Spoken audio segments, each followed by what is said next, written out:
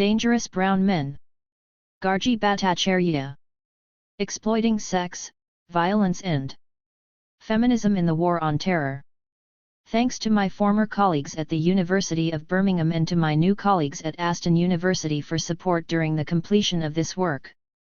I am grateful to Compass, the Center for Migration Policy and Society, the ESRC Seminar Series Multiculturalism, Ethics, and the War on Terror, and my MSIE, Mapping Maternal Subjectivities, Identities, and Ethics, for giving me opportunities to present earlier versions of some of these ideas.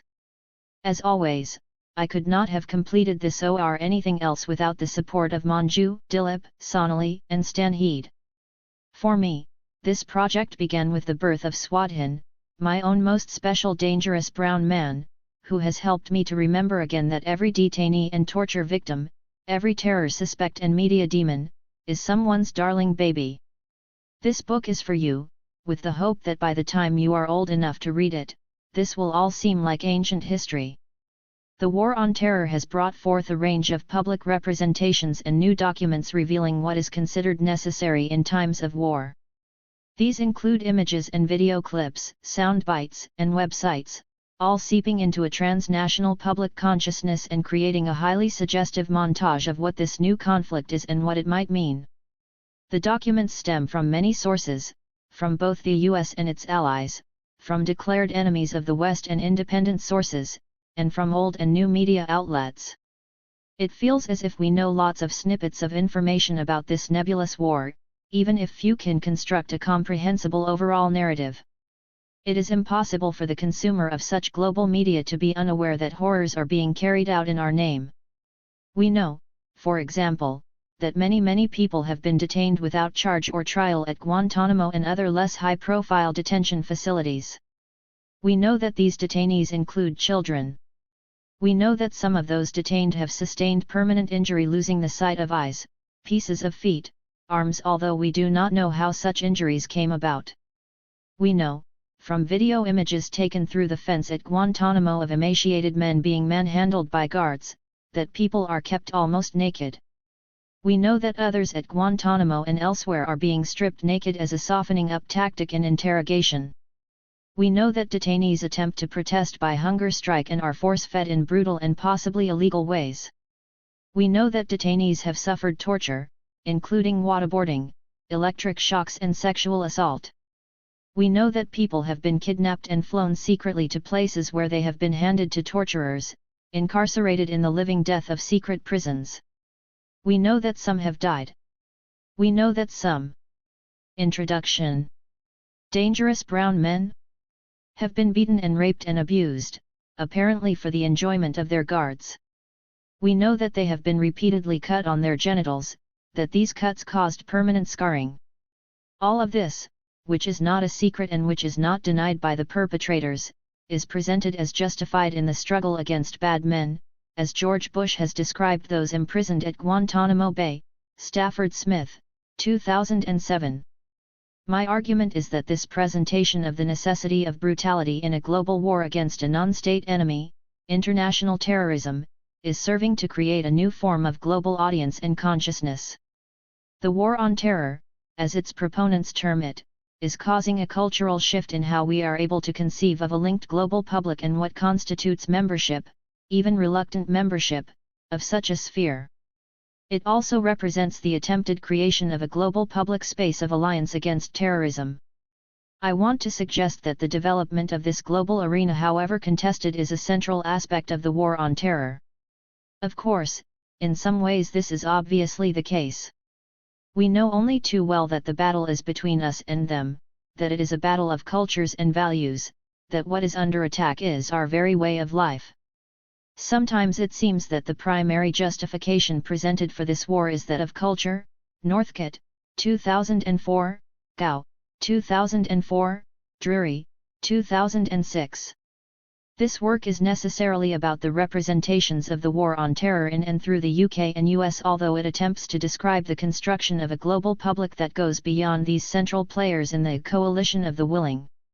The underlying argument is that the War on Terror combines a reclaiming of dirty warfare as a necessary evil in the defense of democracy, or our way of life, etc., an attempted rewriting of the proper jurisdiction of international law, with implications for the terms of consensus around legality within national spaces, and an aspiration to create a global audience and polity that participates in our way of life. It is not suggested that readings of the images and documents that represent the war on terror to a wider public reveal the ideological intentions behind this conflict. Future scholars with access to a wider range of documentation may uncover explicit plans for the conduct of culture wars, just as scholars of the Cold War have revealed the extent and range of cultural organs involved in that other global conflict. Stoner-Saunders, 1999. Neither is it argued that any such attempts to deploy cultural artifacts for political gain are marred by secrecy. The war on terror has raised far more troubling moral questions than whether it is honest to use cultural products to attempt to shape public opinion. Instead, this work attempts to identify the manner in which these widely circulated and not denied texts reposition those who see them as participants in this new global public. Whatever the intention, this has been one of the effects of the war on terror, and it is an effect created through an insistent repetition of ideas about bodies and sexuality, gender and race and entitlement, values and progress and violence.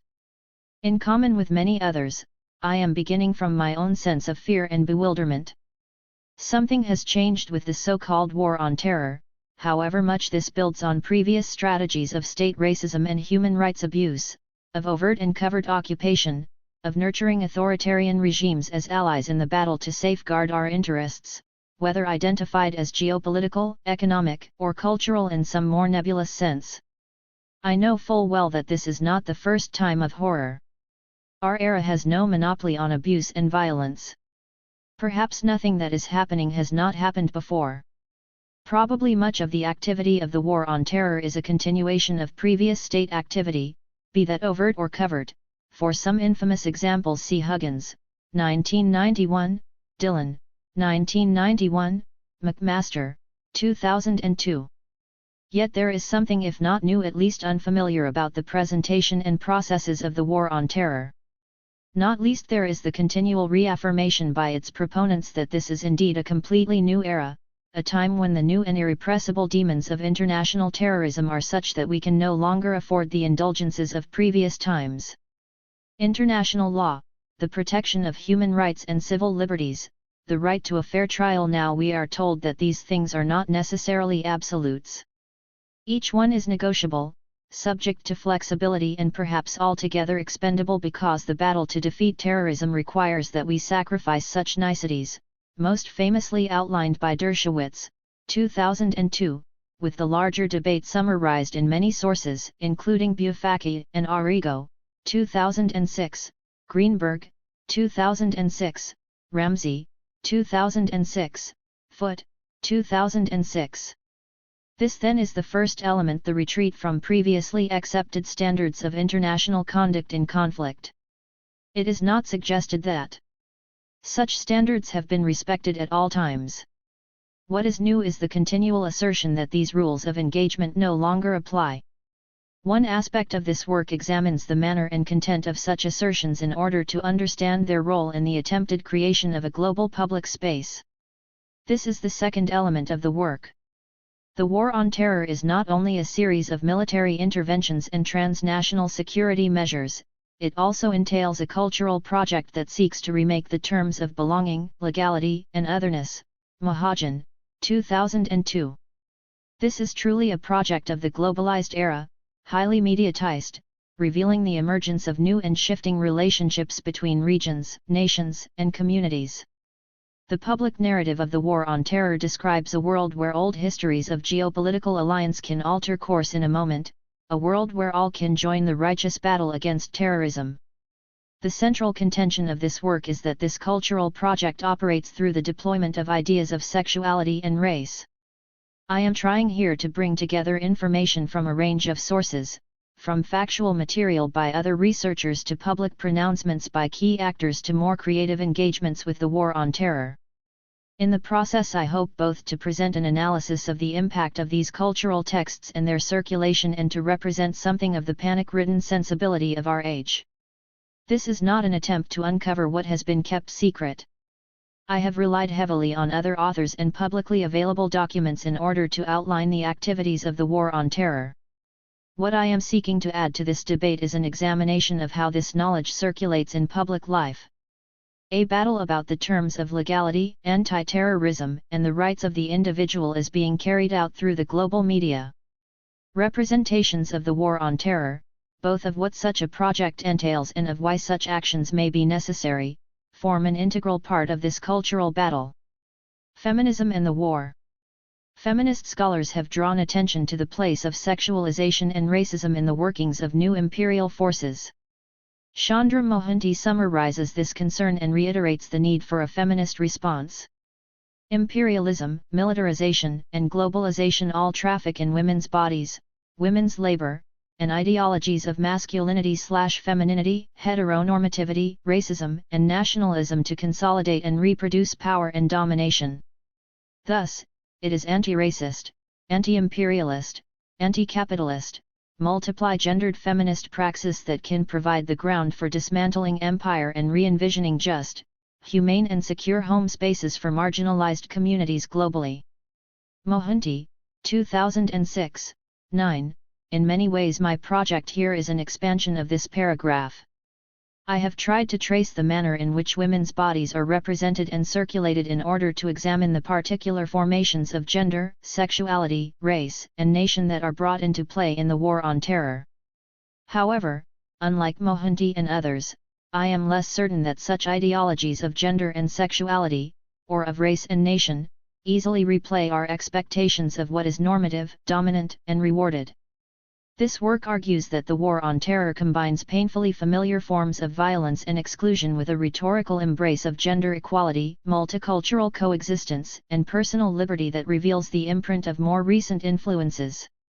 We argued that post-colonial and advanced capitalist states had specific features in common. They own the means of organized violence, which is often deployed in the service of national security. Thus, for instance, the USA Patriot Act is mirrored by similar post-9/11 laws in Japan and India. Second, the militarization of post-colonial and advanced capitalist states essentially means the remasculinization of the state apparatus, and of daily life. Third, nation-states invent and solidify practices of racialization and sexualization of their peoples, disciplining and mobilizing the bodies of women, especially poor and third-world women, as a way of consolidating patriarchal and colonizing processes. Thus the transformation of private to public patriarchies in multinational factories, and the rise of the international maid trade, the sex tourism industry, global militarized prostitution, and so on. Finally, nation-states deploy heterosexual citizenship through legal and other means. Mohanty, 2006, 10. Although I agree with the broad thrust of this outline, this volume argues something slightly different about the characteristics and content of the racialization and sexualization of populations. If the militarization of such advanced states entails a remasculinization, then the terms of this masculinity are also undergoing significant renegotiation.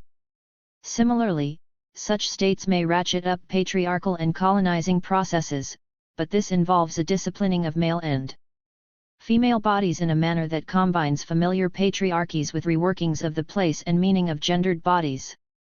This is what Laura Schoberg describes when she writes the following of the Iraq War: the story of the conflict was not only told in terms of American manliness, but in terms of the victory of American manliness over the mistaken and inferior masculinities of the Iraqi opponent. American masculinity, courage, benevolence, and self-sacrifice, was better than Iraqi masculinity, defiance, lunacy, and random violence. This sense of superiority of American masculinity may have created social space to allow the occurrence of the torture, which feminized the inferior masculinity. Schoberg, 2007, 95. The cultural reference points of the War on Terror are shaped by the cultural politics of recent years.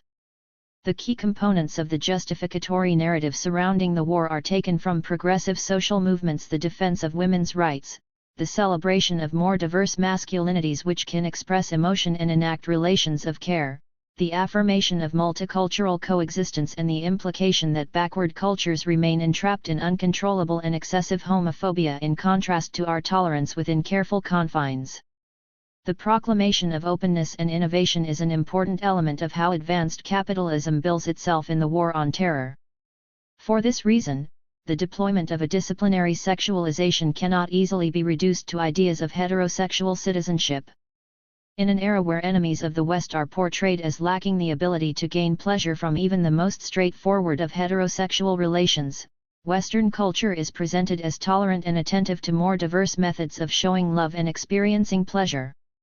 The alleged sexual dysfunction that is attributed to extremists and terrorists becomes contrasted with the supposedly healthy attitude to sexuality that characterizes free societies.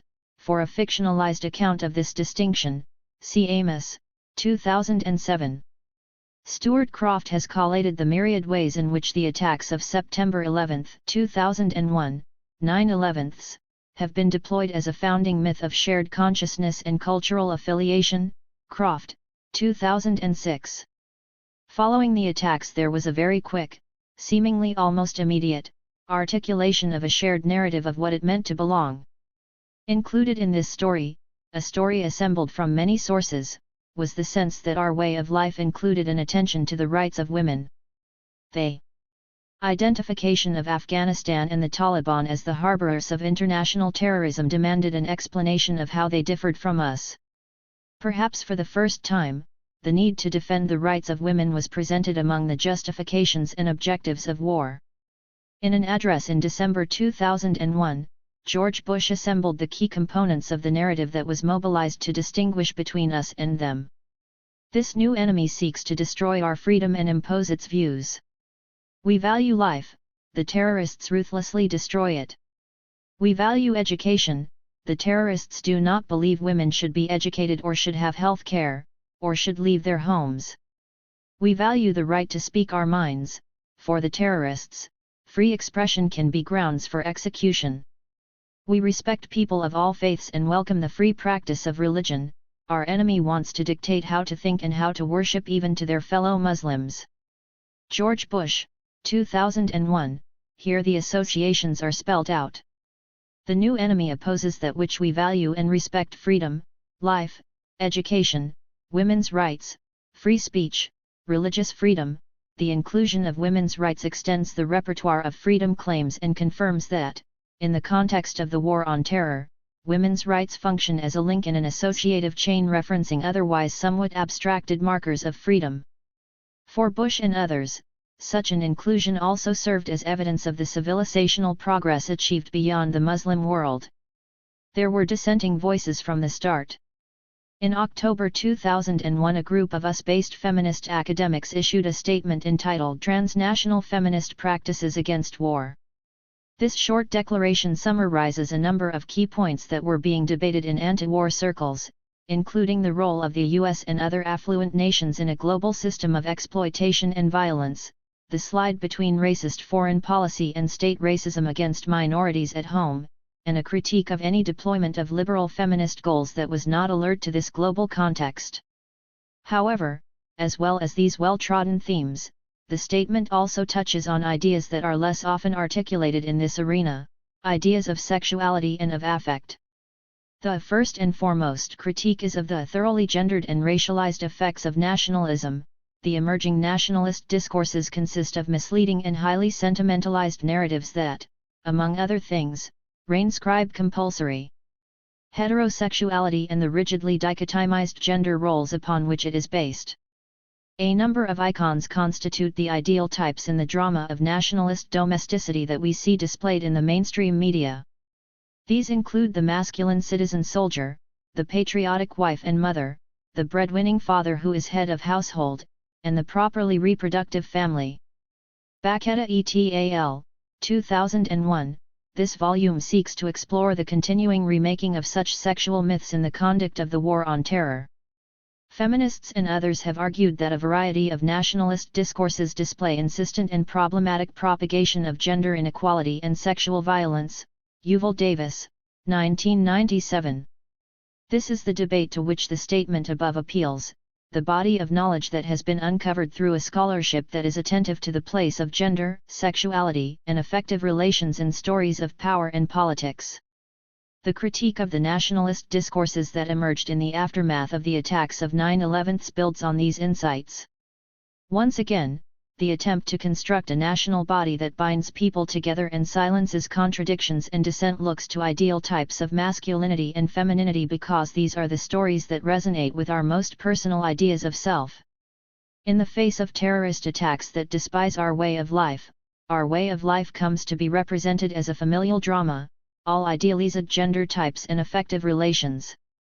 Although the statement here identifies a retreat into dreams of normative heterosexuality, with Americanness being signified through the old tropes of mom and dad, I wonder if the appeal has been more to a sense that we feel and they do not. The family drama, then, with all its strong-jawed fighting and working men and doting women, serves as a metaphor for the relations of care that exemplify all that is best in our way of life.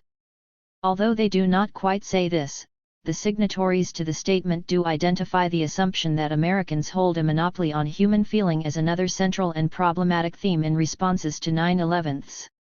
Speaking of various initiatives to counsel students about the trauma of the day, they write, they tended to assume that 9/11 marked the first time Americans experienced vulnerability, overlooking not only the recent events of the Oklahoma City Federal Building bombing, but moreover erasing the personal experiences of many immigrants and U.S. people of color for whom America has been a site of potential or realized violence for all of their lives.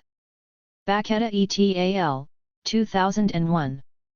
The linking theme through these ideas is that 9/11 triggered a reinvigoration of American nationalism and, for this reason, the critique is of this re-emergent and triumphalist nationalism.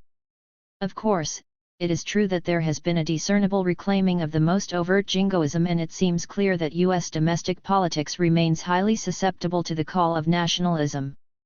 However, the rhetoric of the War on Terror is addressed to an audience beyond the confines of the U.S. This is a global project of cultural and political reconstruction. There are important elements of reinscribing and reinforcing Americanness, but there is also an appeal to an emerging global public. This is made explicit in some of the key pronouncements of the War on Terror. With us or against us defines a political and cultural boundary, not a national one. The so-called axis of evil represents, supposedly, a transnational alliance built on antipathy to shared cultural values of democratic nations, or, perhaps more accurately, nations that accept the unassailable power of transnational capital and aspire to the consumer freedoms that it promises. This volume is interested in the cultural work involved in the creation of the War on Terror alliance. It is an alliance that has no formal existence. This is not a new NATO, or at least not yet. Instead, this grouping is linked tenuously through an appeal to shared values, through that most nebulous of ties, culture. And as with all cultural alliances, it can exist only through constant reaffirmation of key myths and narratives. Ideas about gender identity, sexuality, and affective relations play a central role in this process, and in the pages that follow I have tried to unpack the workings of such terms in our context of global war. Sexuality, affect and clashing values. There is no dividing line. There is a dividing line in our world, not between nations, and not between religions or cultures, but a dividing line separating two visions of justice and the value of life. George Bush, March 2004. There are a number of central themes in the particular sexualized racism of the War on Terror. One is the allegation that sex is the particular and defining hang-up of Islam, with this standing in opposition to the supposed sexual liberalism of secular societies. In a number of tellings, Islam is seen to be hung up about sex, because it is, allegedly, hung up about women, with the implication that this is proof that it is hung up about masculinity. For an example of this, see Qasim, 2003. Challenging the supposed sexual hang-ups of Islam folds, therefore, into a larger narrative about feminism and women's rights.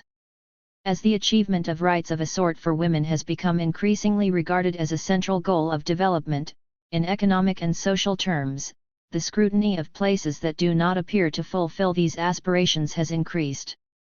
The participation of women in public life has become a measure of societal development, see for example the formulation of the Convention for the Elimination of All Forms of Discrimination Against Women. The numbers of underemployed young men in a society has been identified as a future threat to be monitored. Contaminas, 2007, Walker, 2006.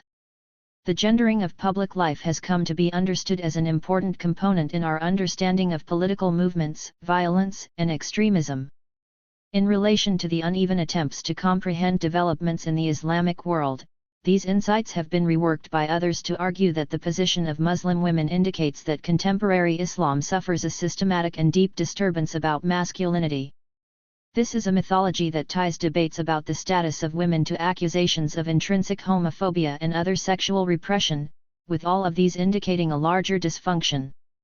However, the psychologist allegation of sexual anxiety leading to sexual and social dysfunction also slides into a different demonization, that of a sexualized conception of an enemy threat. Multiculturalism and backlash.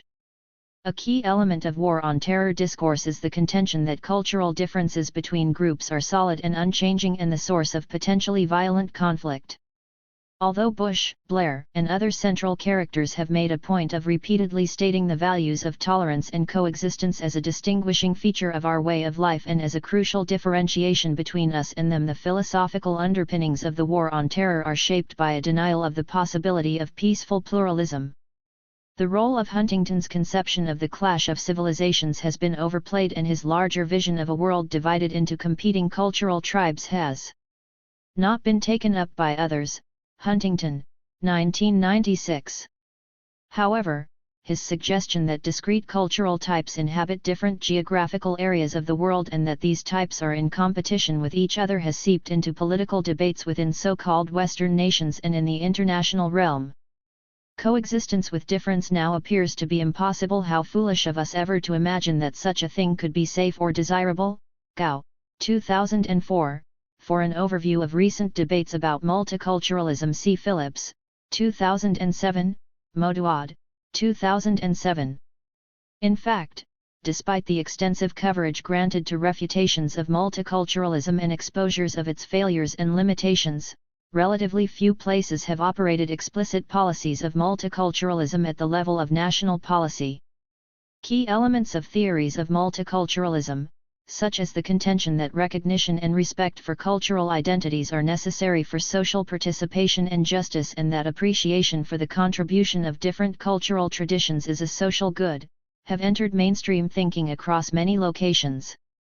However, such tacit agreements about the benefits of tolerance and coexistence have rarely been formalized into binding policy or legal requirement. Instead, multiculturalism has remained a loosely formulated collection of ideas and recommendations for governing social relations, and includes contradictory elements that are not easily identified as one binding injunction. Although some of the debates around multiculturalism can appear parochial and focused on the most local and transitory of battles, the question of multiculturalism or something very like it also animates debates about the war on terror. The ongoing crisis around the possibility of cosmopolitanism or multiculturalism or other conceptions of living with diversity spreads to influence questions about the possibility of international law and workable diplomacy. The two varieties of crisis talk serve to discredit existing models of conflict avoidance and resolution. Multiculturalism, whatever its shortcomings, attempts to imagine a world that can encompass different identities and ways of being in a manner that respects and values all. If this aspiration is derided as impossible and/or wrong-headed and dangerous, then the small niceties of making space for other kinds of people, in understanding and in practice, no longer make sense. Similarly, if international law and diplomacy have relied on reciprocity between states capable of exercising sovereignty, then such constraints on behavior between states make no sense in relation to entities that cannot or will not meet the responsibilities of statehood. Cooper, 2004, Rotberg, 2003. Although these two sets of arguments are not related in any explicit manner, they operate to reinforce each other, and elements of each can be discerned in discussions of the other. The cultural project of the war on terror, that is the representations and narratives that accompany and legitimize the military actions and the wider attempt to rewrite the terms of law and citizenship within nations, rarely references issues of race directly. However, these two refutations of multiculturalism and of international law suffuse the discourse of the War on Terror. In both instances, the underlying suggestion is that there are absolute and impassable differences between cultures, and if progressive Western values are to be preserved, then alien threats must be ruthlessly contained.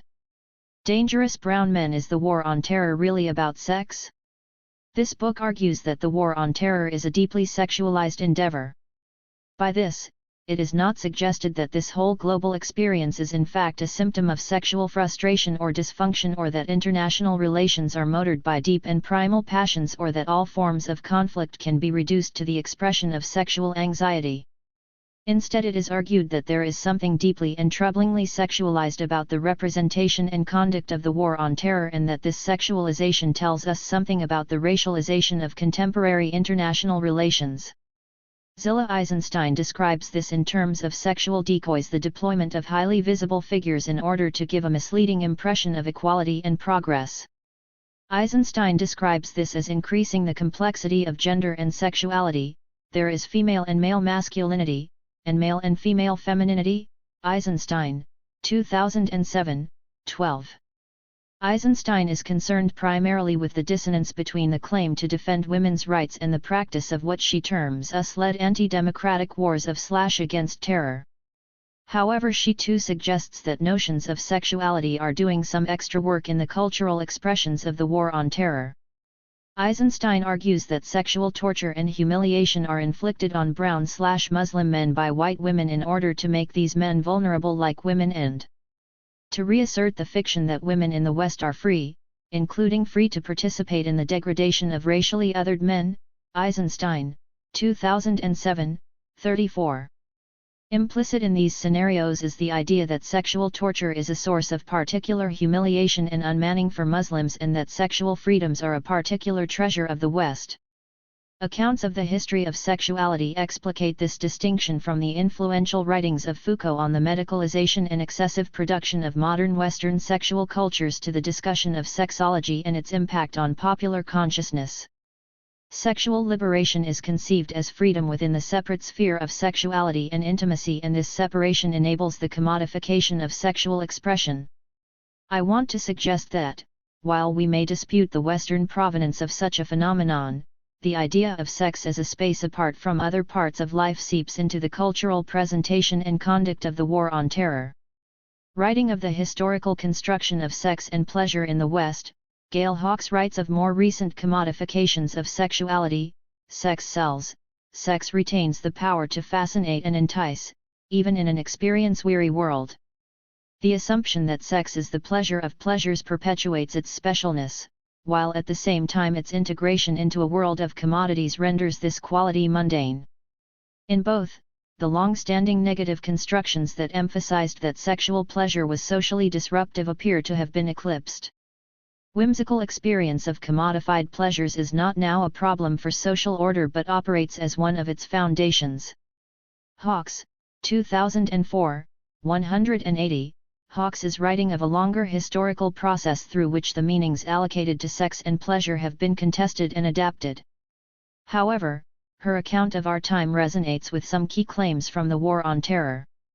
The simultaneous placing of sexual experience as special, apart and free, and as the most everyday aspect of consumer practice echoes the associative links made between sex, rights, and the market, and the implication that this most free and special of places can be reached through market participation.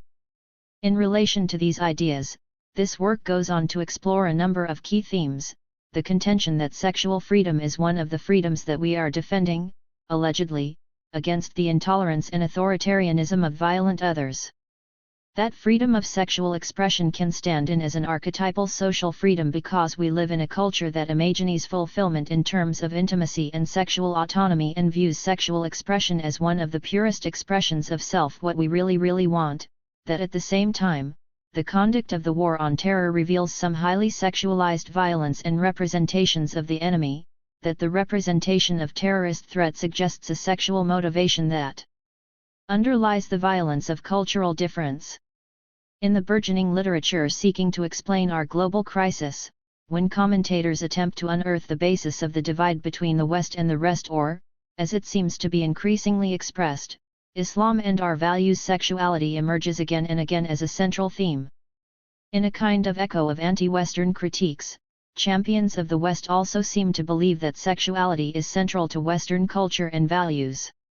Somehow, and I acknowledge that this is alongside the more explicit objectives of security and access to resources, the global battles of our time are refracted through the prism of sexuality. I don't want to distance myself from the claims of sexual freedom or even of the image of sex as freedom. My point is not that we should berate ourselves for participating in such a superficial and dehumanizing sexual culture.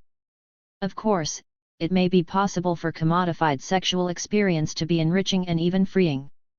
However, the investment of so-called Western cultures, which may be better described as so-called market democracies, in an opposition between our sexual freedom and their sexual repression shapes our mutual misunderstanding and ongoing conflict. The dreams of Western sexual freedom shape the manner of Western torture. How we can imagine humiliation and pain becomes linked to this imagining of freedom. Most of all, the belief that sexual freedom is ours and that they envy, resent, misunderstand and wish to destroy precisely this most precious and everyday aspect of our culture shapes popular conceptions of the enemy. In the manner of other earlier racialized myths, beliefs about sexuality add to the imaginary embodiment of the demon other. In Occidentalism, the West in the eyes of its enemies, Ian Buruma and Avishai Margalit make the claim that sexuality and the position of women hold a pivotal role in tensions between Western values and their critics. This is not the most developed aspect of the argument, but rather operates as a repeated aside throughout the larger narrative. Look, we are reminded, it is all about sex. They envy our freedoms. They want to repress and oppress women. The West is the main target of the enemies of idolatry, even though Islamist political activism is often directed at the oppressive regimes in nominally Muslim countries. One reason for this is the idea of arrogance, manifested in Western imperialism, that is seen as an infringement of the rule of God. The other is about the breaking of sexual taboos, that is about the West as the main corrupter of sexual morality. So the immediate targets of radical Islamism may be regimes in the Middle East and Southeast Asia, but pride and promiscuity, those corrupting forces in the service of human degradation, are the twin reasons that the West is still seen as the prime source of idolatry. Buruma and Margalit, 2004, 126-7. The focus for Buruma and Margalit is not only the activity of so-called Islamists, although they do present this group as epitomizing the demonization of the West that they seek to challenge. The project of Occidentalism is also to uncover the extent to which this practice has become normalized among Muslim communities, and here sexuality serves to explain the attraction of elements of political Islam for migrant communities in particular.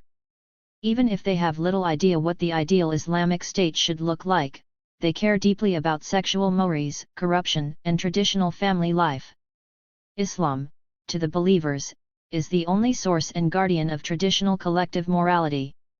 And sexual morality is largely about women, about regulating female behavior. This is so because a man's honor is dependent on the behavior of the women related to him. The issue of women is not marginal, it lies at the heart of Islamic Occidentalism. Buruma and Margalit, 2004, 128. Of course, we have little sense of how this intimate knowledge of they, those others, is gathered. What is clear is the characterization that they are given here. This is a description that is careful to avoid accusations of willful violence, irrational hatred, indifference to the value of human life. Instead, this is a different and quieter version of spotting the Islamist.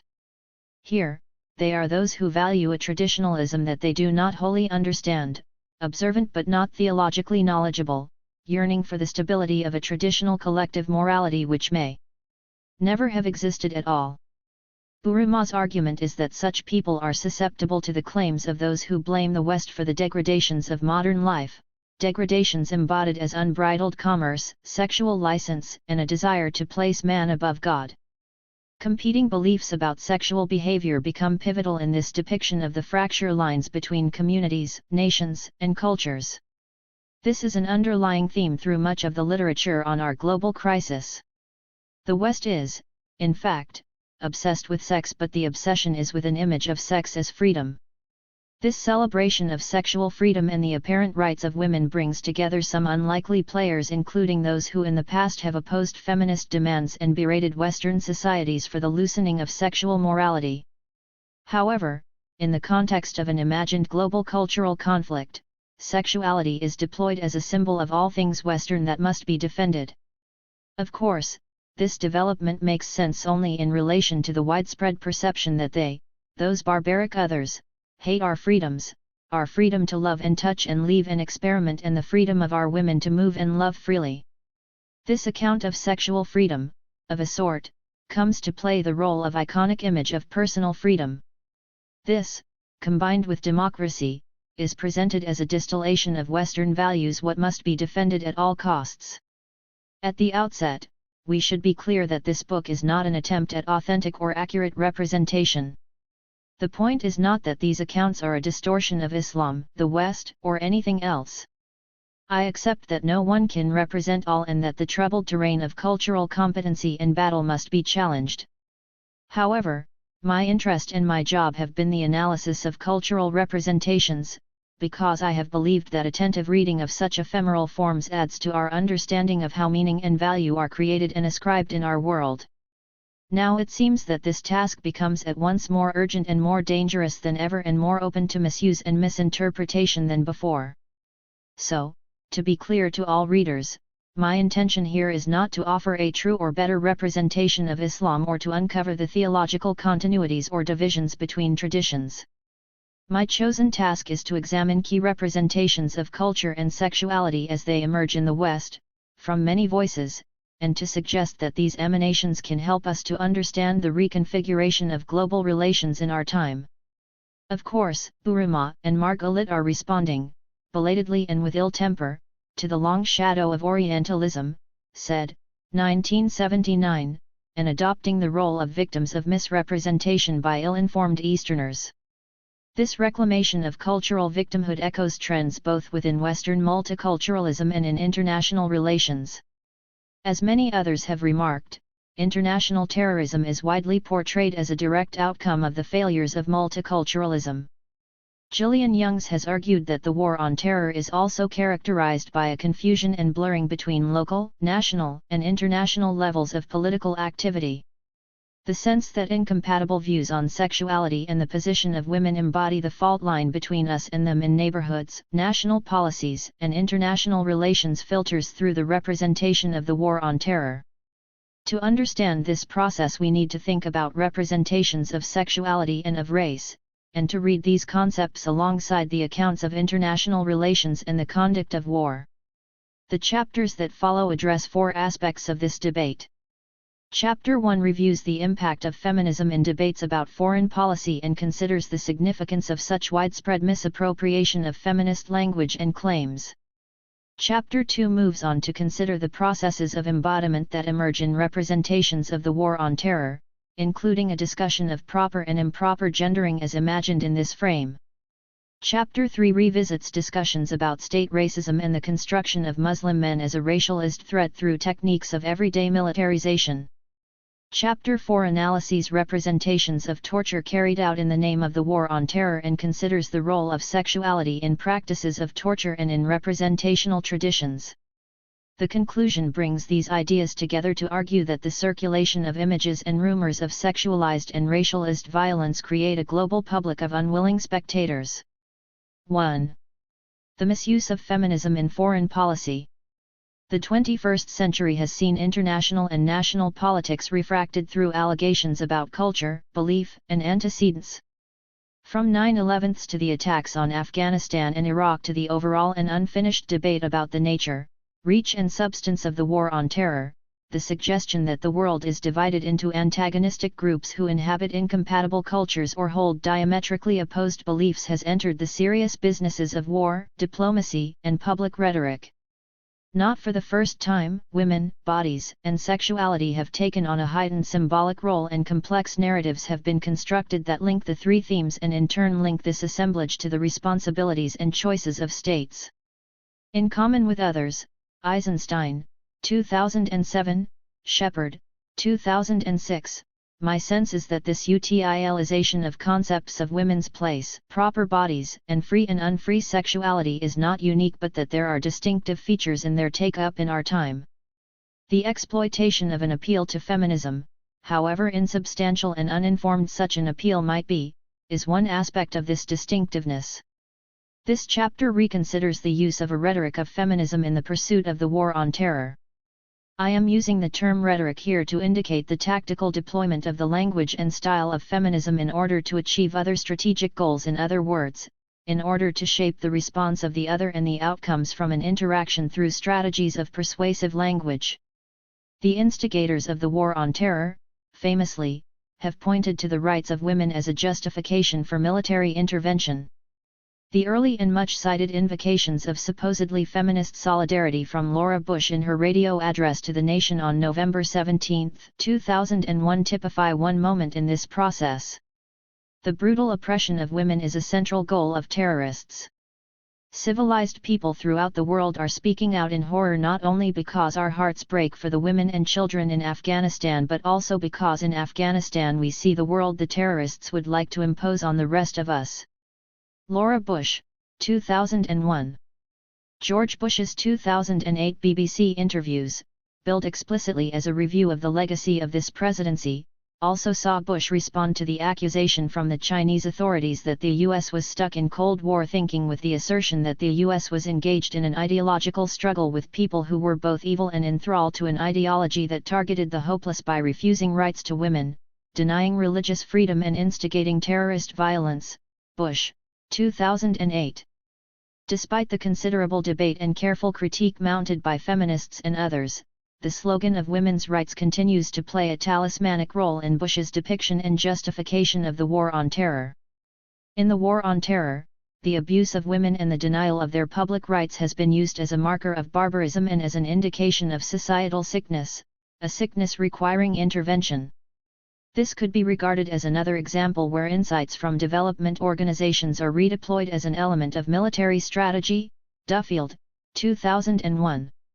While few would deny that the Taliban represented a highly dangerous development for women, and religious minorities and trade unionists and leftists, among others, embedding one version of women's rights in the project of military occupation and Western expansion confirms the implication that the West is subduing a type of masculine dysfunction which, unsurprisingly, invites resistance to Western feminism from those wishing to resist such imperial aspirations. Jasmine Zine has described this in terms of the challenges facing Muslim feminists from the simultaneous threats of gendered Islamophobia, Zine, 2004, and religious extremism and Puritan discourses that authorize equally limiting narratives of Islamic womanhood, Zine, 2006, 27. One aspect of the war on terror has been this battle over the meaning and ownership of the idea of women's rights. This chapter examines some feminist responses to the war on terror and considers what is at stake when well-known opponents of women's rights utilize feminist rhetoric for other ends. Rhetorics of feminism and the war on terror. The attacks of September 11, 2001 were met with many varieties of horror, surprise, and outrage. However, among these understandable reactions, there was a less familiar appeal to popular feminist sensibilities in some highly publicized and early responses. For a discussion of this, see Shepard, 2006, Steens, 2008, Croft, 2006. Such statements were all the more surprising given that key speakers, most obviously those affiliated to the Bush administration, had been openly and strongly opposed to any extension of the rights of women at home or abroad. There was certainly little indication that the public embracing of liberal feminist demands and ideals could serve any populist or electoral purpose. If anything, the Bush administration in particular had been elected through the mobilization of a coalition of forces that included elements who remained highly antagonistic to feminist demands in any form. The Bush administration has been heavily reliant on the support of evangelical Christian groups and other representatives of the Christian right. One price of this alliance has been the insertion of actively anti-feminist initiatives into the business of mainstream government. Kaplan, 2005. In this context, the public rhetoric of the War on Terror as a battle for women's rights has been regarded with suspicion, if not outright ridicule, by feminist activists and scholars. The irony of George W. Bush presenting himself as a champion of women's rights was not lost on feminist commentators and activists in the United States and elsewhere who pointed out that neoconservatives, often in alliance with conservative and fundamentalist Islamic states, had actively sought to roll back key planks of the international women's rights agenda over the past decade in the interest of rescuing the traditional red patriarchal American family.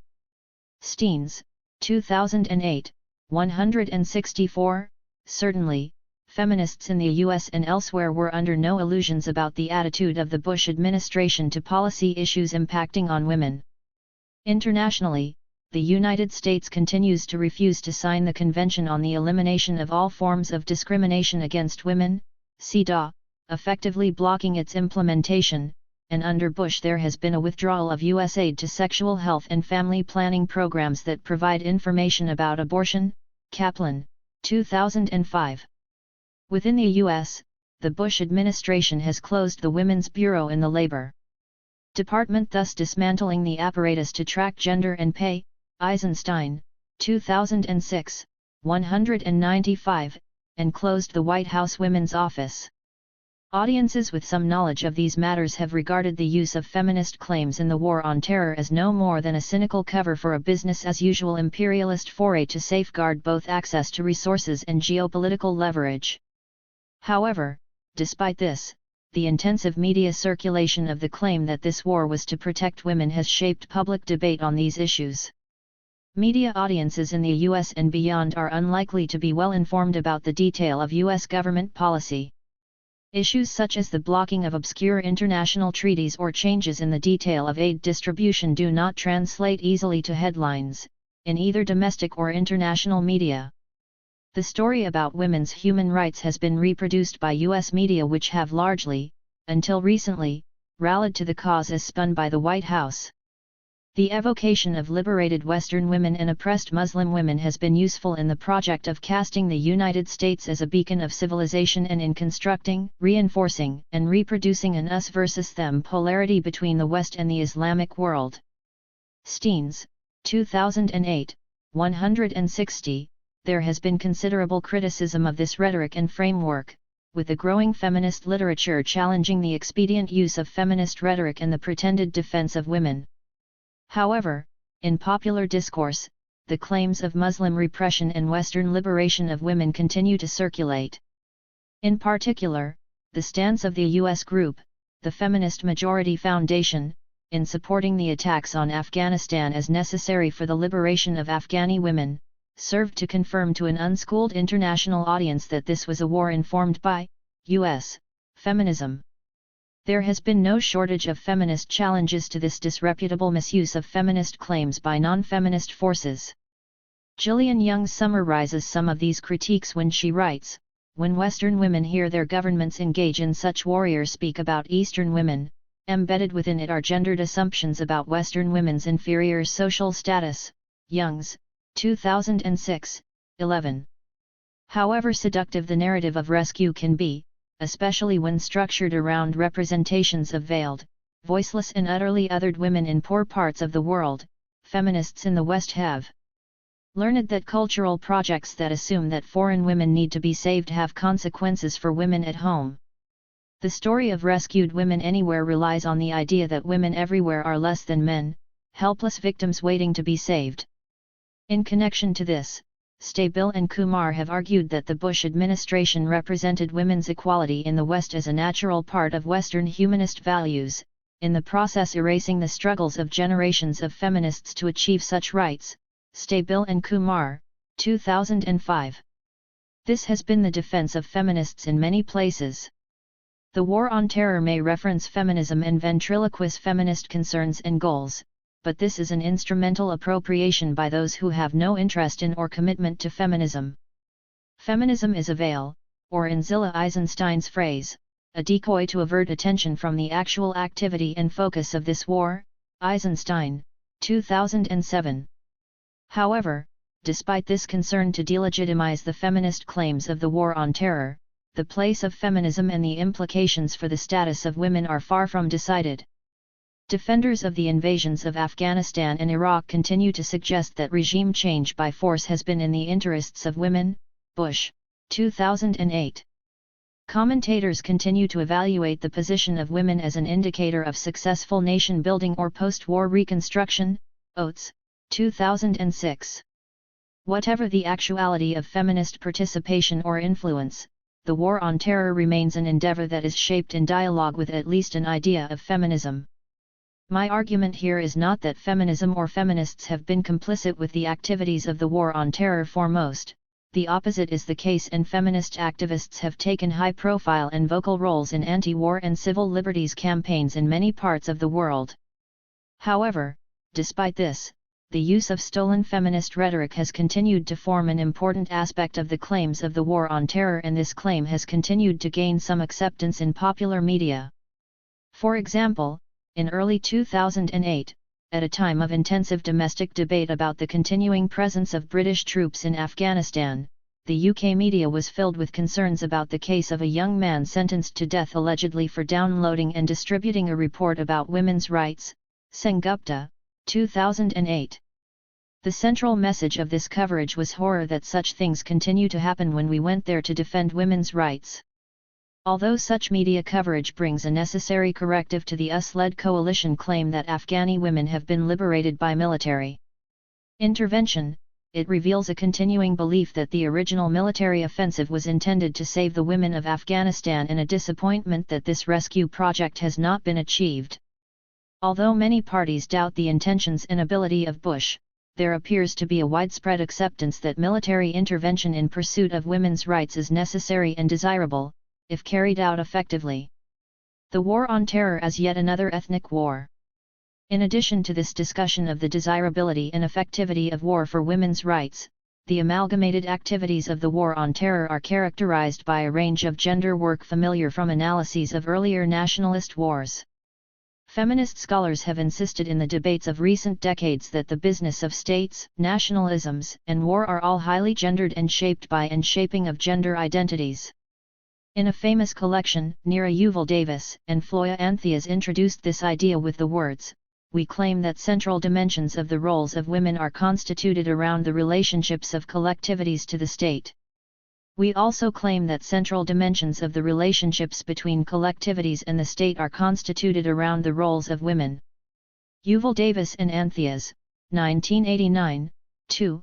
Importantly, for further debate in the area, the authors go on to identify 5 areas in which women have tended to participate in ethnic and national processes. These are listed as a. Biological reproducers of ethnic collectivities, b. Reproducers of the boundaries of ethnic/national groups, c. Participating centrally in the ideological reproduction of the collectivity and as transmitters of its culture, d. Signifiers of ethnic/national differences as a focus and symbol in ideological discourses used in the construction, reproduction, and transformation of ethnic/national categories, e. Participants in national, economic, political, and military struggles. Yuval Davis and Anthias, 1989, 7. The war on terror assumes a slightly different form from the conflict situations imagined in this typology. However, the checklist serves as an important reminder of the multiple and well-known roles assigned to women in the varied processes of nation building. Despite the disavowal of both ethnic exclusivity and national interest, the deployment of ideas of femininity and its place in a cultural community pervade the rhetoric of the war on terror. Although in this narrative there is an active refusal to allot the role of breeder to women in the West, because this reduction to reproductive function is portrayed as part of the barbarism of the enemy, the other 4 points identified by Yuval Davis and Anthias can be transferred to the project of the war on terror with little adaptation. However much it is denied that this war operates around boundaries of ethnicity, the repeated claim that it is a feminist war requires women in/of the West to embody a significant boundary between us and them. The presentation of a particular culture of westernization and consumerism as central to feminism collapses the conduct and aspirations of women in/of the West into the supposed ideological reproduction of the collectivity and into a signifier of ethnic/cultural difference. Women's ongoing struggles for everyday freedoms are appropriated into the racialized war project and presented as, if not quite an ethnic culture, at least an explicit demonstration of our values, the very values that are under attack and that must be defended. In these circumstances, it is unsurprising that women also play a variety of roles in the conflict situations that arise from the War on Terror, with plenty of examples of women performing military, administrative, and propaganda roles for coalition forces as well as of women organizing in the peace movement, with other women transnationally playing roles in the various resistance, insurgent, nationalist and religious movements that oppose U.S. and Allied forces. There may be no agreement about the ethnic character of the War on Terror, but the deployment of ideas about the role of women echoes more familiar projects of ethnic boundary marking. Others have remarked on the manner in which women have come to be used as a symbolic marker in the struggle between us and them, Al-Ali, 2005, and on the depiction of Western culture as being typified by multicultural tolerance, consumer citizenship, and sexual freedoms that allow pleasurable heterosexuality and inclusion in the national narrative for lesbian, gay, bisexual and transgender people, poor, 2006. In these claims, there is the implication of a shared culture among us, and although this shared space admits diverse identities, it also disciplines members of the group into conformity and reproduction of group myths. The vision of Western culture as being identified by unique characteristics of tolerance for ethnic and sexual diversity and freedom for women becomes a version of a nationalist project, and women are deployed to project and further this vision, occupying roles not dissimilar to those described by the account of processes of nationalist and ethnic projects. The fact that this assertion of superior group identity presents itself as above the backward claims of ethnicity does not prevent an active racialization of the enemy. Feminist thinking and transnational understanding from the vantage point of feminist scholarship, this continuing investment in supremacist models of understanding can seem bemusing. Such delusions of emancipation and cultural superiority have been critiqued by feminist scholars across a range of disciplines. Spivak, 1987, Eisenstein, 2004, Mohanty, 1988, Alexander, 1996. Feminism has been unmade and remade in the light of these troubling but important disagreements, and feminist approaches to understanding the world have become imbued with the legacy of such debates. In Britain, the small gains of so-called ethical foreign policy have been formed in dialogue of a sort with feminism.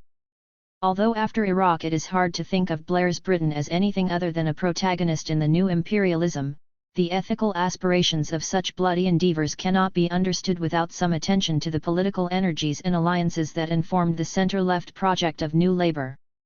These included a resurrection of a reading of Christian socialism that portrayed intervention against evil as an unquestionable moral duty, Leach, 2002, Huntington and Bale, 2002, the development of a third-way conception of global relations that portrayed the terrain of patriotism and the banal popular nationalism of the everyday as part of what must be wrested from the right if the overall project of creating a new hegemonic bloc beyond left and right was to succeed, Giddens, 1998, and the influence of feminist sensibilities among a number of central players.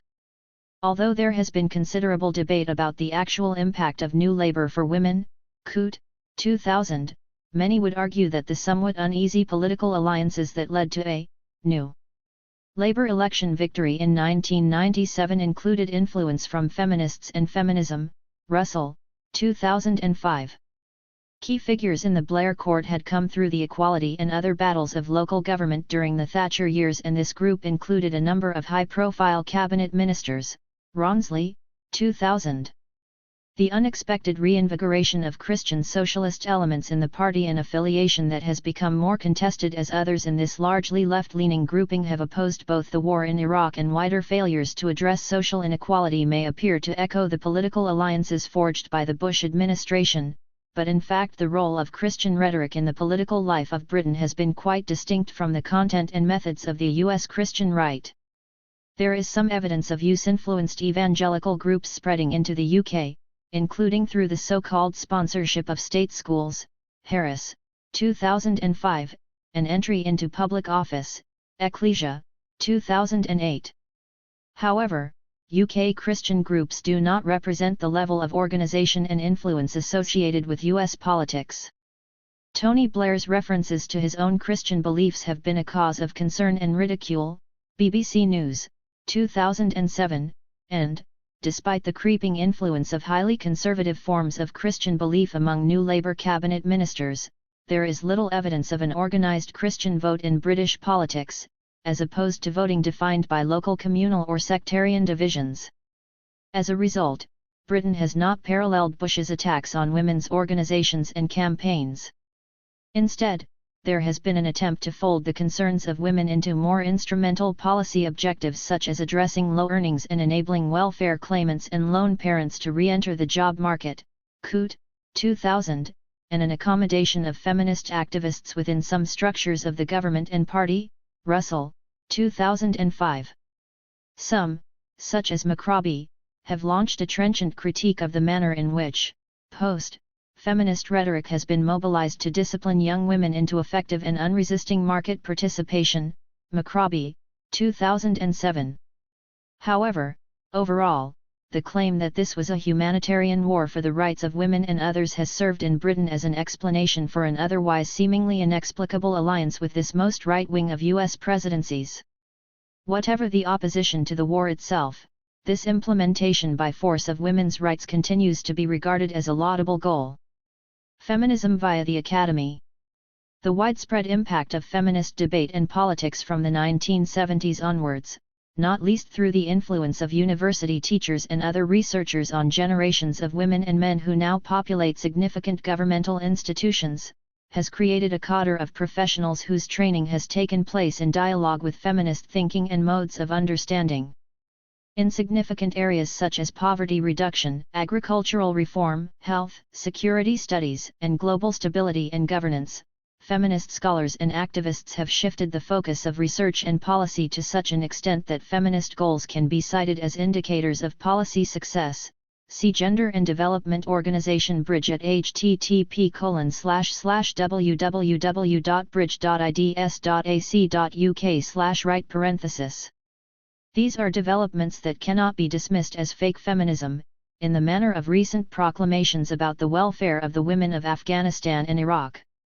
Instead, this is work that shows the influence of feminist involvement, however carefully negotiated. If we consider some well-known examples of gender equality goals being pursued through foreign policy, it is not long before familiar and long-standing feminist demands appear among the technical requirements of development or cooperation. One U.S. initiative, the Millennium Challenge Corporation, has taken the unprecedented step of making compliance with gender equality concerns a qualification for funding. Thus Lesotho has been encouraged to change the domestic law that reduces a married woman to the status of a child before resubmitting its application for development funding from MCC, Women's Edge, 2007. Such initiatives are explained as a response to the revelation that gender inequality is a barrier to market participation and economic liberalization, yet the requirement to grant legal rights clearly does benefit the women of Lesotho, regardless of this desire to transform them into ideal market actors. As development becomes increasingly rationalized as a component of security, the potential transnational turbulence from local gender inequalities has come to be viewed with concern. An excess of young men in any population, including the bulge caused by active selection of male children in some areas, has come to be regarded as a security threat in the making. Hudson and Denboer, 2004, for a critique see Hendrickson, 2004. As a result, a version of feminist analysis now comes to inform security debates, not necessarily because the moral weight of feminist claims has been recognized but because the turbulence that can occur as a result of the interaction of gender inequality and deep social division and social inequality has come to be regarded as a transnational threat. Bizarrely, transnational feminist scholarship comes to be of interest to the world's powers. The manner in which feminist knowledge has developed can make this work appear useful to those who wish to capture the simultaneous linkedness and diversity of global living. Feminisms have a unity which is also simultaneously diverse. It is multiple and continues to multiply. As such, feminisms is the most inclusive theory of social justice that I know. Eisenstein, 2004, 219. The problem for women in / of the West is that the name of our feminism is being taken in vain by those who historically have had little interest in our advancement. However, the claims that are being made in our name are not, in fact, easily distinguishable from those articulated by real feminists. In this sense, as stated above, this imperial deployment is not pretend feminism, because the influence of feminist scholarship, lobbying and activism is readily apparent in its articulation. For example, the UK's Foreign and Commonwealth Office document Inclusive Government, Mainstreaming Gender Equality into Foreign Policy outlines a range of measures that can be used to promote gender equality in the conduct of Foreign Office business.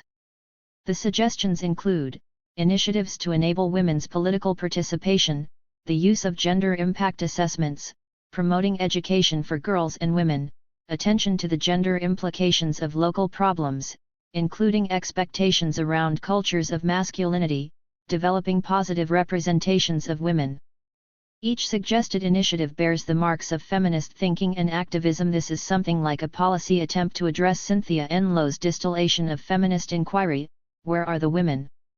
Although I am deeply suspicious about the deployment of feminist goals in the conduct of international politics, I cannot say with any honesty that the aspirations of inclusive government are objectionable or even obviously tied to Western interests. I may be uncomfortable with the MCC fixation on women's market participation, but I cannot disagree with their wish to change discriminatory laws. The problem, then, is the context in which such claims are presented and pursued. These are not the wrong things to ask for necessarily, it is only that to ask for such things in the shadow of military occupation compromises the pursuit of women's rights.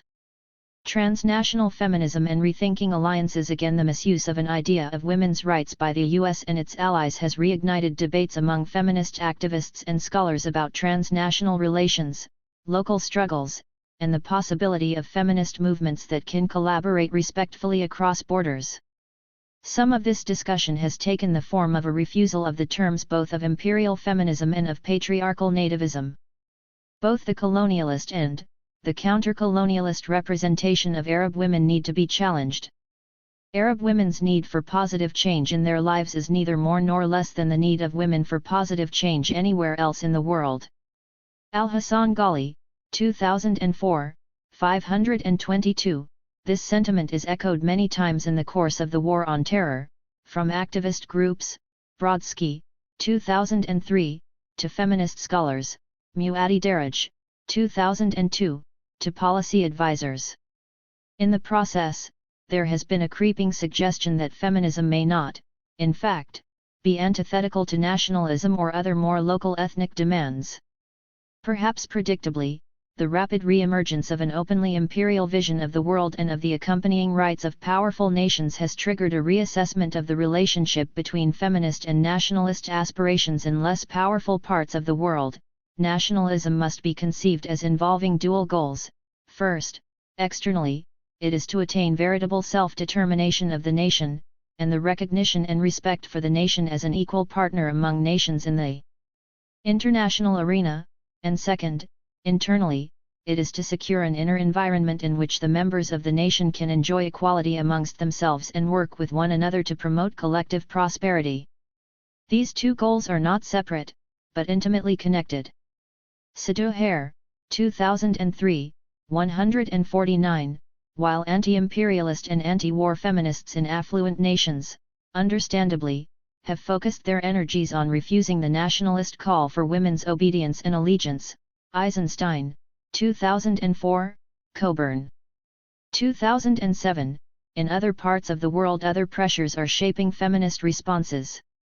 After a period when feminist defenses of nationalism were somewhat muted, if existing at all, the apparently renewed threat of external intervention has reintroduced debates about national sovereignty to the field. The plea to respect each nation's right to struggle for self-determination and to conduct the struggle for full and equal national citizenship as a dialogue between its members makes sense in a world where powerful nations have reasserted their entitlement to intervene against others who are perceived to threaten them or to violate their codes of human rights. In such a context, the claim that feminist and nationalist campaigns can be complementary and should be respected as such has a heightened significance. The argument that feminist struggles must be shaped and led by the concerns and cultural understandings of those who belong to the space or community in question has been asserted by Black, Third World and other feminists many times before. Alexander, 1996, Moraga and Antsaldua, 1983.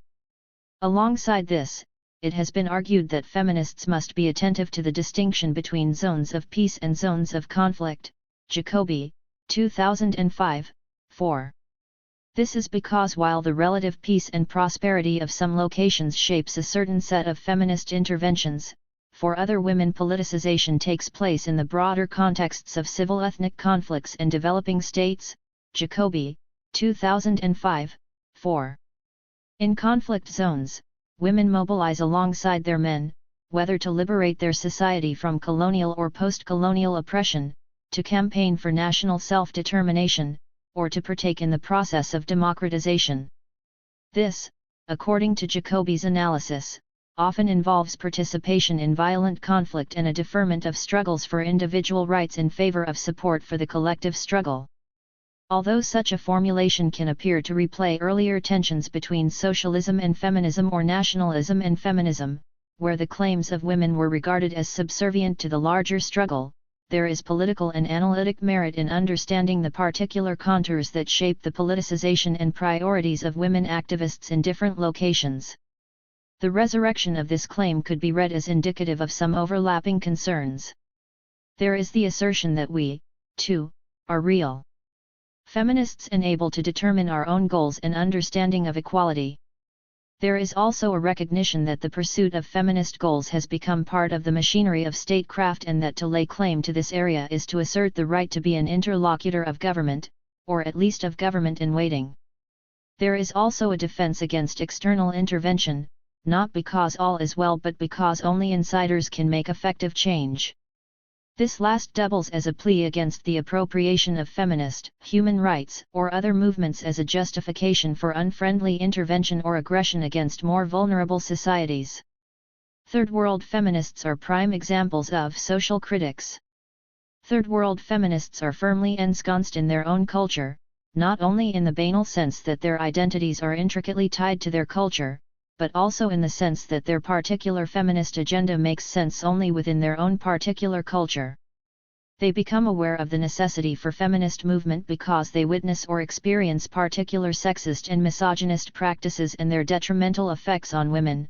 As far as these practices determine the feminist agenda, feminists navigate within the parameters set by their culture.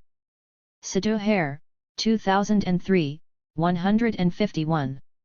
In fact, and despite the considerable efforts to come to a mutually respectful appreciation of differences between feminists, it is hard to imagine a feminist politics that could remain so tidily within the terms of local concerns. The argument that attempts to reconcile feminism and some nationalist projects is itself shaped by the realization that the status of women and the claims of feminism have become inextricably linked into debates about the boundaries of national sovereignty and the role of international institutions and/or NGOs.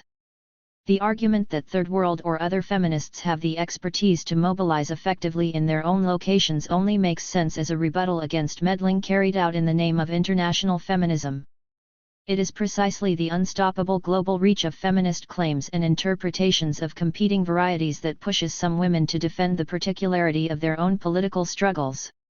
The point is not that there is no transnational language of feminism, only discrete local struggles, but that such a transnational language is not free from the other power imbalances and embarrassments of transnational relations, including the shameless and yet seemingly effective appropriation of feminist rhetoric for other ends. Naj al-Ali suggests that the most effective way to make space for the shared project of feminism is to acknowledge the disproportionate power of Western women in transnational settings and therefore to mute agendas and approaches that appear too identified with the West. Al-Ali puts this more politely: one way to sensitively support women is to change the language from a feminist rights approach to one emphasizing education, training, and participation in reconstruction, thereby appealing to a modernist developmental discourse. The other major strategy is to link women with organizations, experts, and initiatives in other countries in the region or in the Muslim world. Based on research I carried out among women's organizations in Egypt, for example, I found that women felt much more empowered by the exchange of experiences and training with non-Western women activists. Al-Ali, 2005, 757. After feminism has been ripped apart, reworked and rebuilt to accommodate and respect not only the diversity of women but the variation in gendering cultures and the different yet equal contextual pressures faced by activists in different places, few have much appetite for a reopening of self-destructive modes of debate. Instead it seems that hard times are forcing the terms of debate, so that earlier rancor and name-calling have been replaced, for some, by a recognition that shared interests and languages exist that link feminists from different locations. However, instead of a return to some triumphal universalism, this is a shared agenda that cannot be pursued without attention to local contexts, including the important context of anti-Western sentiment. Built into these developments in feminist debate is the admission that the category of woman is constructed and adapted through transnational processes, not only along the endless axis of male-female, but also as an important entity in the drama of globalized relations. Chandra Mohanty explains this point: just as there is an Anglo-American masculinity produced in and by discourses of globalization, it is important to ask what the corresponding femininities being produced are. Clearly there is the ubiquitous global teenage girl factory worker, the domestic worker, and the sex worker. There is also the migrant/immigrant service worker, the refugee, the victim of war crimes, the woman of color prisoner who happens to be a mother and drug user, the consumer housewife, and so on. There is also the mother of the nation/religious bearer of traditional culture and morality. Mohanty, 2003, 527. Mohanty's earlier and highly influential essay Under Western Eyes argued the need both to develop autonomous accounts of women's struggles across the world that are historically and politically grounded and to mount an internal critique of the imperial mindset of Western feminism. Mohanty, 1988. Her recent revisiting of this work and reconsideration of its arguments serves as an interesting document of larger shifts in feminist debate.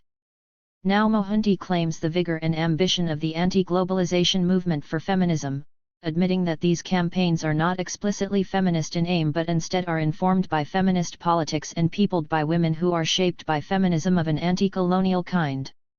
While feminists have been involved in the anti-globalization movement from the start, however, this has not been a major organizing locus for women's movements nationally in the West/North. It has, however, always been a locus of struggle for women of the Third World/South because of their location. Again, this contextual specificity should constitute the larger vision.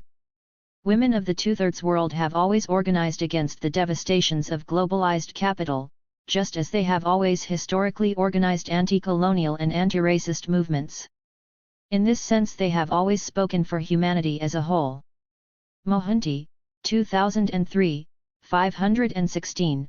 The debate within feminism appears to have shifted from arguments about who is speaking for whom inappropriately, about who is projecting an orientalist and objectifying vision onto others, about who is homogenizing the category of woman in order to privilege their own experience and position. Now the claim is that feminism of the correct anti-capitalist anti-imperialist nuance can articulate a more general longing for justice. Feminism has learned through bitter experience and considerable infighting that the commonality of an apparently shared identity is not enough to build sustainable political alliances or to agree a shared program or vision. Now feminist scholars argue that feminism can teach us to produce more effective analyses of how and where injustice happens and perhaps even suggest a model of cooperative working against such horrors. Feminism, Multiculturalism, and the Limits of Sovereignty. In a highly contentious and much discussed book, Susan Muller-Oken famously asks, is multiculturalism bad for women?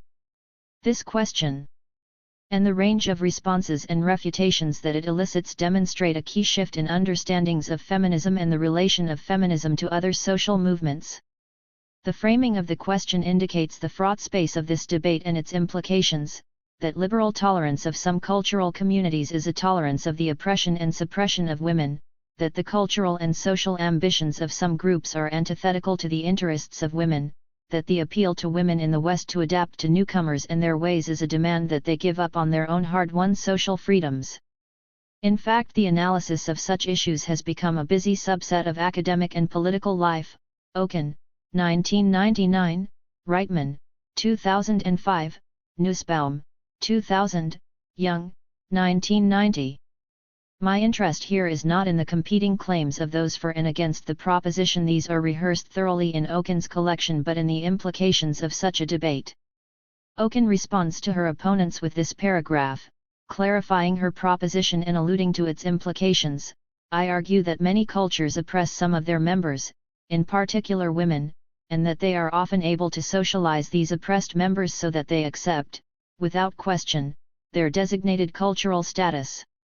I argue, therefore, that in the context of liberal states, when cultural or religious groups claim special rights whether to be exercised by them together as a group or individually as members of that group, attention should be paid to the status of women within the culture or religion. This means that it is not enough for those representing the liberal state simply to listen to the requests of the self-styled group leaders. They must inquire into the point of view of the women, and take especially seriously the perspective of the younger women. Mahler Okun, 1999, 117. There is no space here to examine the contention that cultural or religious groups enjoy special rights in liberal societies. This claim has been repeated extensively in recent debates about the alleged non-viability of multiculturalism. More significant for our purposes is the manner in which these repressive cultures are portrayed. These are groups enthralled to that modern-day folk devil, the self-styled community leader. That heady combination of charismatic rhetoric and collective policing creates a group identity that inculcates obedience in its members and that, in the face of hostile majority reactions, is defended even by the most downtrodden members of the group. For critiques of the role of community leaders, see Kundnani, 2002, Hundal, 2007. I don't deny that membership in a variety of cultural groupings may lead individuals to act against their own interests, or that women may be particularly vulnerable to such destructive bargains, not least because their ability to act autonomously and without regard for the social consequences can be limited by carrying responsibilities. However, the overall argument that some people cannot exercise the self-definition that open societies offer to other members is a difficult one. There are many areas of life where individuals appear to act against their own interests, whether that be in relation to the maintenance of health, the recreational use of alcohol or other drugs, sexual safety or romantic dangers, allegiance to employers and governments that further their exploitation, the whole gamut of risky behavior that characterizes social life. Any intervention against the freely taken choices of some minority of citizens is likely to be shaped by the power disparities between those who intervene and those who are judged. However contentious the notion of free choice might be here, any attempt to suggest that the choices of some are less free than those of others will be overridden by other troubling social relations such as class and race. Once again, the worldview of the most privileged is the one most likely to be imposed. Feminist scholars have worked hard to challenge the false polarization of this debate, with key commentators arguing that cultures are not monolithic and unassailable, that it is possible to formulate demands for women's rights without colluding in the demonization of groups suffering racism, and that the framing of the debate in these terms is a disservice to both feminism and multiculturalism. For an example, see the reports from Beyond Feminism vs. Multiculturalism, 2006. However, in relation to global participation in the War on Terror, this alleged incompatibility between the rights of women and the claims of cultural minorities continues to play an important role. My book argues that the War on Terror must be analyzed as both a series of military interventions and an ongoing campaign to transform the terms of civilian life within nations. Few national governments have supported the US/UK invasion of Iraq. However, far more have pledged their support in the War on Terror and demonstrated this through their internal practices of government, often in a manner that extended state powers to repress local dissent. Whitaker, 2007. The associative chain linking terrorism, extremism, the repression of women, and minority cultures has proved more influential in this process than any number of dubious reports about weapons of mass destruction.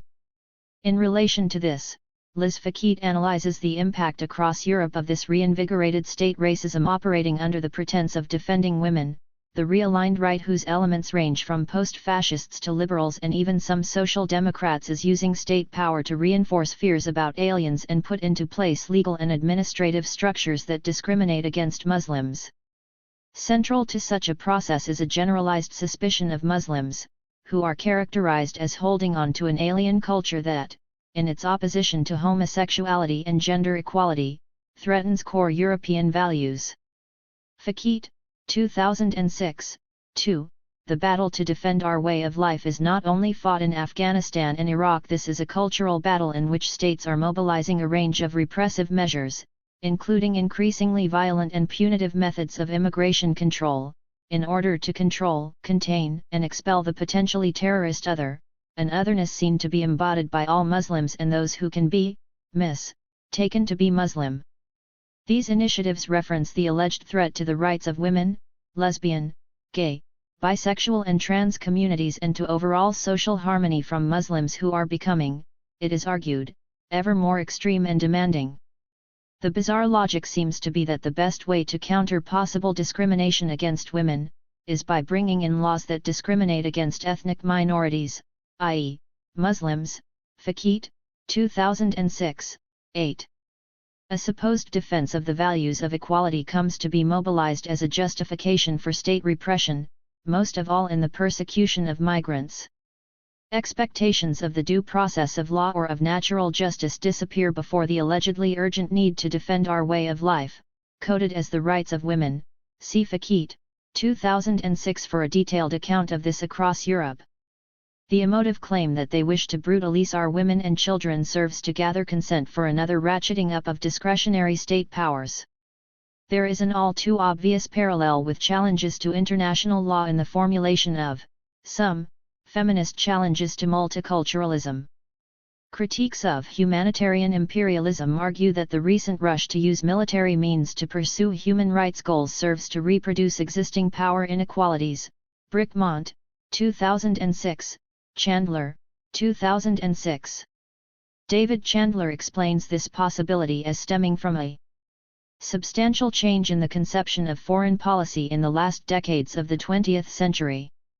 The widespread mobilization of a notion of human rights that stood apart, ostensibly, from the realpolitik of interests and alliances led also to the emergence of the ideology of humanitarian interventionism.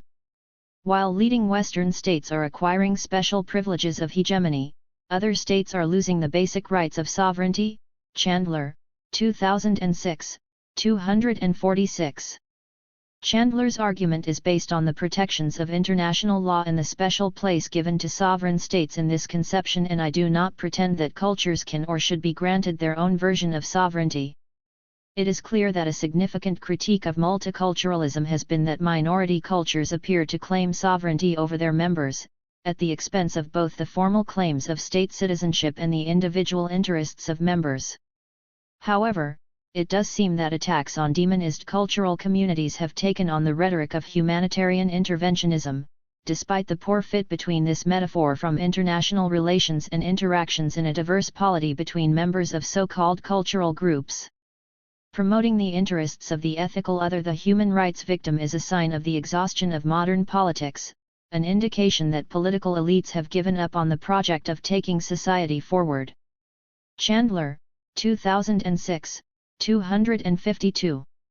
Chandler alleges that the move towards ethical foreign policy and the claiming of human rights as the central motivation behind international actions, including military intervention, is an indication of the retreat from collectivity or any aspiration towards shared goals. In this, Chandler appears to echo the myriad commentators who identify a moral confusion at the heart of Western cultures. This, allegedly, is the outcome of godlessness, liberalism, sexual freedoms, and /or Marxist greed, depending on your chosen monster. For two examples from the British right, see Phillips, 2006, Gove, 2006. As a result of the deep confusion and dissatisfaction that lie at the center of the Western project, some new rallying cry must be found to galvanize and redirect the cynicism of pampered yet atomized Western subjects. Shifting attention to a needy victimized other whose need places an obligation on us to intervene appears to serve the purpose of binding us together in a shared end, better still, ethical project. Although Chandler is describing the advent of new approaches towards foreign policy and the resulting erosion of agreements about international law, there is something in his account reminiscent of debates about the inadequacies of multiculturalism. Britain has been plagued in recent years by seemingly endless speculation about the terms and content of British values and the various threats such values may be facing from migrants, Islam, and the indifference of the general population. See Gordon Brown's speech of February 27, 2007, for an alternative view. See Where, 2007. Such discussion reveals nothing so much as a confusion over what if anything might provide a sense of collectivity to lonely citizens. The lament for lost Britishness is both the most recent incarnation of anti-foreigner populist propaganda and the articulation of a larger fear that there is nothing that binds members of this society together, not even that cheapest of rallying cries, nation. Gilroy, 2004.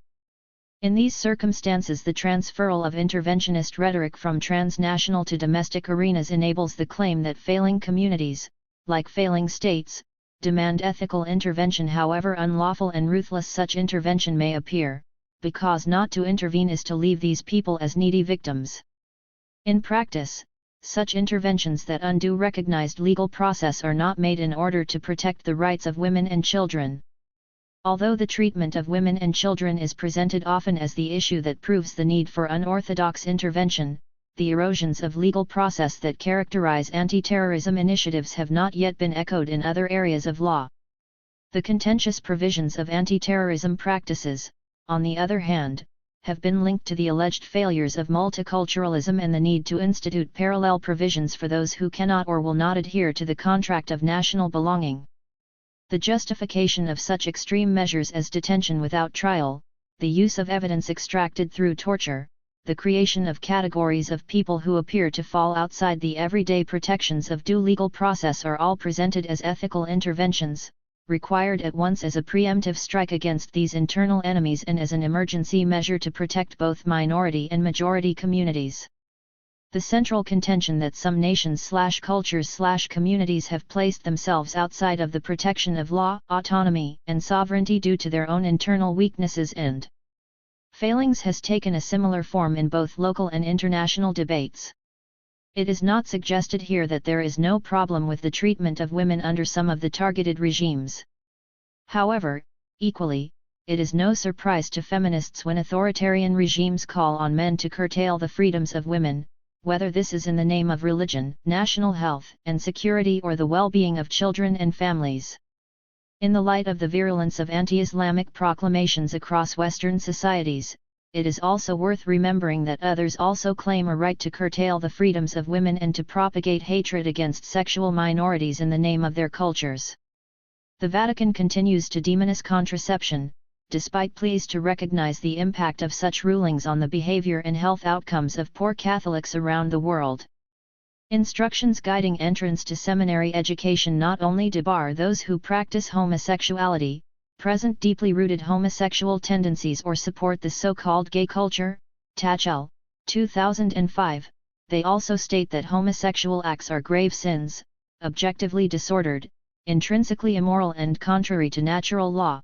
See also Israeli, 2005. George Bush and his allies from the Christian right propagate a vision of sexual relations and non-access to contraception that serves to tie women to their biological destiny. As a result of the economic and political power of the U.S., these beliefs impact on the distribution of development aid and funding for scientific research. Kaplan, 2005, International Women's Health Coalition, 2004. Ultra-Orthodox Jewish protesters in Israel protest against gay pride marches through Jerusalem and are suspected of having caused a bomb explosion to disrupt the 2007 parade. Liss, 2007. The old themes of family, duty, marriage, and monogamy, all enforced through the suppression of women and the persecution of sexual minorities, circulate through the religious revivals or nationalist defenses of many locations. Not all are paraded as examples of the barbaric backwardness of that culture, neither are they referenced as justification for preemptive military attack or punitive state intervention. What is this war on terror feminism? For decades, feminist theory has been considering the challenges raised by women's diverse locations and experiences. Arguably, it is this question that lies at the heart of feminist theory.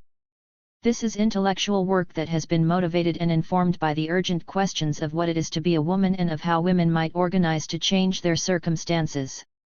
The competing and sometimes incompatible priorities of different women have been the underlying theme through generations of debate, from attempts to quantify the value of domestic labor to calls for socialist feminism, from the porn wars to the critiques of black feminism, lesbian feminism, and post-colonial feminism. The allegation that any particular feminist project is imperializing in either approach or ambition cuts deep. Few feminist activists are willing to defend a universalist conception of feminism. Instead, the energies of recent times have been devoted to uncovering methods of building a feminism that can encompass difference. We know that there is an imperative need to address the concerns of women around the world in the historicized particularity of their relationship to multiple patriarchies as well as to international economic hegemonies. Gruel and Kaplan, 1994, 17. It is not my intention to replay these debates about the alleged if unintentional imperialism of feminist theory and activism. This terrain has been extensively, perhaps too extensively, mined already. My interest is in another kind of imperial feminism, one where it is not an unwary feminism that has become contaminated by imperialist ambition but where fairly explicit and unrepentant forms of modern-day imperialism unexpectedly profess feminism to be among the informing philosophies and motivating factors in these endeavors. The shifts in practice in foreign policy and development that are influenced by feminism, inasmuch as they exist, continue to be characterized by a feminism that gives primacy to the structuring role of gender at the expense of other social relations. This can take place even when there is an acknowledgement of the place of difference and of the diversity of women, because this is a political and epistemological choice about what is central to the world. Chowdhury and Nair make this point in relatively gentle ways, although critical IR international relations interrogates many of the assumptions of conventional IR, it nevertheless fails, with some exceptions, to systematically address some of the erasures of the latter's social relations such as the intersectionality of race, class, and gender in the production of power in IR. While feminist IR challenges the gendered assumptions of both mainstream and critical IR, it generally neglects to address the relationship of gender to neo-imperialism and race. Chowdhury and Nair, 2004, 3.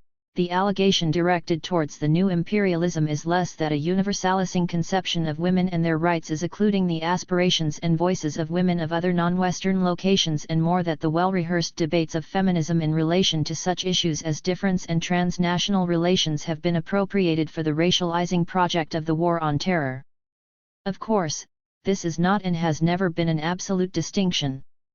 Accounts of earlier phases of imperial feminism have described, for instance, the manner in which campaigns for the empowerment of some women pledged support for the project of empire in order to ally race-privileged women with imperial power and its rewards, McClintock, 1993, or the manner in which the conception of women's empowerment borrowed from racialized ideas about the world, Pratt, 1992, or the ways in which imperial administrations scrutinized, demonized, and or sought to save local women from the clutches of their backward cultures, Spivak, 1988, Mani, 1998. In these accounts of earlier moments, race is a pretty explicit component of the imperial project and allegiance to supremacist models of whiteness is, arguably, a requirement for entry into citizenship. More recent debates have decried the racism of imperial feminism and, after heart-rending battles, most feminists refuse and refute explicit calls to support white supremacist models of the nation. Women from groups facing racism or social exclusion on the grounds of racial identity may be more inclined to couch their feminism in terms of a racial project, but these tend to be presented as exercises in resistance.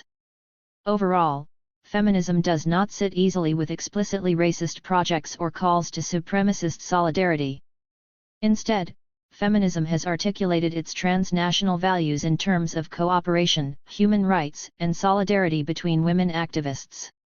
In this move, there is an attempt to articulate, if not a universalist conception of women's rights, at least an agreement of shared goals for transnational feminism. In fact, the struggle to articulate goals is itself seen as part of the project of feminism. Suki Ali summarizes this point when she writes of global feminism just before the onset of the War on Terror: "The future of feminism is uncertain. Women continue to discuss the meaning of the term and whether they wish to claim the label feminist for themselves or not. There are ongoing debates raging across theoretical boundaries, across geographical and spatial boundaries, and across lines that are marked by shared beliefs. Before we lower our heads in defeat in the face of such disagreement, we should reflect that this is also how the future strength of feminism may be assured." These women who are working full-time for and on behalf of women and other oppressed groups still have the energy left to argue and discuss and demand that the women's movement continues to evolve and transform. Ali, 2003. The battle over the meaning and center of feminism has been constitutive of the movement itself in recent times.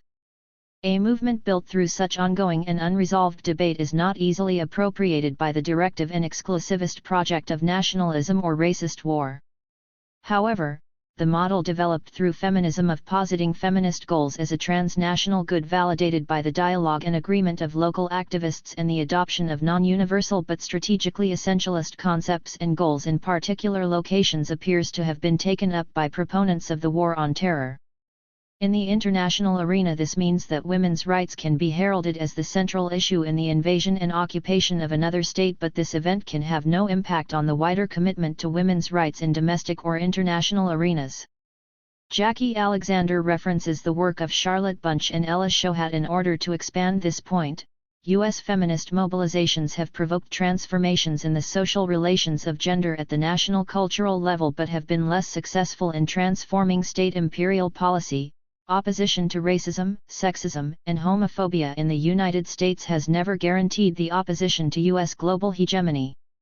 Alexander, 2005, 251. Although it seems glaringly obvious, it is worth restating here that the claims of ethical foreign policy instantiated as military intervention do not fit easily with aspirations to build sustainable and participatory social institutions. The militarist approach in ethical foreign policy makes sense as an emergency action to stop bad things happening. It offers few clues about how to make good things happen in their place, and almost certainly will hamper the creation of cooperative relations with local populations. To an extent, all these debates are an extension of the ongoing ambivalence that feminists have felt in relation to state power. Lovendusky, 2005. This was regarded as a significant split between the much derided so-called liberal feminism and other, more radical analyses that argued against attempts to appropriate state power for the cause of women. Rankin and Vickers, 2001.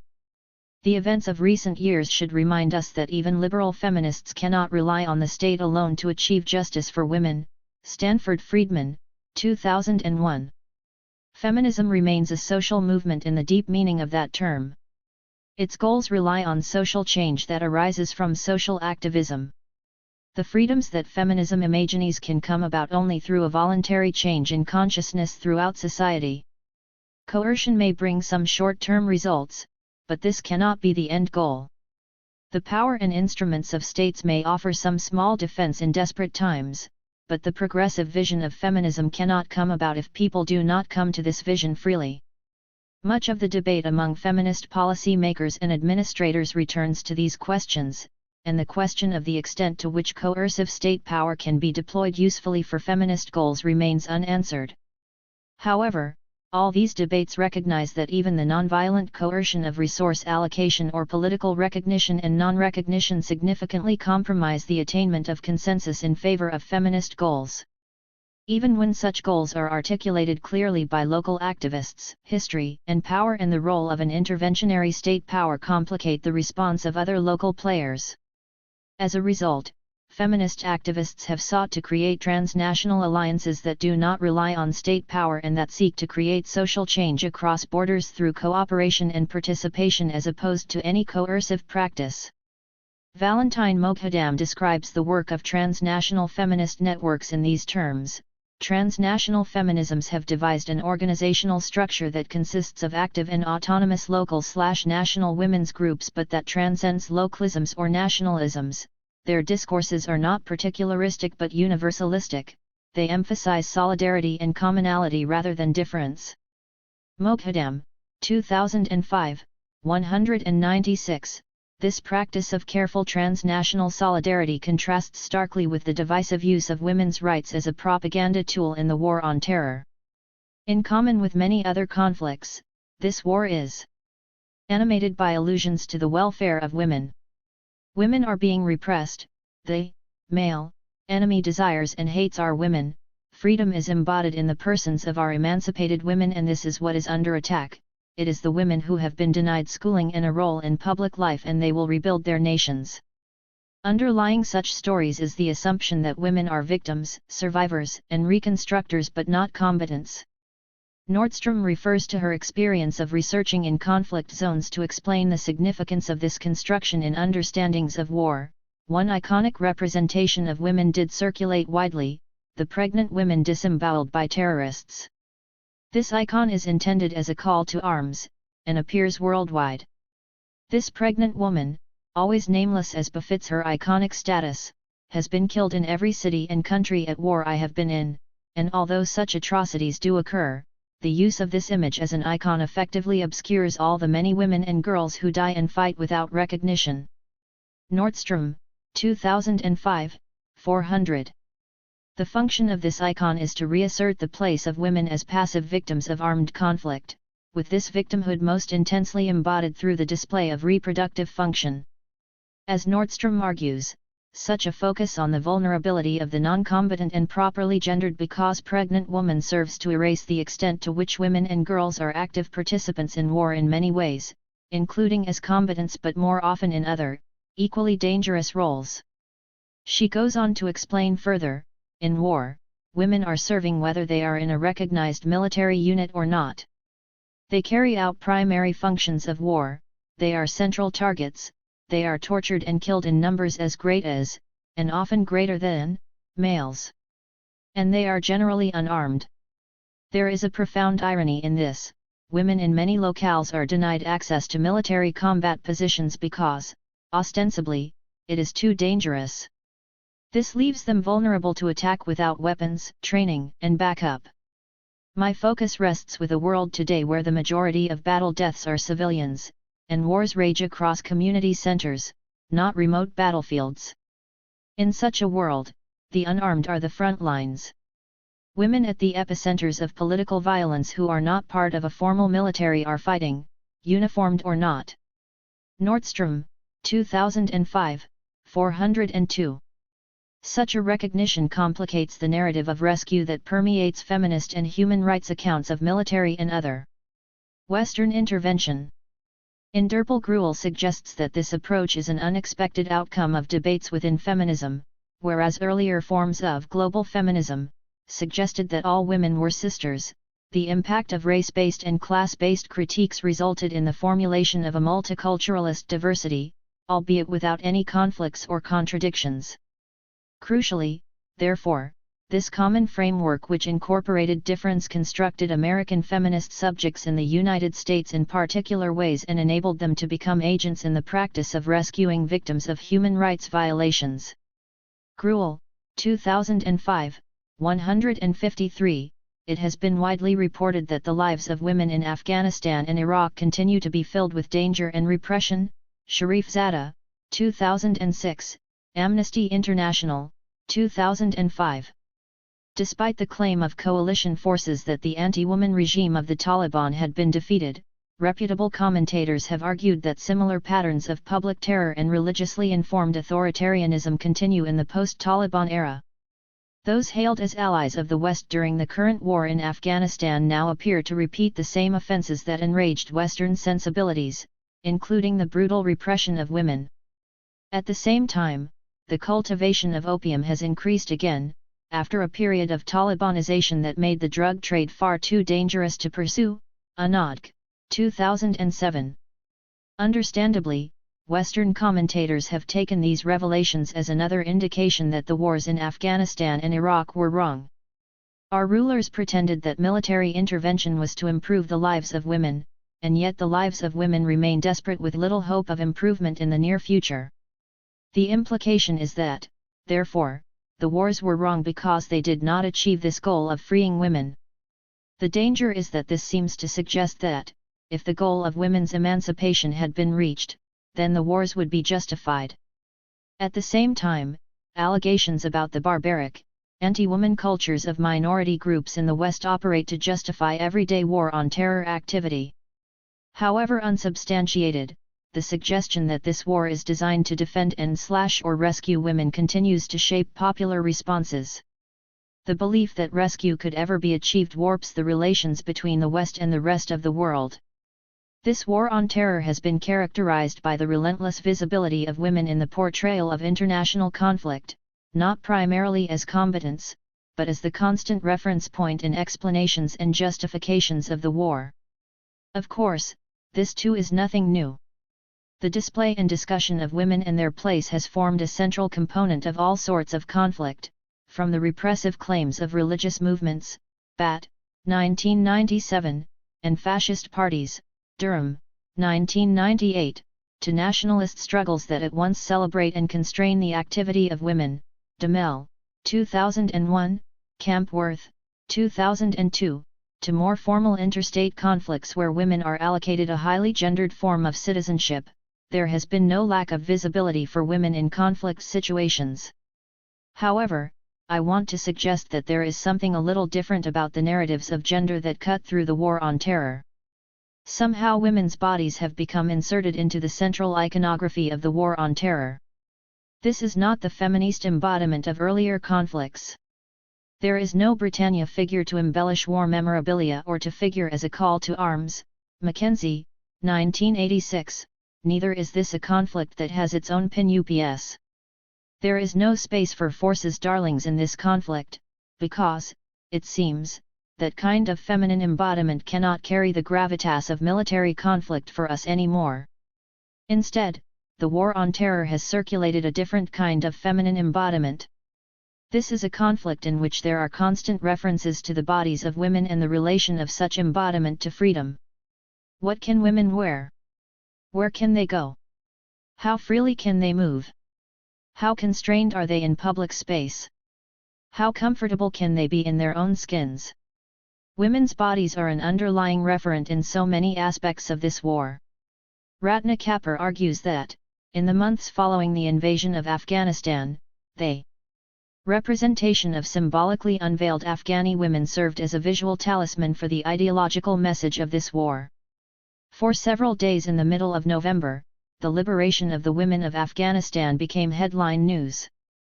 The print media around the Western world flashed pictures of Afghan women, with veils cast aside, smiling for the cameras after the Taliban were forced out of Kabul. The message seemed simple enough: the military intervention in Afghanistan had liberated the Afghan women from the tyrannical rule of the Taliban. Kapur, 2002. The literal visibility of women's faces and bodies signaled victory against the dysfunctional and barbaric patriarchal violence of the Taliban. The image of the lifting of veils brings together a critique of religio-political movements and their oppression of women, a portrayal of freedom as embodied in freedom of dress, and a rehumanizing of the othered woman by restoring her face to public view. Whereas the war on Iraq has been less explicitly linked to ideas about the proper place and appearance of women, Schoberg argues that in this phase, too, the war on terror is represented as a series of narratives about the place of women in conflict. In the 2003 war in Iraq, Americans saw images of a teenage girl as a war hero, of a female general in charge of a military prison where torture took place, of women who committed those abuses, of male victims of wartime sexual abuse, and of the absence of gender in official government reactions to the torture at Abu Ghraib. I contend that several gendered stories from the 2003 war in Iraq demonstrate three major developments in militarized femininity in the United States, increasing sophistication of the ideal image of the woman soldier, stories of militarized femininity constructed in opposition to the gendered enemy, and evident tension between popular ideas of femininity and women's agency in violence. Schoberg, 2007, 83. The high profile given to debates about the proper place of women and the focus on roles taken by women have been apparent in the conduct of the military aspects of the War on Terror. I will argue that, in fact, this war extends far beyond recognized zones of conflict, and that the struggle over the meaning and place of gender continues in these other arenas. In part, this excessive visibility can be seen as an implicit retort to feminist analyses of militarism which critique the masculinist construction of military activity and space. Against this is a structure of conflict where women are positioned, displayed, and included in very knowing ways. This is not to say that there are not traces of earlier, more familiar gender mythologies. There are still calls for women to be doting mothers, resilient wives, dutiful daughters, all in order to show proper appreciation for the centrality of male fighters and defenders. There are the injunctions for women to play their part in the militarist drama, while keeping to suitably gendered displays of solidarity, as soldiers who are also wives and mothers and daughters. All of these demands have been made before in other conflict situations, from munitions workers, Tom, 2000, Williams, 2002, to nationalist fighters, Campworth, 2002, Hamilton, 2007, to the frontline soldiers of the 1991 Gulf War who were seen to embody the progressive values of Western democracies so advanced that women could be allowed to play a full role in the military. Enlow, 1993. The militarist incursions of the War on Terror also reference these histories of militarist femininity. These wars also have their patient wives and mothers at home and their plucky girl soldiers in the field. However, there is also in this conflict an extension and addition to the deployment of femininity for militarist ends. This is a conflict that not only purports to defend our womenfolk from the attacks of a barbaric enemy, but that also calls on a conception of feminism and women's rights that demands the visibility of women. If the iconic image of women's repression in this campaign has been the forced veiling of women under the Taliban, then empowerment for women has been conceived and demonstrated through a series of symbolic unveilings.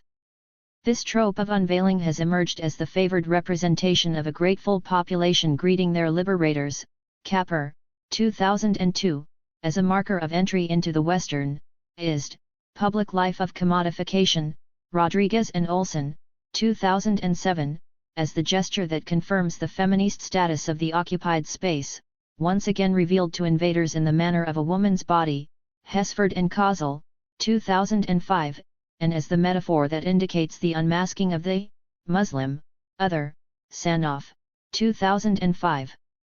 Within the nations of the coalition, and beyond, this has resulted in an escalating crisis in relation to ethnic diversity, the status of women, and the politics of race.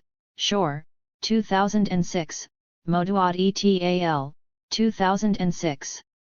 The confusion between international and national levels of threat and the place of Islam in all of this flux has led again to a fixation on the appearance of women.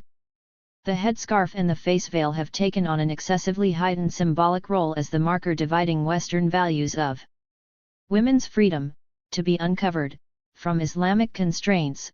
Thomas, 2006, Scott, 2005, Winter, 2006, Galala, 2006. Other instances where women, or men, may cover their heads or faces for reasons of religion or fashion have become invisible, while the coverings of Muslim women have become hypervisible and regarded as a confrontational affront to Western values. Of course, this whole process must assume as an alternative a mode of public appearance and behavior that embodies the freedoms enjoyed by Western-ized women. Consumption, sexualization, and the emancipated Western-ized woman. I want to argue that whereas previous fantasies of imperial femininity relegated Western women to a passive role as the feminine ideal safely ensconced in the home, for more complex analyses of this, see Prachita, 2002, Whitlock, 2000, this time there is a more active engagement imagined for Western women as envoys of a Western feminism that characterizes freedom in market-friendly terms, including a buy-in to commodified versions of sexual emancipation. While activists from transnational feminist movements may not recognize the account of feminism given in such representations, the suggestion that social movements may reach their goals through the extension of a market that is held in proper balance by the checks of a functioning state is familiar from Walzer's famous work on global civil society, Walzer, 1995. It is a small step from this to representing feminism as taking place through participation in market-based models of democracy building. In the manner of other nationalist projects, the cultural articulation of the war on terror as a war to protect the freedoms of Western-ized women also serves to shape and discipline these same protected women. The barbarian hordes in this conflict are, apparently, intent on imposing their violent anti-women culture on the world and in particular on a debauched and depraved West that has been corroded by the evils of consumer sex and material frippery. Just as there has been an injunction to Muslim minorities in Europe to declare again and again their moderation in belief and repugnance of violence, Chowdhury, 2001, Miraj, 2006, there has been a similar if more muted call on women to declare their gratitude and fear. If the us and them terms of the war on terror polarize Muslim and other allegiances, they also serve to define how the supposed freedoms of women can be embodied and displayed. Both the horrors of the Taliban and the rhetoric of the US-led coalition seek to construct a seamless association between the veiling of women, the constraint of women's movement and the refusal of women's rights to education and participation in public life.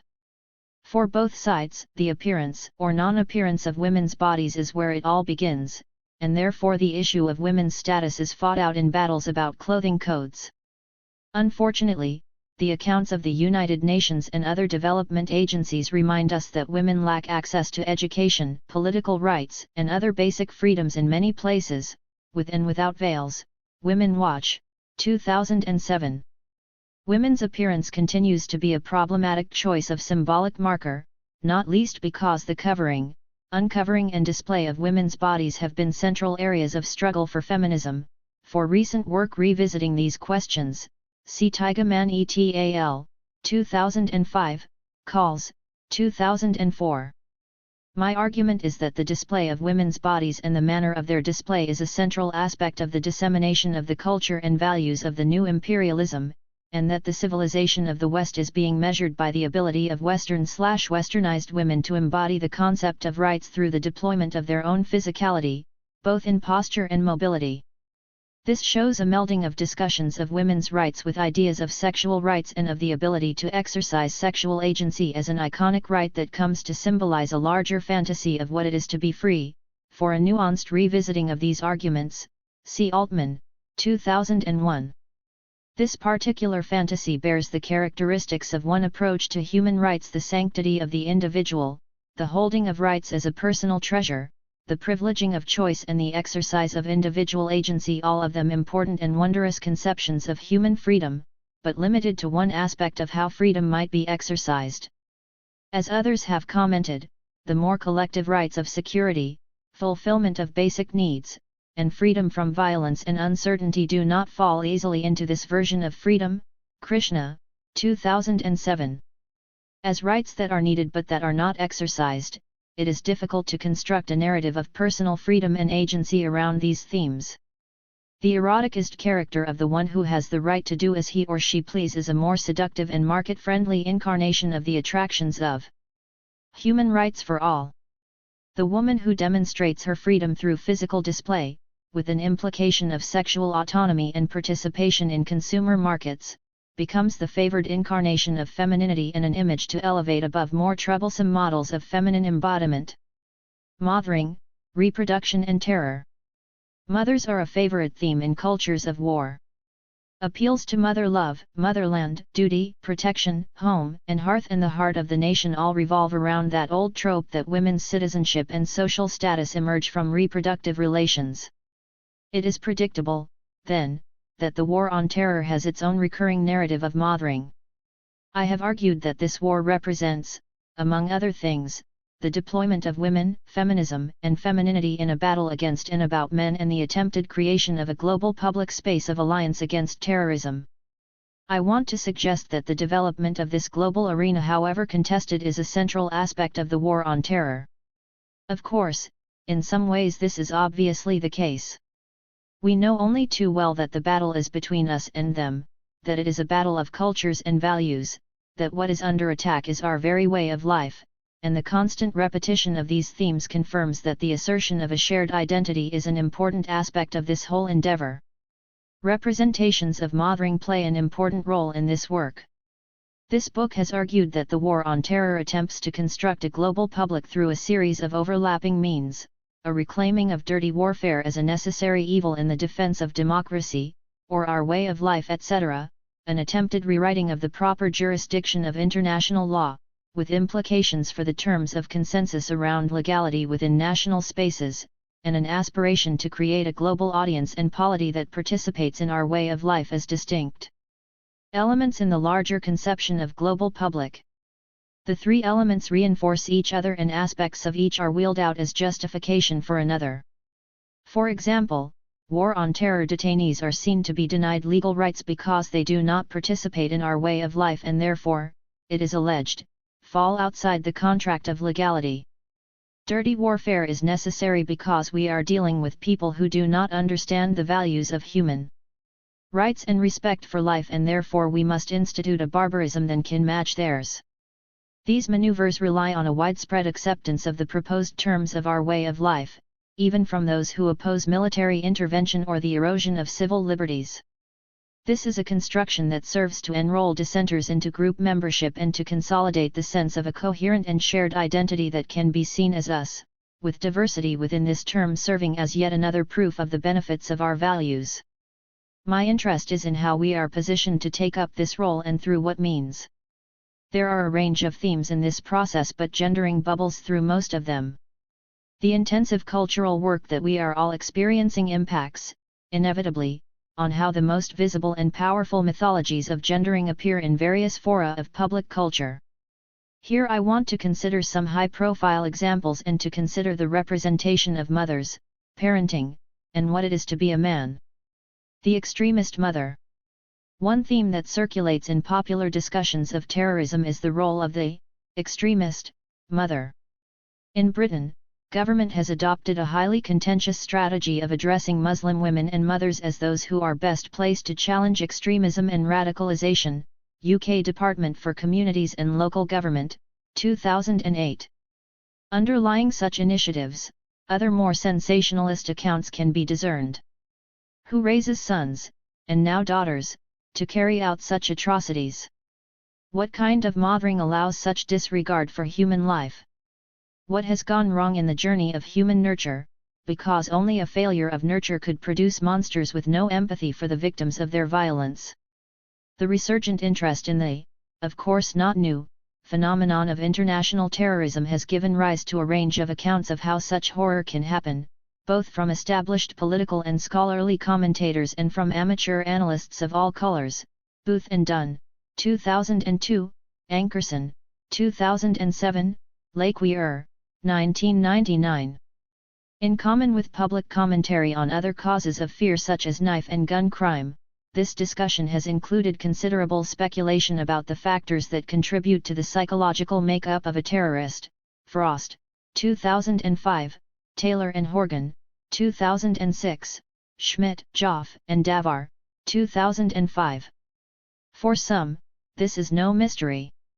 The highly partisan website Palestinian Media Watch, http://www.pmw.org.il, compiles a catalogue of the Palestinian mothers of alleged suicide bombers, accompanied by attributed quotations that glorify terrorism and that conflate motherly love and filial duty with celebrations of violence. Israeli propaganda has circulated this view for some time, as a component of the Israeli view that there can be no negotiation with Palestinians because these barbarians are immune to reason. Bhattacharyy, 2008. The suggestion that some cultures glorify violence and destruction, including self-destruction, for their own sake and in preference to the values of love, protection, and nurture between parents and children, casts terrorist violence as a kind of psychological disorder arising from failures of culture and parenting. In the war on terror, these allegations have been taken beyond Palestinians and are presented as a global weakness of Islam. The implication is that we, participants in humane and Western-inspired values, have learned the importance of effective family relations in the creation of balanced citizens, unlike these others who neglect their children and their parental duty and sacrifice their offspring to faceless causes that do not recognize individual worth. It is hard not to rise to this bait. Look all over the world, violence is not limited to any one community.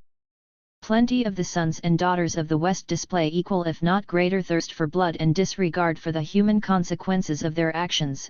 Global Policy Forum, 2007. One strand in the literature suggests that high-tech warfare is designed to enhance and utilize this sense of disengagement from those on the receiving end of military attacks. Hurst, 2001, Habels-Gray, 1997. Equally, we can point to the numerous documented instances of excessive and seemingly sadistic violence carried out by coalition forces when they do meet others face to face. Taguba, 2004, Aitken, 2008. However, I am not sure that these competing claims of barbarity address the heart of the matter. If anything, the setting up of the debate as a set of competing claims between the terrorism of states and of non-states is itself an element of the creation of the public space of grudging assent that I am identifying. Therefore, instead of another battle over who is more barbaric, or whether dangerous times call for desperate measures, I want to consider the depiction of mothering in three key tropes, not all new, but all adapted for use in the cultural work of the global war on terror. Suicide bombing. The most heated and extensive discussion has been in relation to the personal formation of suicide bombers. In an echo of earlier mythologies of the mothers of a military enemy, the war on terror has been characterized by a fixation on suicide bombing as the emblematic terror act. This particular tactic has been taken as an indication of the absolute difference between us and them, and this instance of the boundary is seen to stem from the dysfunctional subject formation of so-called enemies of the West. Of course, such disturbed behavior must stem from questionable mothering. The media interest in Maryam Faraha is a key example. Faraha ran as a Hamas candidate in the 2006 Gaza election. This is one media account of her notoriety. In Gaza, Faraha is known as Nidal, or Mother of the Struggle, a mother who sent 3 of her 6 sons on Hamas suicide missions against Israeli targets. "We consider it holy duty," she told ABC News. "Our land is occupied. You take all the means to banish the occupier. I sacrificed my children for this holy, patriotic duty. I love my children, but as Muslims we pressure ourselves and sacrifice our emotions for the interest of the homeland. The greater interest takes precedence to the personal interest." She is most famous for being in a Hamas video that showed her 17-year-old how to attack Israelis and told him not to return. Shortly afterward, he killed 5 students in a Jewish settlement before being killed himself. Nidal's home has become a shrine to her dead sons, with admirers and other members of Hamas often dropping by. ABC News, 2006. The key components of this myth are also those demonstrated on the Palestinian Media Watch website. In recent years, this narrative has moved beyond Israeli accounts of supposed Palestinian barbarity and has entered a larger global narrative about the boundaries of civilization. In this more recent telling, the pathology of the Islamic other is presented as a counterpoint to the most celebrated and admirable values of the West. Bhattacharyy, 2008. The most obvious allegation is that this violence arises from a perversion of motherly love that has failed to raise, nurture, and protect and instead abandoned nurture in favor of destruction. The perverse cultures that allow this warped articulation of parent-child love are alleged to have abandoned the proper goals of child rearing.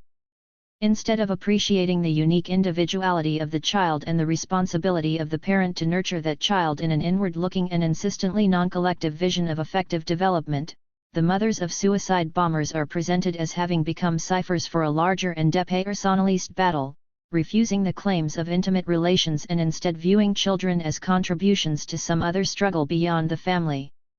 At the heart of this depiction of perverse parenting is the suggestion that there is a heartless call on the effective claims of parenthood. These are monsters that not only raise their children to become human sacrifices, they incite such violence in all children in the name of love for their mother, as a demonstration of the devotion of an obedient and loving child. The Internet provides endless opportunities to expound on such theories of cultural difference. The Psychohistory project of Lloyd Demouse is one example that brings together a number of our key themes. Although I do not wish to present Demouse as an authoritative source, I do want to argue that the manner of his argument is illustrative of one aspect of war on terror culture. Demouse seeks to explain international conflict and turbulence between nations through the lens of individual psychology. In pursuit of this project, he publishes an online book, The Emotional Life of Nations, and includes a chapter entitled The Childhood Origins of Terrorism, www.psychohistory.com/htm/eln03_terrorism.html right parenthesis. Here Demouse parades a series of key narrative moments in the mythology of the pathologically terrorist-raising culture. The battle against liberal Western values arises from the backward child-rearing practices of non-Western spaces. As a result, Demouse argues, it would be useful to know what makes a terrorist, what developmental life histories they share that can help us see why they want to kill American infidels and themselves, so we can apply our efforts to removing the sources of their violence. Demouse, 2002, 1. This injunction moves on from the condemnation of inexplicable evil that characterizes some depictions of terrorism. However, political or historical analyses are disallowed here too. The key to understanding can be found not in this or that American foreign policy error but in the extremely abusive families of terrorists. Demouse, 2002, 1. The root of this violence is argued to lie in the personal psychological distress of the individual, a distress that stems from the interpersonal disturbance of the family, not any larger dissatisfaction. This fixation on the troubled childhoods of alleged terrorists appears to resonate with wider psychologization and individualization of social understanding in the popular domain, as if terrorism too could be compartmentalized into the scrutinizing box of reality television, celebrity culture, and abuse paperbacks that present survivor testimony as both entertainment and spiritual enlightenment. The suggestion that antisocial behavior stems from family dysfunction speaks to the preoccupation of Western/ist societies with personal autonomy, the fantasy of the perfectibility of the individual life, and the sense that the truth of social pathology can be understood only through attention to the personal affective journey of the individual.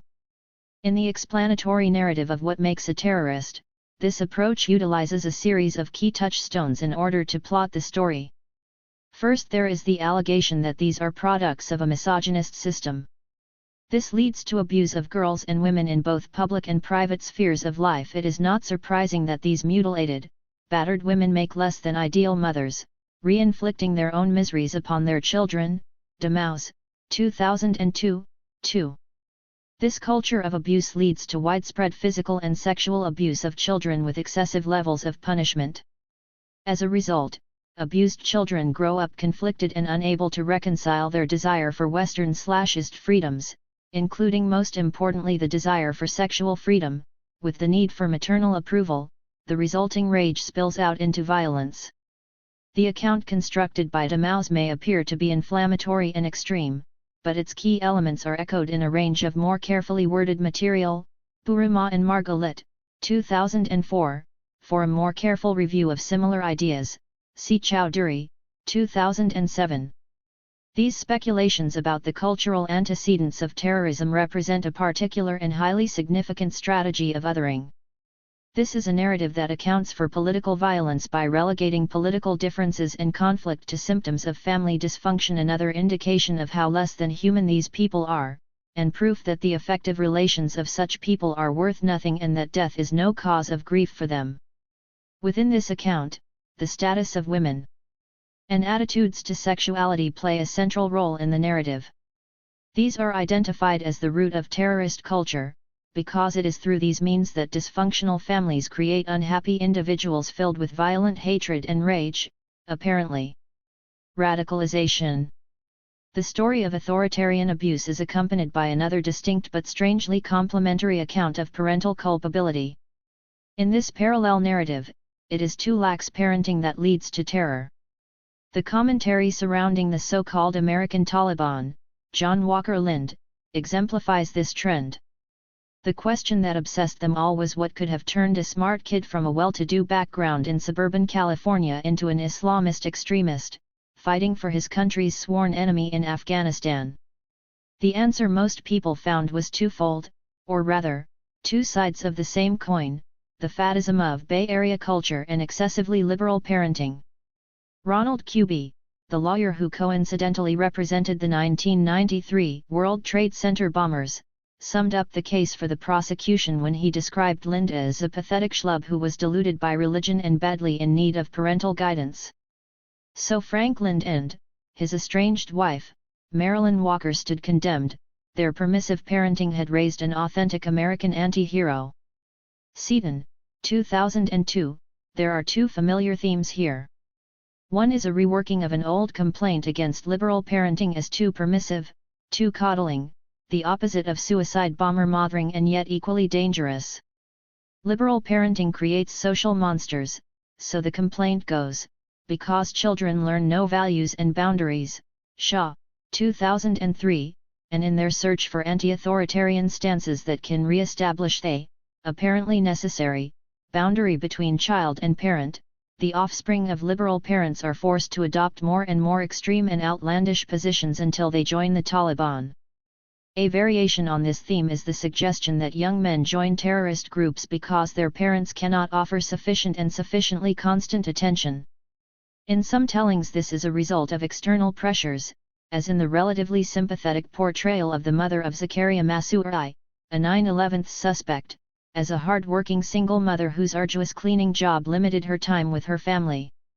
In others, the allegation adapts older racialized mythologies of absent fathers and overbearing mothers. Analysis of the pathologization of African American families has been central to accounts of both the deep psychic disturbance of racism in American society and the manner in which such fantasies of race and sexuality can come to shape serious policy discussion and the material outcomes of everyday life. Spillers, 1987, Neubeck and Cazenave, 2001. There have been similar debates in British public culture, although increasingly the allegation has been that this socially dangerous parenting comes from the new racialized category of the antisocial family. Garrett, 2007. The racialized demonization of disadvantaged family life now brings together a number of overlapping mythologies. The long-standing pathologization of black communities coincides with an accompanying Orientalist depiction of the supposedly deficient structure of the black family. The reworking of the idea of the underclass as a socially disruptive cultural corrosive combines with depictions of some cultures, such as Islam or other cultures of minority migrants to the West, as destructively authoritarian and/or distantly impersonal and unable to build the successful effective relations that make families and good citizens. All strands lead back to the main allegation: bad parents with inadequate cultures make sick men. Guantanamo. The spectacle of the open secret. The processes that I am gathering here under the term embodiment include narratives about how bodies come to be and take meaning, representations of bodies varyingly uniformed and undressed, constrained or contorted, and the integration of iconic glimpses and rumors into a kind of propaganda of suggestion that creates an understanding of how bodies may be treated, circulated, and interpreted without ever stating these as explicit injunctions. The illegal prison at Guantanamo Bay has served as an important element of this process of suggestion. The acknowledgement of Guantanamo's existence and purpose has formed part of the official account of the War on Terror. Unlike earlier dirty wars, this is not a secret prison, although we have come to learn that it represents the visible tip of a hidden mass of secret prisons. Gray, 2006. Instead of a secret, this is a crime shrouded in euphemism. It is Guantanamo and its associated activities that have introduced the world to key terms of the War on Terror. Now we understand such phrases as detention facility and enemy combatant, tacitly accepting the U.S. account of rights and laws through their use. The battle about the jurisdiction of the Geneva Convention has been played out in public, and, despite the challenges to this view, has served to reaffirm the suggestion that there may be some who fall outside such agreements. For reviews of these debates see Johns, 2005, Stein, 2004, Murphy, 2003. The open existence of Guantanamo serves as an affirmation of the practices of kidnapping your enemies from ill-defined fields of battle, of transporting them thousands of miles across the world, of the use of such tactics as hooding and shackling in transit, and of the use of highly punitive forms of imprisonment as an aspect of warfare. All of these things are highly contested and represent a significant distortion of previously accepted rules governing the conduct of war. Sands, 2005, Booth and Dunn, 2002. Guantanamo fulfills the requirements of neither prisoner of war camp nor penal institution. Prisoners there are punished but not allowed the protections of criminal proceedings. They are identified as enemy fighters but not accorded the privileges of prisoners of war. That this ambiguity is openly proclaimed as a necessary development for new circumstances forms part of the suggestive framework I am seeking to identify. From the outset, Guantanamo has given the world some of the most iconic and widely circulated images of the War on Terror.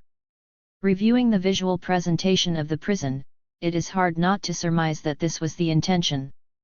Images of hooded and shackled prisoners kneeling in their jumpsuits behind wire fencing and under the watch of armed guards were disseminated almost immediately. Other early and iconic images showed shackled and jumpsuit prisoners being stretchered to interrogation by armed guards. Both images were authorized by U.S. military. Revealing these images, but little more, creates an imaginary space in which a global public can surmise what may occur but cannot verify through official sources. The official account tells the world that these are bad men to be hooded, shackled, interrogated in a physically onerous manner, and that such practices are no secret and no shame. However, it leaves open to the imagination what else is authorized in this legal black hole.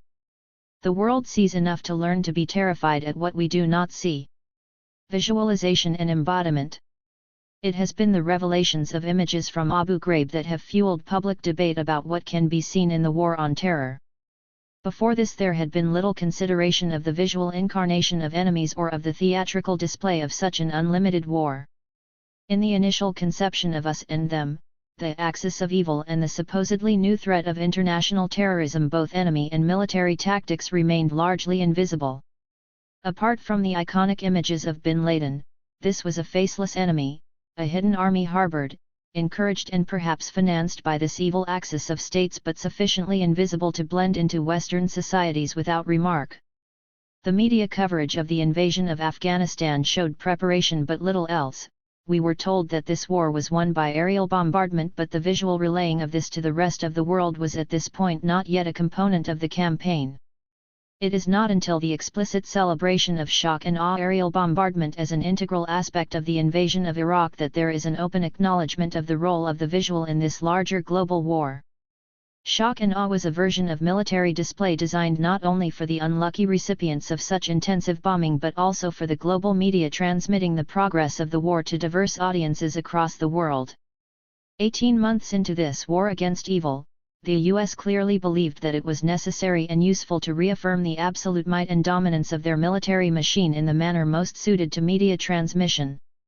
This was before the world had grown weary of the nightly images of carnage on Iraqi streets and was a display that combined the methods of techno-war in that the fireworks were designed to show the technological might of a power that could conduct war cleanly and from afar, with a resurrection of less fashionable assertions of power. Alan Feldman identifies this moment as a particular shift in U.S. military and media strategy. Since the first day of shock and awe, visual violence and visual dominance has guided American military strategy in Iraq. This was a war whose main objective was to make elusive terrorists and their hidden weapons visible, a war that sought to reduce an elusive transnational cell structure to a fixed national location, to fashion an identifiable and stable object of American retribution. Making elusive others visible and demonstrating control through advanced optical technology from the Iraqi theater to the American living room was a central political tenet of this mediatized war. Feldman, 2004. Feldman is not speaking of the circulation of racialized rumor or images of abuse. However, his arguments about the centrality of the visual to this war should be noted.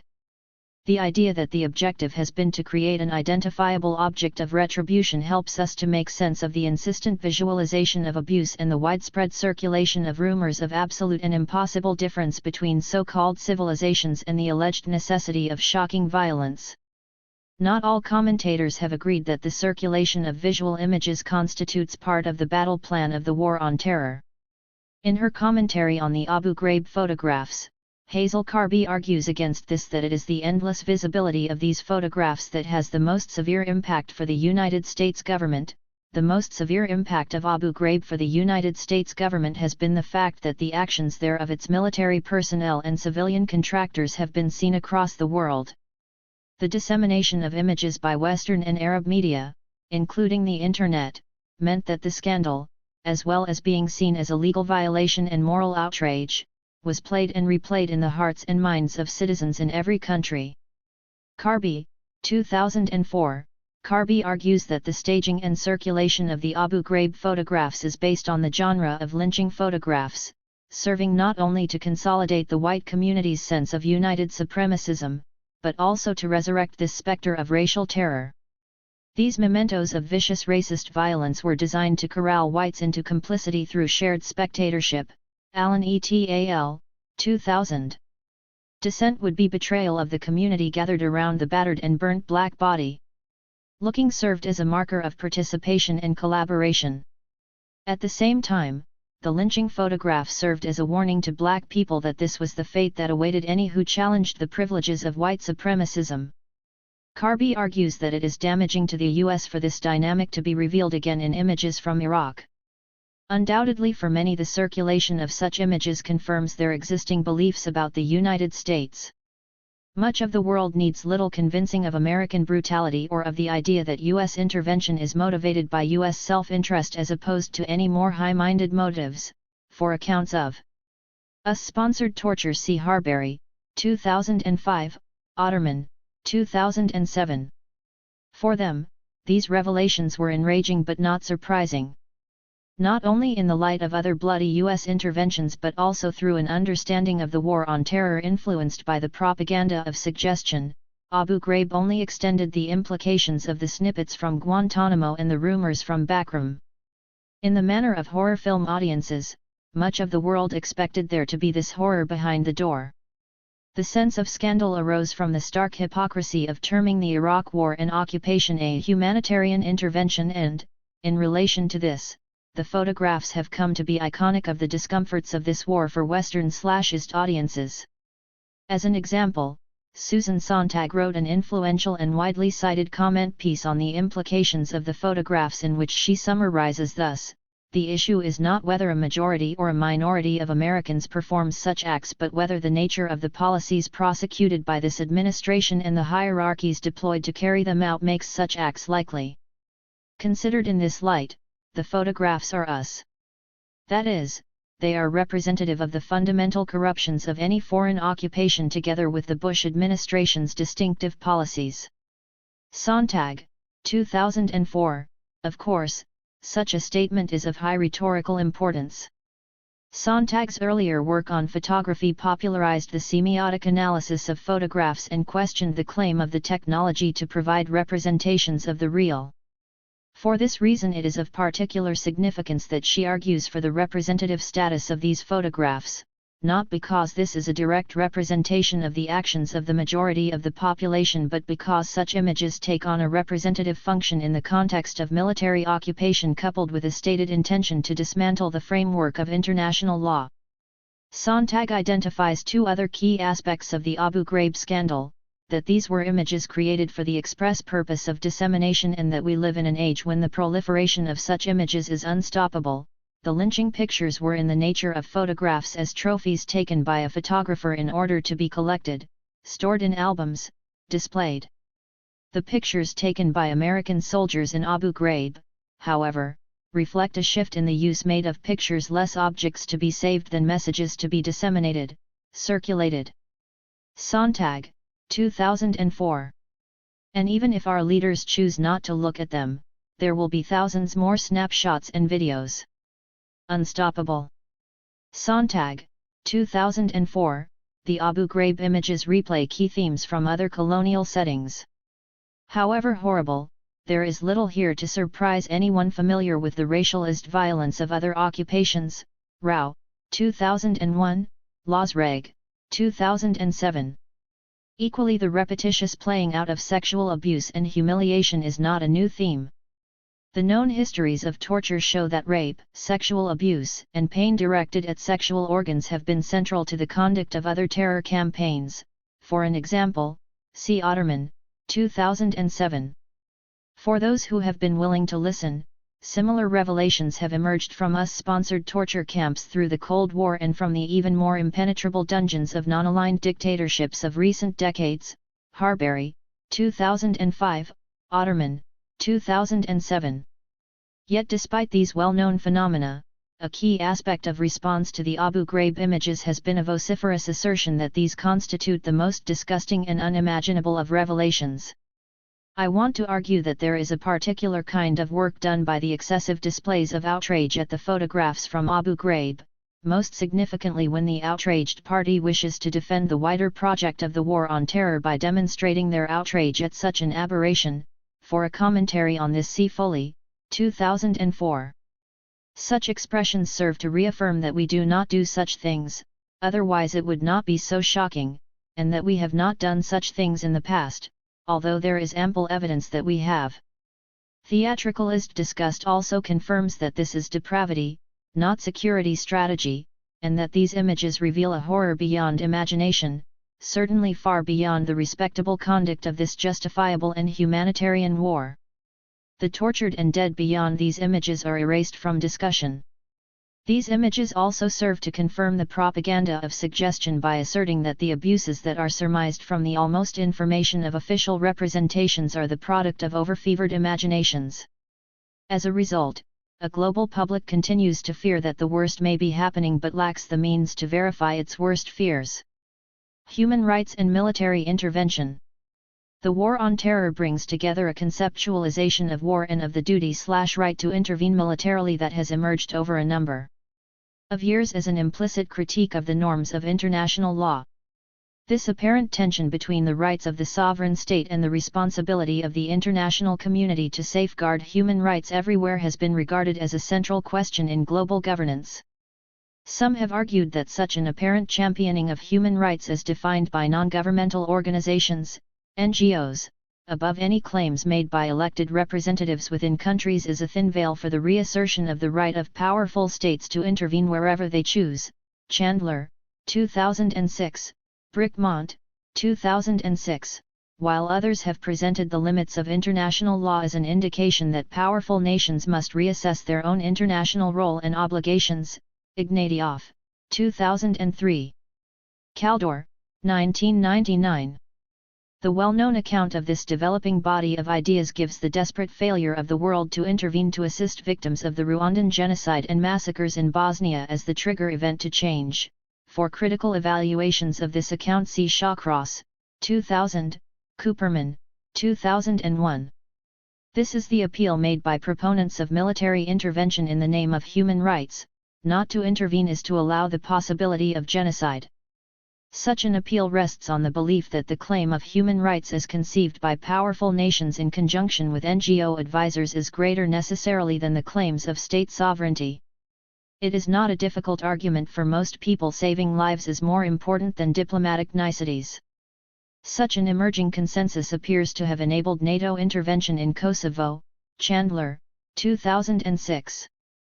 The War on Terror builds on this gradual development of an agreement among some powerful nations that military intervention can and must be initiated in defense of human rights and above any legalistic barriers that are erected by formalized relations between states. This current endless war is not quite a war for human rights in the manner of Kosovo. However, the underlying claim that it is always justifiable to employ military force in the defense of human dignity reverberates through the rhetoric of the War on Terror. This may not be an intervention or even a set of interventions against possible genocide, but it is a broad-ranging set of actions to defend our values and way of life. Thus, military intervention in Afghanistan frees women from the barbarism of the Taliban, intervention in Iraq deposes the authoritarian brutality of the Ba'athist regime, indefinite detention of so-called enemy combatants is justified.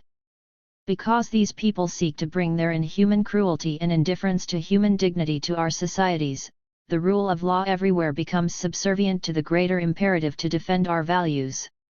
The issue of torture is central to the claims of the War on Terror, not because this is the first or only war where torture has occurred, but because the conduct of this war relies on an appeal to human rights to legitimize the overturning of previous norms of interstate behavior. Ariel Dorfman reminds us that every regime that tortures does so in the name of salvation. Dorfman, 2004, 16. Proponents of the War on Terror, however, both do this and promote the idea that if they or their forces commit human rights abuses, they are not subject to the processes of law. For these people there is no right to a fair trial or claim of sovereignty, because the horror of their enemies' actions demands that the international community intervenes against them in urgent, preemptive, and unhampered ways. This argument has come to shape both the conduct of international relations and the practice of domestic law, as will be discussed in the next chapter. The intensive visualization of abuse therefore becomes an important part of the battle over what is permissible and who is protected.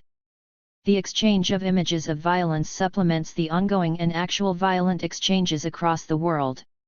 I do not mean to suggest that this traffic in images is one way. The parading of prisoners and the transmission of this display via international media have developed to become a stock tactic, most of all for enemies of the West. A central image and scandal of the 1991 Gulf War was the media spectacle of Western hostages used in the propaganda tableaus of Saddam Hussein. More recently, hostages taken in Iraq and Afghanistan have been displayed in demeaning poses via the internet and other media, sometimes forced to recite scripted denunciations of their own nations and governments or to beg for help. If we chart the developing iconography of the War on Terror and the active staging of events as images to be replayed, key moments are presented as attacks on the West. The theatrical destruction of the Twin Towers, the videotapes of Bin Laden flickering across the world's TV and computer monitors, and the horrors of hostage broadcasts, including the horrific development of killings transmitted over the Internet, all reveal an impulse to extend the range and extent of terror through the dissemination of such images. Of course, such broadcasts have multiple audiences and can serve both to terrorize the self-styled Western imagination and to excite and encourage equally self-styled enemies of the West. Both possibilities rely on the ubiquity of media consciousness and the knowledge that a suitably provocative image will be circulated by both mainstream and underground media in a manner that will ensure its place in popular consciousness. These have become the public images of this war. However, at the same time, other, highly suggestive images have been circulated through less mainstream media outlets, and these, too, form part of the open secret of what this war entails. Embodying danger and masculinity. There is nothing new or surprising about the insistent and repetitive display of idealized masculinities in times of war. Cultural analyses of military conflict have mined this phenomenon extensively, and the accompanying accounts of the importance of myths of gender, heterosexuality, and reproductive relations have informed subsequent understandings of the cultural business of war. Enlow, 2000, Petman, 1996, Jacobs and Jacobson, 2000. However, despite all of this boring predictability, I want to consider the particular incarnations of masculinity that emerge in the War on Terror. My point here is not to suggest that this is the first time that masculine types have been created and circulated as part of a war mobilization, or even that this war is more invested in such myths of gendering than others. Instead, my interest is in the circulation of masculine types as another key component in the creation of a global public space. In this I am informed by the work of Klaus Thueleit. This groundbreaking analysis of the role of fantasies of masculinity in the constitution of fighting forces reveals the centrality of obvious and unsubtle displays of phallic prowess. Thueleit is fortunate in his access to detailed and extensive records, and his work is recognized as important both for its analysis and for the uncovering of this mine of data. In our time it seems that there are no such secrets to uncover. Everything is out in the open already, digitally recorded, transmitted via the Internet. The fighting forces of the coalition are extensively represented in alternative media. Despite the tight management of official media accounts of the occupation of Iraq and Afghanistan, blogs and webcasts ensure that there is an ongoing stream of images and comment from the ground. Thualight's work is engaged in the very particular project of uncovering the formation of the fascist subject in interwar Germany. In common with others, he presents this as an urgent contemporary political question, for how are we to defeat the seductions of contemporary fascist tendencies unless we understand their lure? Laqueur, 1996. His analysis of diaries and novels is shaped by a certainty that these people are fascists. The role of Free Corps members in the emergence of the Nazi Party confirms this sense that these artifacts are the work of Nazis in the making. My suggestion is not that there is an equivalence between any party in the War on Terror and the Free Corps. However, there is something reminiscent of Thualight's Free Corps material in the constant web broadcasts from Iraq and Afghanistan. Although more often recorded via camera phone and without the narrative crescendos of written diary/novel forms, this proliferation of representations of the everyday experience of being a combatant creates a body of material that gives insight into the subjectivity of the War on Terror occupying force. The example that I have been interested in is the website www.liveleak.com. This site accepts freelance footage and includes hundreds if not thousands of amateur video clips from forces in Iraq and Afghanistan. Each day dozens of new clips are uploaded, both from coalition forces and from other sources.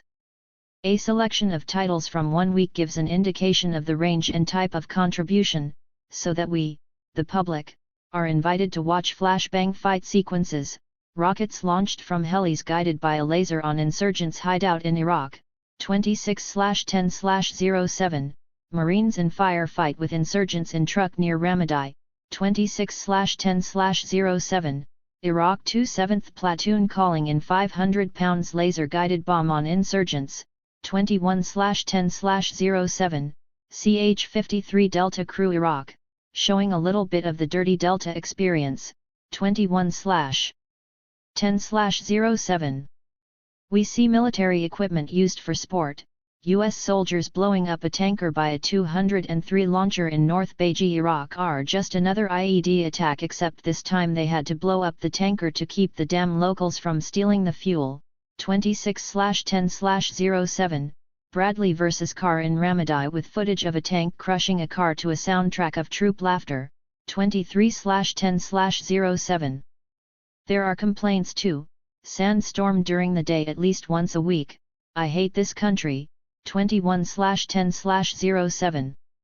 Footage of the casual abuse of Iraqi children is a notable subgenre among the submissions, Words for Food Iraq, where we learn we got this kid to say some dirty words for food, 26/10/07, and Push UPS for Candy Iraq, 26/10/07, with the soundtrack of a soldier swearing and abusing children as he orders them to get down and do press UPS for him. This is a small selection from only a few days. There is an overwhelming volume of material, including some with such titles as Iraqi Caliphate Propaganda Video, 19/10/07, which shows heroic attacks against coalition forces to a soundtrack of uplifting Middle Eastern music. There are official films among the clips and excerpts from mainstream media, but it is hard to chart any pattern across such a large and ever-changing body of material. The overall impression is of a relentless will to represent. One aspect of the echo of the Free Corps material is the insistence of the representational process. So much detail, so much repetition. The recordings of serving forces in Iraq and Afghanistan appear to be relentless, a form of activity for the sake of activity as described by Thualight. In relation to the Free Corps, Thualight argues that the process of writing, of filling tightly bound books with tightly bound writing, is itself an important process of consolidating what he calls the body armor. According to the concept of work used by Thualight, these men continue such relentless activity in order to stave off the ever-present danger of disintegration. For Thualight, this is a central aspect of the fascist male, a need to create the self as an impenetrable and upright body untroubled by division, desire, or doubt. It is not necessary to attribute fascist personality or function to forces occupying Iraq and Afghanistan in order to suggest that a similar desire to blot out dissonance may encourage the flow of representations. The rapid and seemingly endless uploading for web broadcast of recordings of forces' life appears to be a response to this need. Some of the most watched elements of this material offer no narrative or context. This material is not any concerted attempt to correct or even augment the official version of the war or to critique the workings of the war machine. While there is a move towards this mobilization of military personnel and military families as an anti-war force, only a small number are engaged in mainstream anti-war activism. Whatever the importance of these political initiatives, the great torrents of material coming from serving forces are not of this character. Instead, this is commentary by fragment, a series of often indistinguishable clips of explosions, or more often of panicked and excited voiceover followed by explosions, or of an assortment of explosions set to frenetic guitar music, a self-consciously white cultural expression, or commercial rap, now apparently a dirichilist demonstration of masculine attitude. These varied and largely anonymous texts expand the visual iconography of the war on terror beyond the repeated images of, say, Abu Ghraib to indicate a more diffuse and mundane sexualization of violence punctuating the boredom of service life. Unlike the torture images and narratives, these clips are, on the whole, sexualized but not explicitly sexual. They are exciting and elicit that physical rush from the viewer that comes with the combination of driving music and fast-paced chase scenes culminating in the climax of release through explosion. However, there are few bodies in these scenes. If the local population appears, it is as distant figures in a form of macabre target practice or as hapless recipients of beatings in reprisal for some imagined infraction. The sexualization is shown in part through the construction of the representation, the rhythm and choice of clip, the coupling with a certain style of backing music, the inclusion of the gasping narrative of anticipation and the whooping exclamation when targets are hit. Sometimes we hear young men's voices sharing their delight in the achievement of such a large bang with companions. The overall impression is of both the ongoing horror of being under constant threat of attack and the childish triviality of reducing combat to a game. The ugly playfulness of the images from Abu Ghraib appears less unexpected when read against this more general confusion of sexuality, violence, and entertainment. Thuolite identifies a similarly repetitive playing out of sexualized diversions in his material. The soldier's sexuality is not structured in such a way as to allow it to play itself out between persons, it appears capable only of being directed against persons, or of realizing itself in one of the various states of oblivion encountered above: shooting, beating, hunting, drinking. Thuolite, 1989, 61. The construction of groups of men into fighting forces has been regarded as, perhaps, the homosocial project par excellence. For an example, see Zealand, 1995. The binding of individuals into a group identity that merges the boundaries of personal identity into the welfare of the group has been described as a process combining fear and desire. Bork, 1999. This, it has been suggested, is one reason why acceptance of women and gay men has been so contentious for the military. Enlow, 1993. I want to argue that the admission of women or the acknowledgement of the presence of gay and bisexual men need not substantially alter the dynamic of these homosocial processes. Although the classic accounts of the exchange of women and the theatrical demonstration of relations between men posit this process as central to the creation and continuation of patriarchal culture, Rubin, 1975, such practices translate relatively easily into the maintenance of other forms of brutal and exclusive power. Thuolite argues that terms such as hetero or homosexual, 61, cannot be applied usefully to the men whom he studies, because sexuality takes on a different role in the relations and constitution of this group. These men seem less to possess a sexuality than to persecute sexuality itself one way or another. Thuolite, 1989, 61. Similarly, the search for identifiable sexual acts and identities in the self-expressions of war on terror forces is unlikely to be illuminating. Instead, it is participation in the persecution of sexuality that appears to ensure entry to the group. Women engaged in recorded abuse of prisoners are required not to display some essence of feminine desire in order to reveal Islam's allegedly pathological fear of female sexuality, but to engage in a shared theatrical display of the excision of sexuality as interhuman relations and its replacement with a persecution of sexuality as a proof of group power. In his account, Thuolite links the perversion and displacement of sexuality among soldiers to a wider sexualization of politics in fascist culture. In common with some other commentaries on authoritarian movements, he blurs the distinction between the precise historical period of the Third Reich's ascendance and the ongoing threat that fascistic tendencies exert in our time, in both political address and popular response. It is no longer fashionable to compare consumer capitalism and fascist regimes, and that is not my intention here. However, despite his differing focus, Thuolite does identify some other elements of fascist culture that resonate with the cultural expression of the War on Terror. Of course, such claims are difficult to prove and do not really lie in the realm of proofs. However, those attentive to the cultural formations arising from the War on Terror may recognize something familiar in Thuolite's account of populist politics. The argument is that political rhetoric operates on a bodily level, not only through the explicit message of the words but also through sexual excitation. Connoisseurs of the people's flesh conjure up their visions of diverse causes for anxiety. They appear credible precisely because their references evoke sexual anxiety states in the listener's own bodies. Political speeches are verifiable against the people's own bodily processes.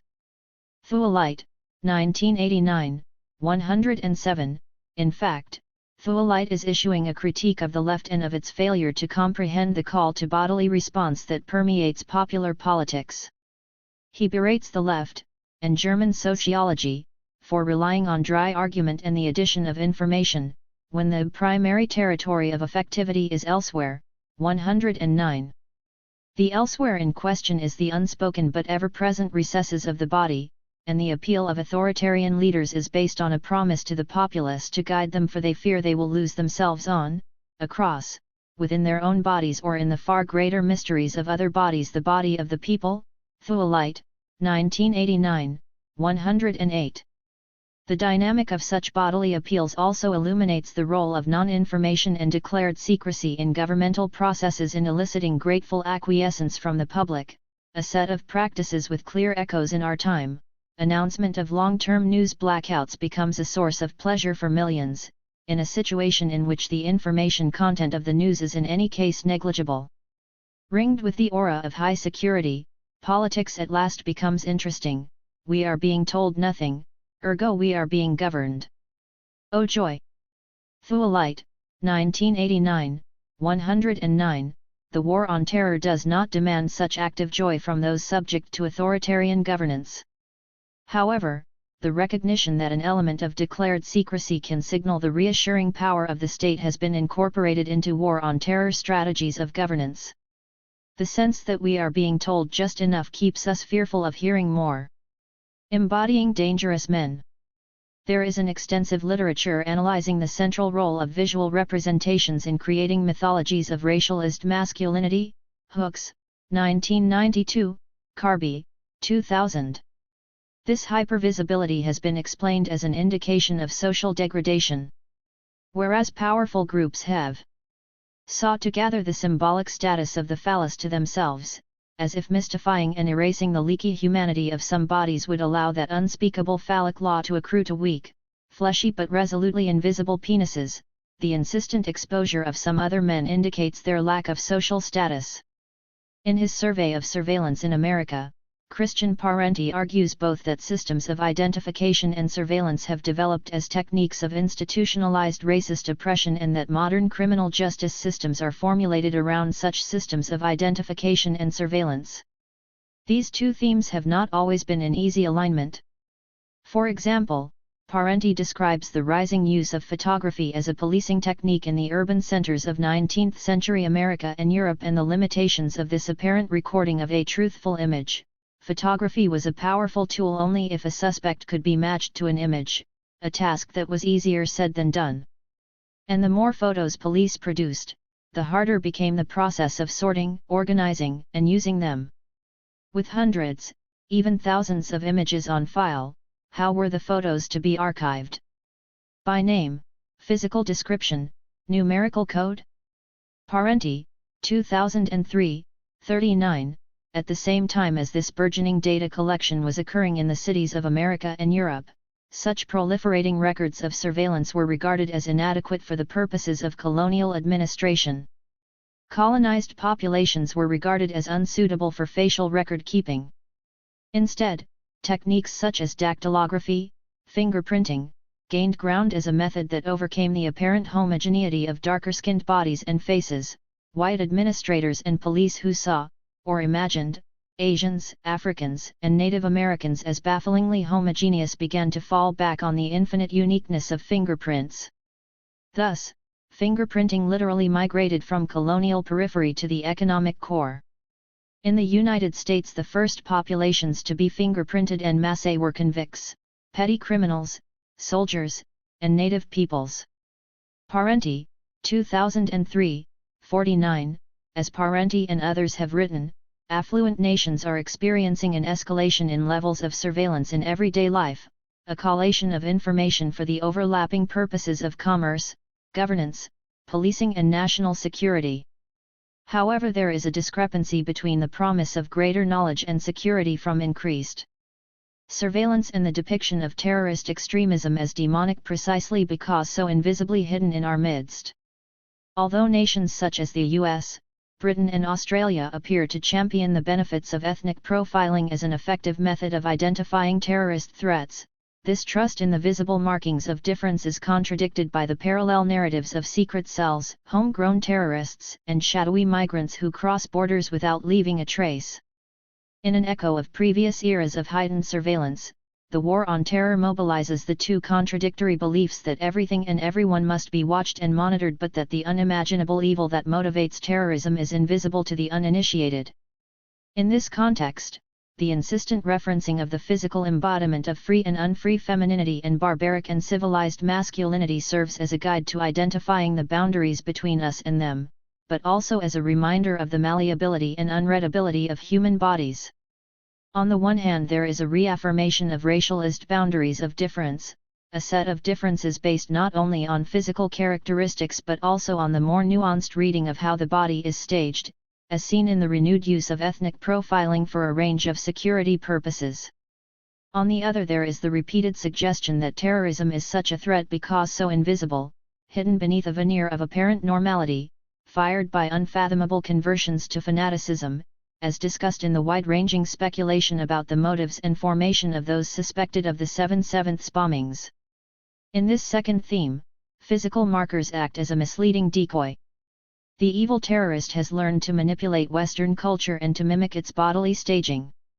It is Westernization that is seen to characterize the terrorist mastermind. The dynamics of racism within developed nations have always been shaped by the global politics of race, both the histories of slavery and empire and the ongoing divisions of the world along racialized lines of exploitation. Winant, 2001. However, the urgency of local issues has sometimes occluded these global connections. Now, in this time of so-called new imperialism, Harvey, 2003, Moores, 2006, it is no longer tenable to pretend that the immediate interests of racialized communities in different locations are distinct from the larger battles against imperialism and flesh-eating capital. The so-called War on Terror, recently renamed the Long War, has seeped into the politics of race in America, Britain, and beyond. Racialized policing continues, now with the additional intensity of combating terrorism. Familiar racist mythologies are revamped to fit new fears about dangerous extremists in our midst. Minority communities are challenged to prove their allegiance and integration, however long they have been settled in the host nation. Everyday racism takes up the rhetoric of recent wars and transforms minorities once again into enemies within who must be tamed and contained by a highly militarist state. Racism, Kundnani, 2007. This book has argued that the War on Terror combines overt and covert military engagement with a wider cultural project that, among other things, attempts to rework the internal contracts of citizenship in the nations of the coalition of the willing and perhaps beyond. There is no suggestion that this is a conspiracy to augment state power and repress dissent. However, I do want to argue that gaining popular consent for greater levels of unchecked state intervention in everyday life, including greater levels of state-sanctioned violence, is an important component in the construction of models of national security and public culture. This chapter analyzes the processes by which the contract between state and citizen have subtly altered and argues that an Islamicization of older racial categories has served to justify such state tactics. This is a process that at once builds on techniques of state racism and circulates a developed critique and disavowal of racism. In its place, a combination of cultural and ideological difference is posited as the danger requiring the rational and justifiable response of state racism. The War on Terror and State Racisms. Debates about state racism have returned in recent years.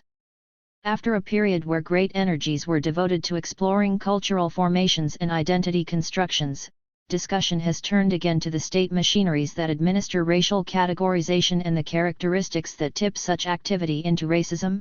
Goldberg, 2002. For our purposes, it is not necessary to prove that the liberal state is, in fact, a racist state, although this is the argument proposed by a variety of activists and other commentators. Lenton and Lenton, 2006. My interest is in the working of state racism in this time and in relation to both the cultural constructions and the emerging transnational security machinery of the War on Terror. I want to argue that the War on Terror is a project that seeks to rewrite the terms of international relations and at the same time to relegitimize state racism within particular locations. This chapter will consider the playing out of this relegitimized state racism in a number of contexts and argue that this represents a militarization of everyday life. There are two key elements of this trend.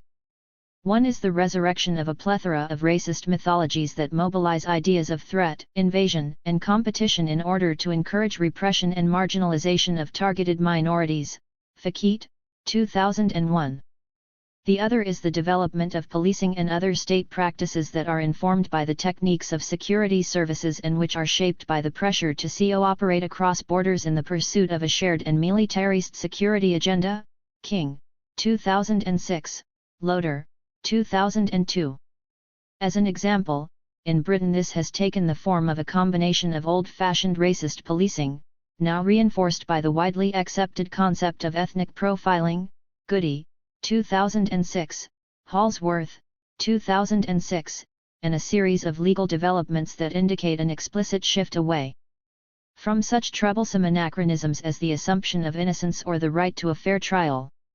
Similar initiatives have been taken in a variety of other national spaces, as will be discussed below.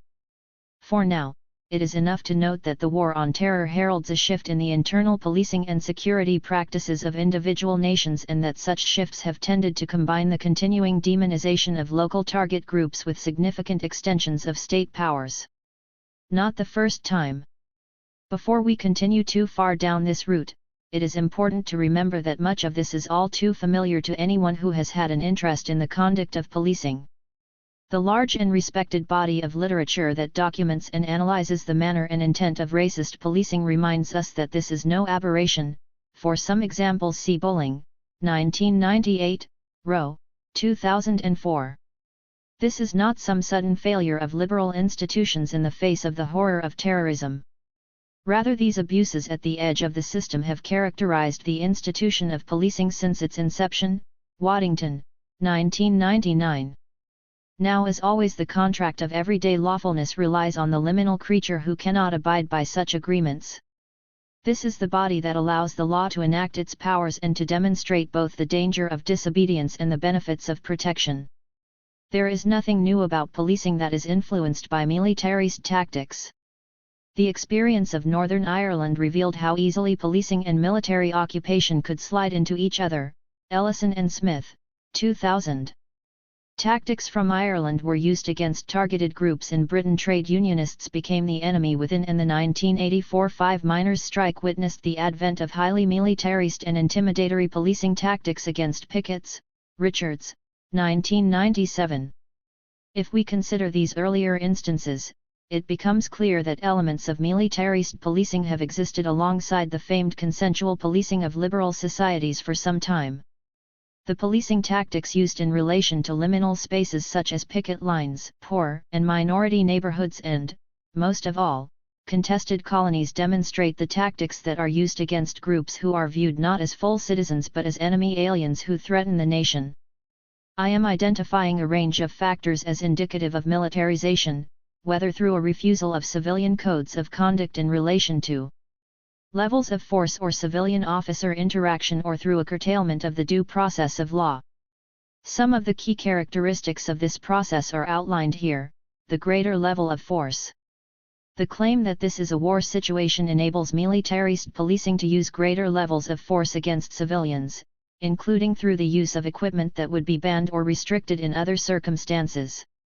The erosion of due process. There is a lesser adherence to proper process and a lesser attention to the rights of suspects, again justified by the rhetoric of emergency and the demonization of the outgroup as a threat to the greater good. Changes in the presentation and accessibility of officers. Uniform becomes a decivilianizing accessory, involving the disruption of proper accountability between officers and civilians by the hiding of identifying marks such as numbers, while there is also a blurring of the boundary between protective clothing and clothing intended to intimidate, the use of masks and shields for example. Occupation policing. Saturation deployment of police in certain areas in order to subdue the local population through a demonstration of intimidatory force. Each of these elements serves to increase the scope and discretion of state authority, adding to the overall process of militarization as a shift in the relation between citizen and state. Popular consent is maintained both through the intensive deployment of demonizing propaganda and through the implication that such regrettable but necessary abuses do not occur in ordinary civilian spaces but instead are a part of the Wild West uncertainties of spaces of exclusion. Importantly, this conception of the space of lawlessness operates alongside the continuing functioning of consensus policing for some. More recently, the identification of certain areas as beyond the rule of ordinary law has enabled the machinery of everyday militarization to be refined and extended. I will go on to consider how such developments build on other initiatives that have sought to create outsider groups through the practices of policing. The conduct of the War on Terror rewrites the terms of state-citizen relations and the application of law, but this rewriting occurs in a manner that allows a continuation of polite policing for many. For accounts of this process see Peshak, 2005, Kellner, 2003. When lawyers and civil liberties campaigners complain of the emergence of a police state, they forget that such claims appear nonsensical to much of the population. The rule of law has not been dismantled. Policing and law and order continue to function in familiar ways for most people. The erosions of legal rights are experienced primarily by groups deemed outside the contract of societal belonging, and this loss of rights is associated with whatever deficiency defines this state of unbelonging. One way or another, the majority population are encouraged to believe that erosions of the rule of law are not a threat to them.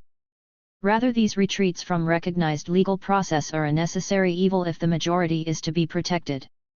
This framework of different laws and legal status for different groups of people echoes the classic characteristics of the racial state.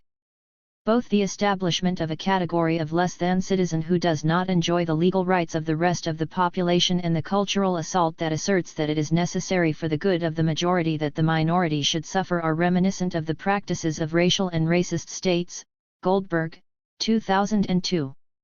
Here the difference is not specified as a racial category, and the plethora of anti-terrorist legislation and initiatives that have sprung up around the world cannot be characterized as race laws in any straightforward way. However, the War on Terror has given rise to state practices that are, at least, reminiscent of the governance techniques of racial states. Establishing the category of the less than human in Britain, this process builds on the campaigns conducted against migrants and the idea of migration through successive asylum and immigration acts. These legislative developments took place as one aspect of a far larger project to shape public attitudes to migration and the role of the state. Admittedly, such strategies are themselves an outcome of a long-standing antipathy to migrants within the popular and political culture of the country. See Knox, 1999, Money, 1999. State responses have been an attempt to capitalize on this popular sentiment. Until recently, there was little sense that government viewed migrants as a problem that impinged on other governmental goals, although this has become a central aspect of more recent anti-migrant declarations.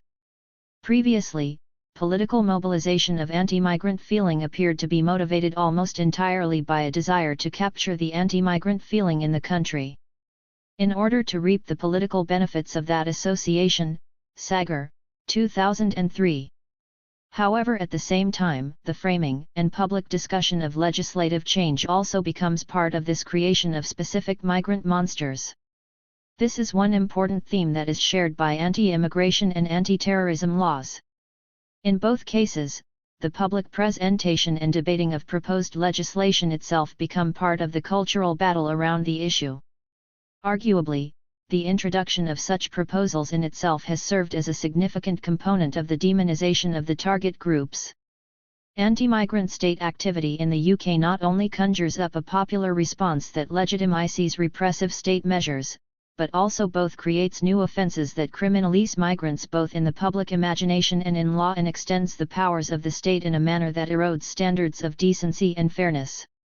Analysts of the politics of migration suggest that a similar dynamic has applied in other locations. Fetzer, 2000.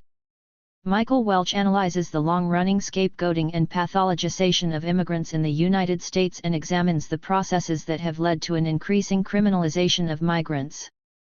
Welch identifies what he terms court-stripping provisions that emerged from 1996 changes in immigration law and from legislation to curtail the rights of prisoners and the simultaneous institution of the use of secret evidence. Welch, 2002, 66-72.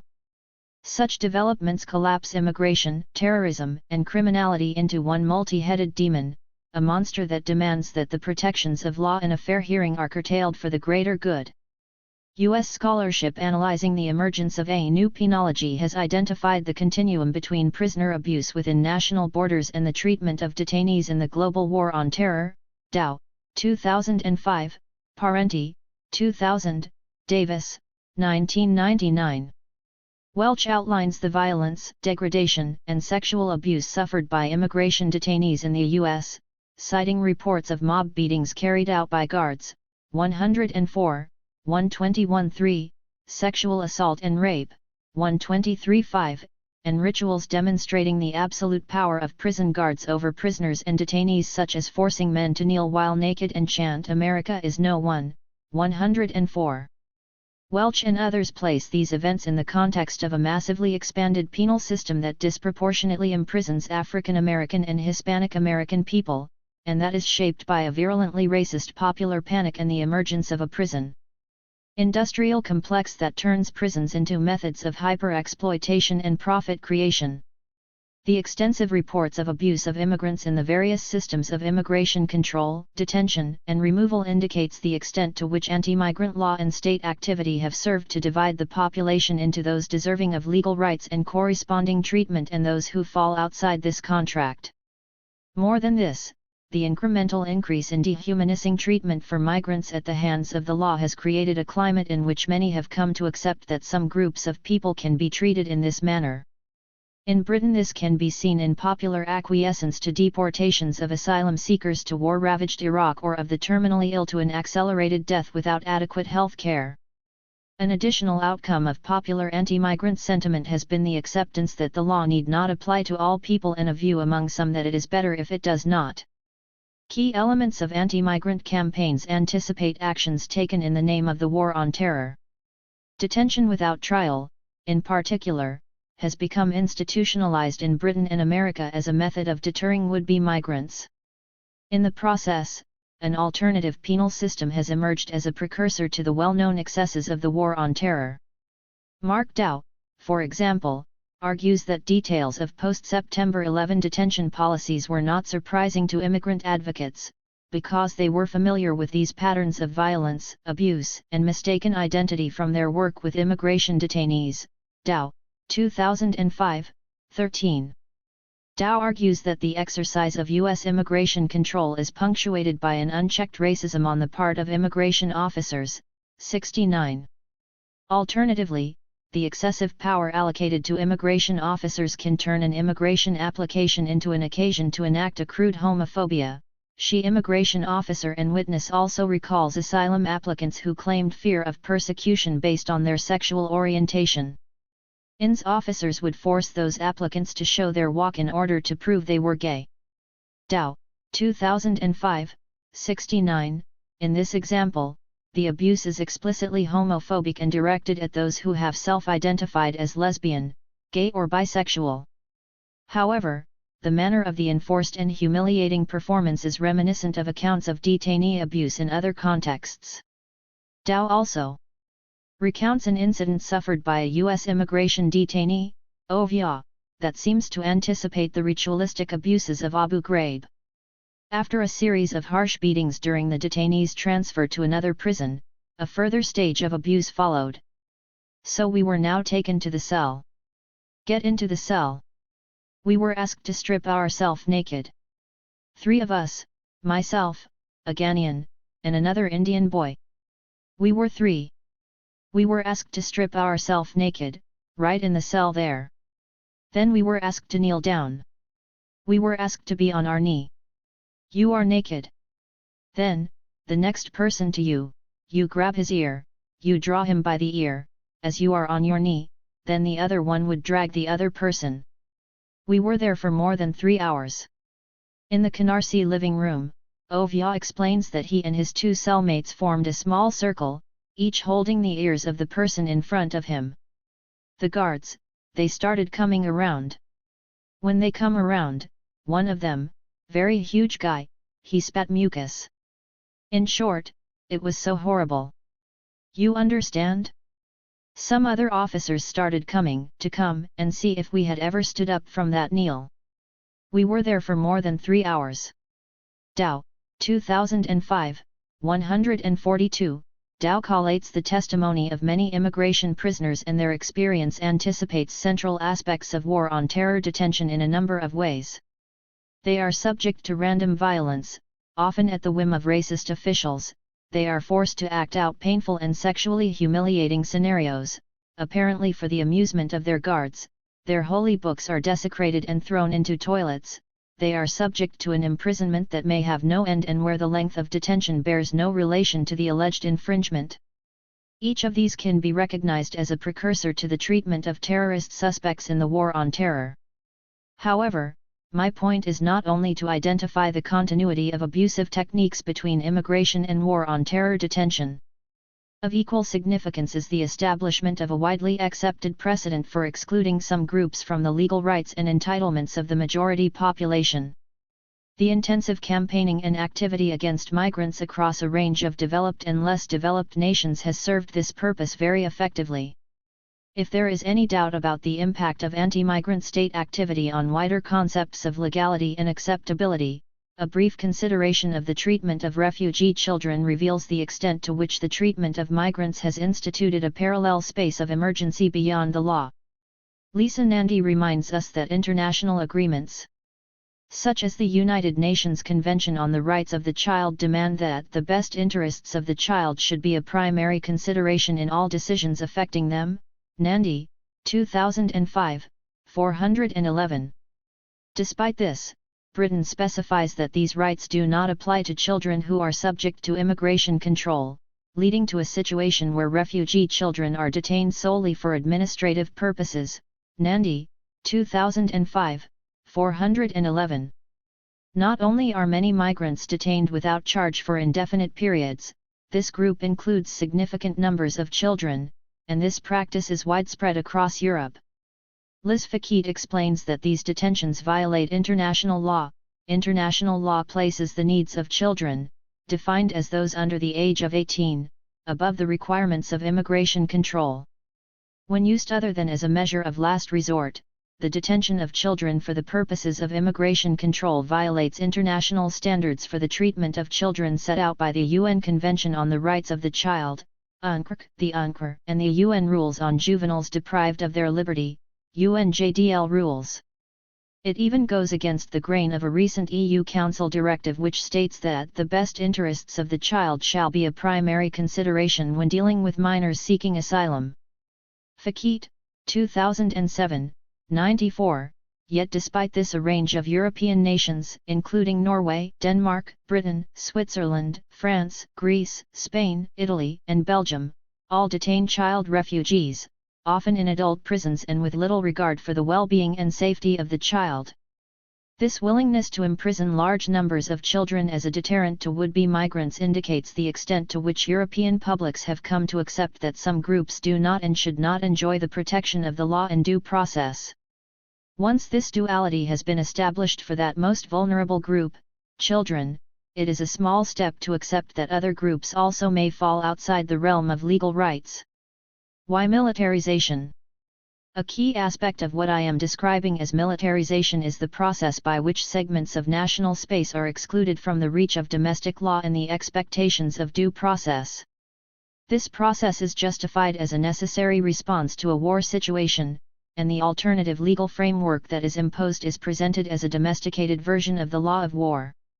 Elements of such exclusions were evident in a range of locations before the War on Terror. Curbs on the right to protest or to gather for outdoor parties had already been framed in such a manner as to create zones of emergency where police powers would be enhanced and the rights of citizens would be curtailed. McKay, 1998. The claim that states may have recourse to emergency measures in situations of threat to the nation is recognized and regulated in human rights treaties, Yatopoulos and Benedict, 2004. However, initiatives against public protests or outdoor gatherings instituted a concept of emergency while falling short of suggesting a general state of emergency. This resulted in a granting of greater authority and discretion to police, but within seemingly controlled conditions. The division of national space into zones of emergency and zones of civilian law calls on old tropes in the history of policing.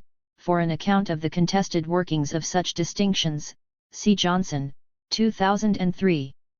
Consent to the authority of the police force requires a recognition of the legitimacy of that force and an acceptance that some other is deserving of police intervention. Part of this acceptance of the role of the police has been a belief in the safeguard of due process and a fair trial. These are the things that make police power more than brute force against the vulnerable.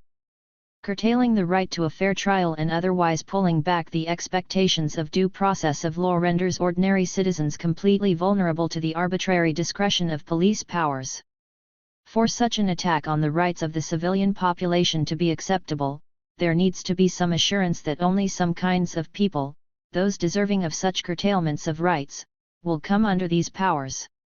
Through a variety of narratives, zones of emergency are presented as methods of containing the dangerous periphery of those at the edge of societal belonging, whether they are the roughs, the undeserving poor, Websdale, 2001, the dross, Chung, 1997, the enemy within, Green, 1992, black muggers, Hall et al., 1978, or Muslim fundamentalists. In Britain, the creeping erosion of the rule of law has been narrated increasingly as a necessary cost for the maintenance of national security. Those who fall under the auspices of the emergency powers granted to police under public order and anti-terrorism laws are, by definition, threats to the nation. Unlike explicitly racist states, such laws do not specify that some groups will be subject to this law while others, the majority, they privileged who enjoy state sanction, are not. There is an attempt to retain the link between action and state intervention, but in this case it is movement into the specified zone that makes you into a dangerous alien. In practice, it is almost impossible to be sure if you are in civilian or emergency space, and such zones are in a constant state of flux. In particular, recent UK legislation in relation to both antisocial behaviour and anti-terrorism enables police to exercise a great deal of discretion in the application of emergency powers. However, the fiction continues that this formulation allows normal life to continue unhampered for the innocent while enabling suitable and discretionary security measures only against those who make themselves vulnerable by straying into emergency space. Similarly, the Bush administration has favored a military justice approach, but has not been consistent in its application. Thus, John Walker Lind, the American Taliban, was permitted to plead guilty to criminal charges in a United States District Court in Alexandria, Virginia. The factual parallels between Lynn's case and that of Yasser Issam Hamdi are striking. Yet Hamdi remains in detention, held without criminal charges at the Naval Brig in Norfolk, Virginia. The exceptions exemplified by the Lind case and by the recent criminal conviction of the Al-Qaeda shoe bomber Richard Reid do not necessarily indicate that the administration has departed from its apparent preference for the military justice model. Stevens, 2004, 60. Militarization is not, therefore, only or primarily an issue of levels of force, although the unleashing of greater police discretion has tended to lead to more state violence against vulnerable groups. The militarization of everyday life is also a process that erodes the right of citizens to civil solutions by proclaiming the pressing needs of national security. In this is an everyday militarization that combines actual shifts in state practice and a wider, more diffuse cultural project that presents these shifts as necessary and contained losses in the face of a greater enemy. There are some obvious components of this erosion of civilian space. For example, the widespread acceptance of greater levels of personal search at airports and other nodal points and the vilification of civil liberties campaigners who suggest that such initiatives may be unnecessary and counterproductive is a small indication of the manner in which individuals appear to be accepting the right of the state to treat all as suspects. See, for example, human rights is merely a sweetener for rapists, murderers, and violent criminals. Alison Pearson, Daily Mail, 6/11/07. There may be many cases of minor cheating and ridicule, but such games confirm that the overall process has been accepted and internalized, with resistance reduced to childish japes. Allison, 2004. This matters less than the wider acceptance of state authority as a legitimate purveyor of violence in everyday life. There may be a muttered dissatisfaction with detention without trial, with greater stop and search, and with the intrusion of surveillance and scrutiny into all arenas of life, but, on the whole, all such measures are accepted grudgingly as necessary if Big Brother tells us so. The war on terror represents, in those nations where these terms have currency, the opportunity to suggest a state of emergency without actually instituting such a labor-intensive and costly measure. The cultural project of suggesting emergency, as opposed to the actual intensive activity required to institute such a state officially, Chowdhury, 1989, seeks to transform the civilian population into a body more amenable and accepting and less questioning of state authority. What shifts is the relation between state and citizen, with far greater emphasis on the grateful duties required for the gift of citizenship, most of all for those lucky enough to live in the liberal freedom of Western democracy.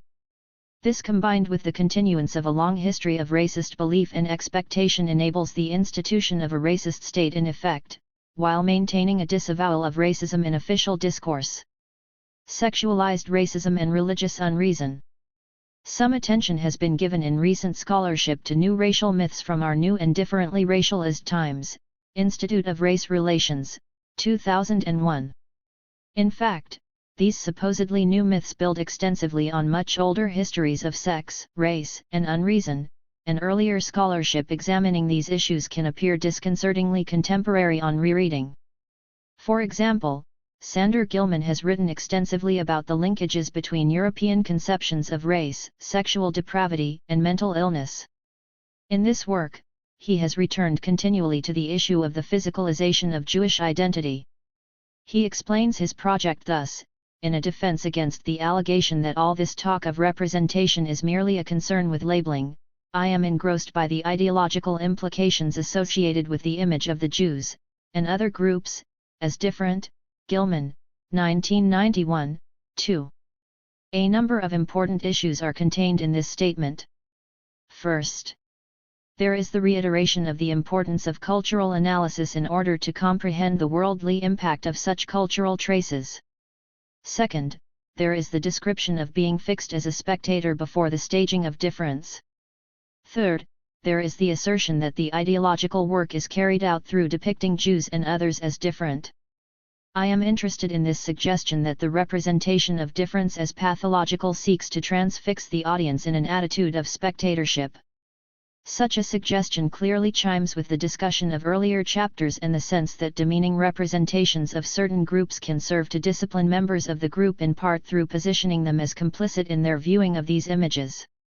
For now, the key insight from Gilman is his discussion of how the Jewish male is embodied in racist discourse and the repeated assertion that expressions of anti-Semitism, whether fixated on religious justifications, cultural differences, political threats, or expedient scapegoating, all reference Jewishness as an identity tied to the body.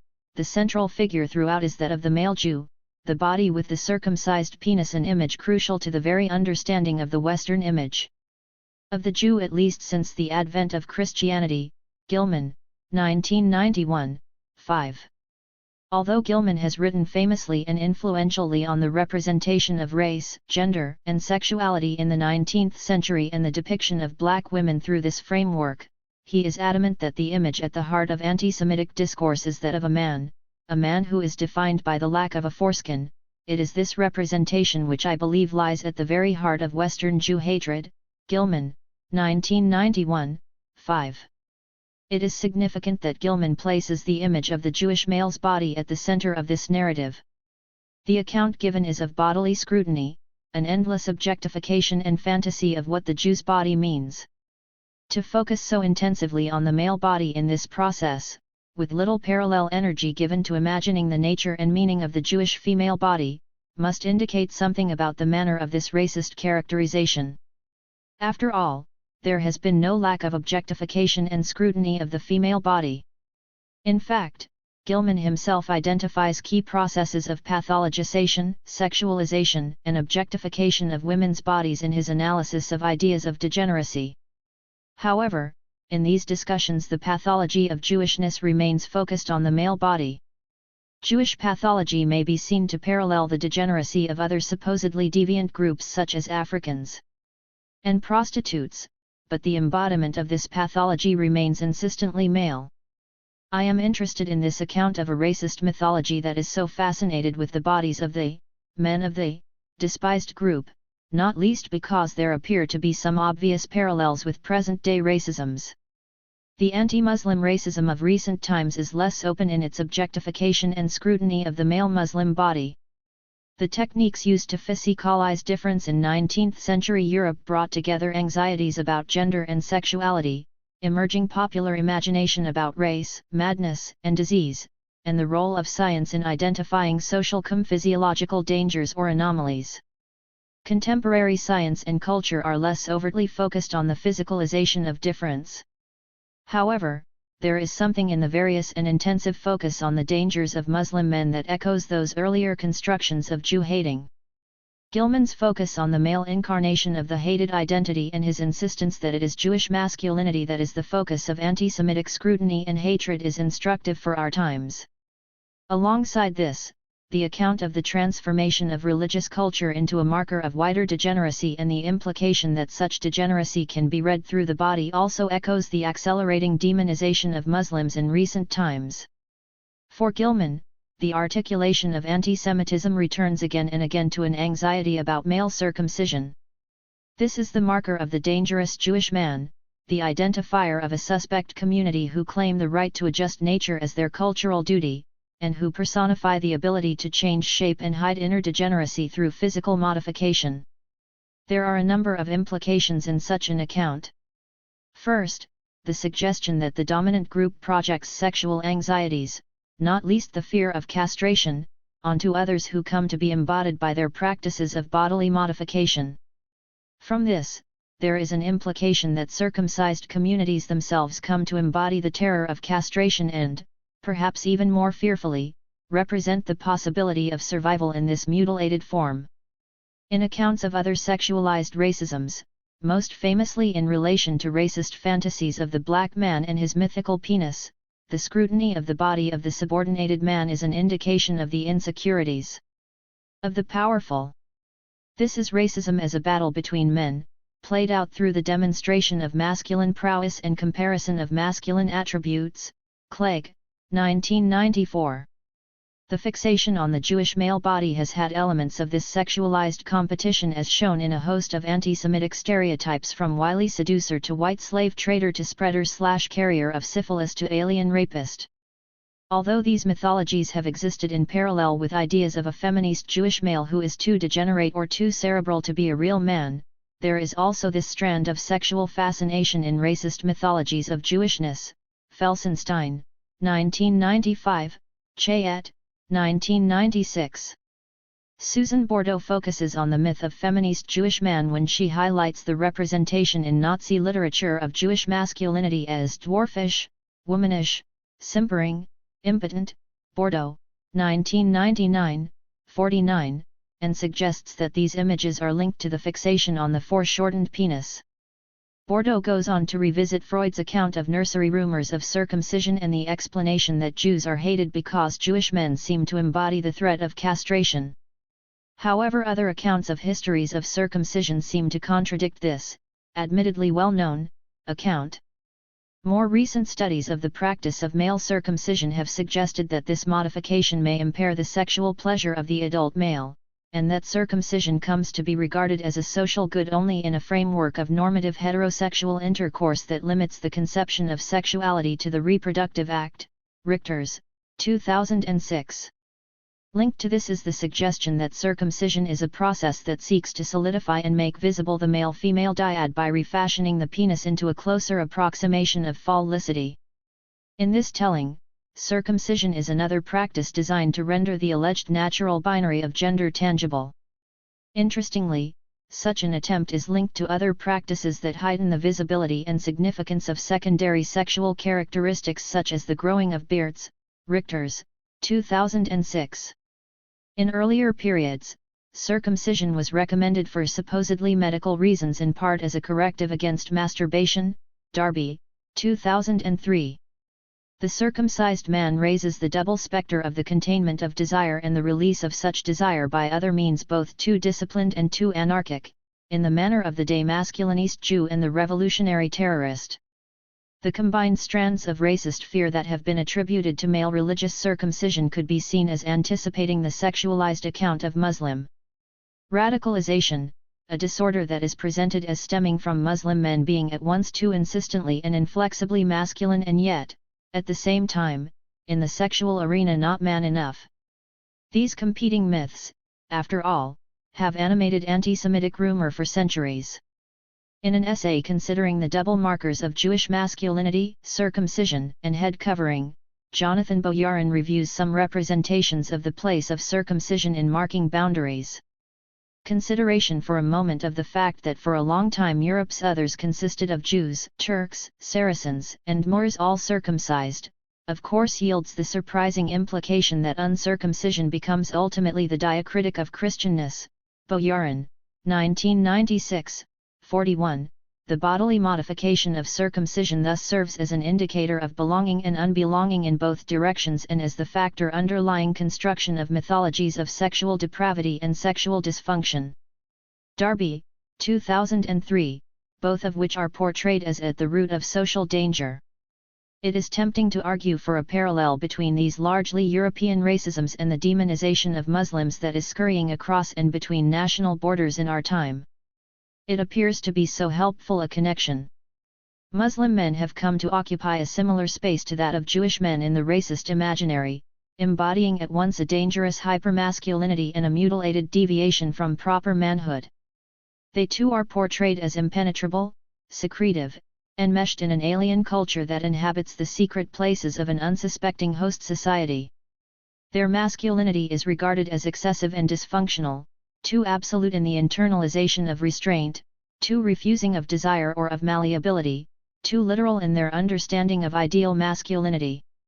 Circumcision could represent the link between these two racialized myths, an indication of how cultures of bodily modification can come to embody the racist fears of others. It all fits so well.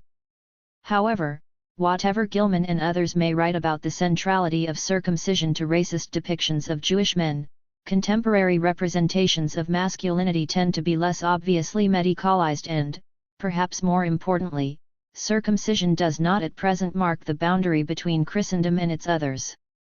Circumcision remains the norm in the United States, across cultural communities. Other multi-ethnic and multi-religious societies retain significant minorities of circumcised men. This is no longer the marker between us and them that Boyarin describes. Bodies and beliefs.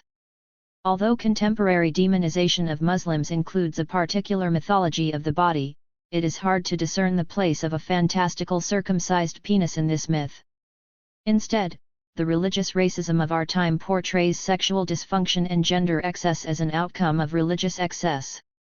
Too much fervor in the arena of faith distorts and diverts energy from the proper pursuit of sexuality, a pursuit that has become an important marker of normality and individualization in our time.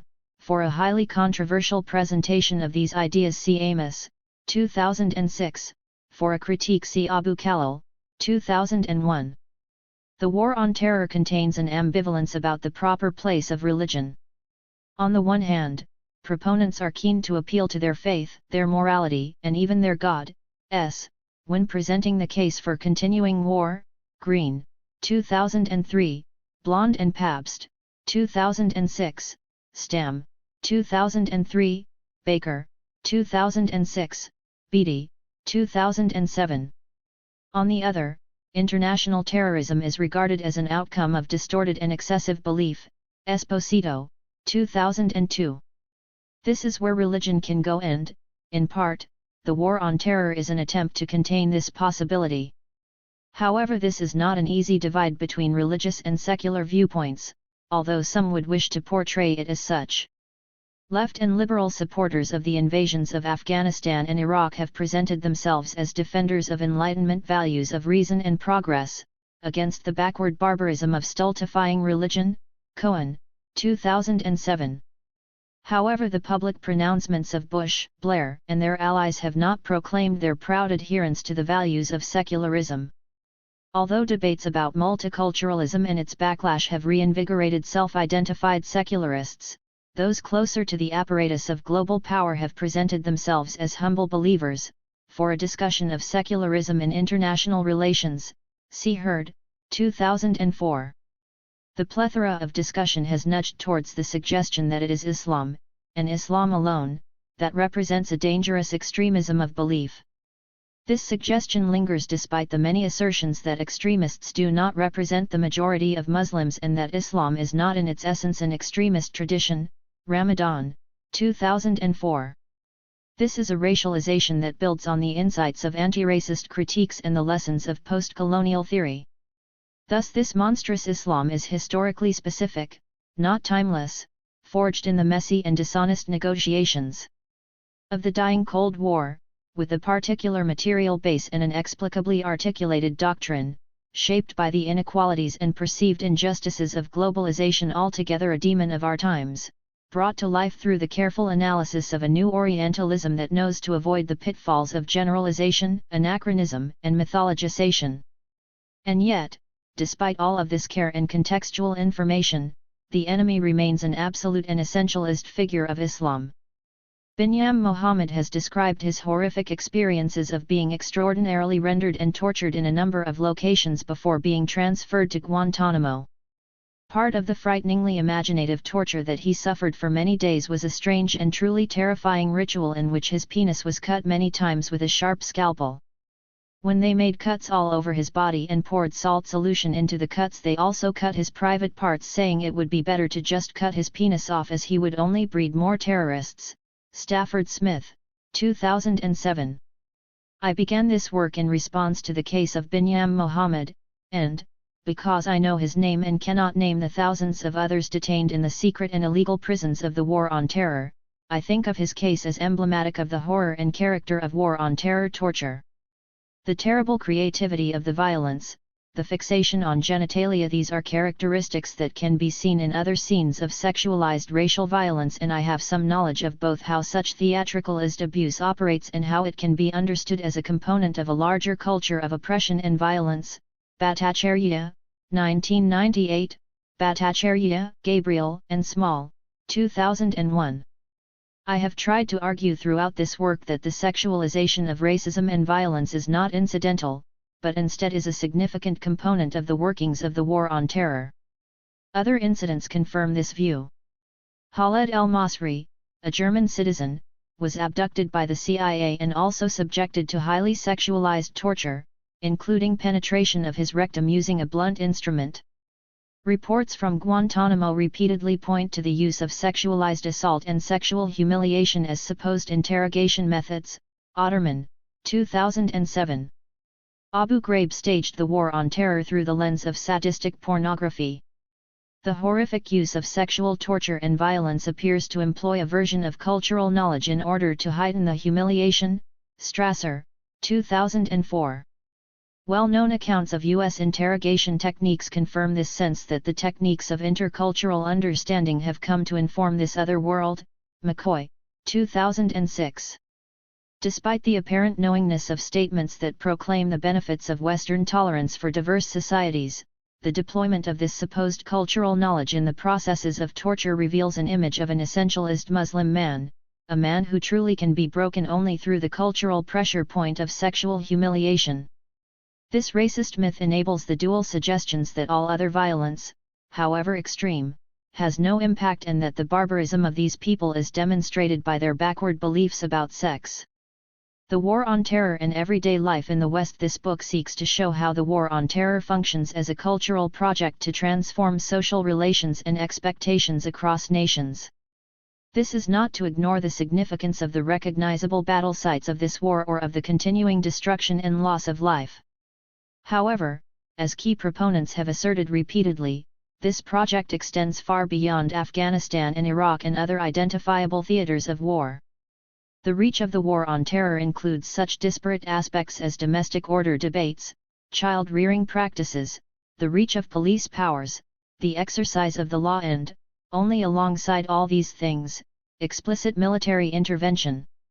In the process it scoops up a range of localized power struggles that span Asia and Latin America as well as the Middle East, Europe, and the US.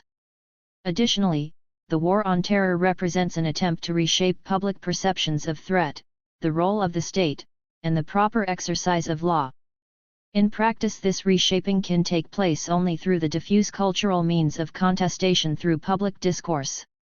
Military might and economic leverage may ensure that you can control some outcomes in the world, but how people think and feel is not yet one of them.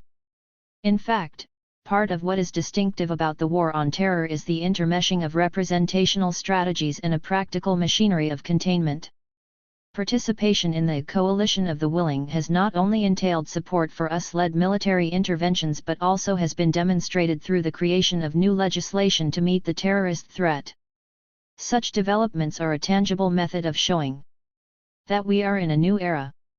Existing law is presented as inadequate to the task of prosecuting crimes of international terrorism, even though international terrorism is not a new phenomenon and the acts contained under this heading could be designated as other, more familiar types of offense. The creation of new legislation serves two purposes. It both creates new offenses relating to terrorism and with this enables the proliferation of narratives of this terrorism as a new and unknown threat that demands new and unheard of strategies of response, and it provides concrete methods for extending the power of the state and disrupting established norms of legality. The most famous instances of this remain the USA Patriot Act, an acronym standing for the Orwellian phrase uniting and strengthening America by providing appropriate tools required to intercept and obstruct terrorism, and the anti-terrorism measures passed in the UK. The Patriot Act was passed with extreme haste on October 26, 2001. The sense of emergency allowed for little scrutiny of the 342-page bill.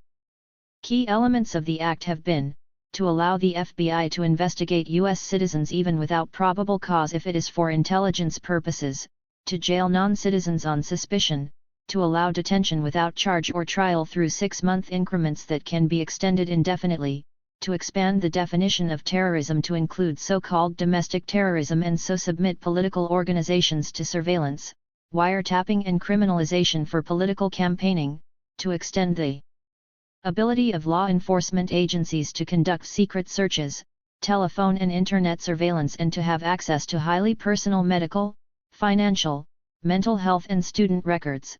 For an analysis of its implementation, see Wong, 2007.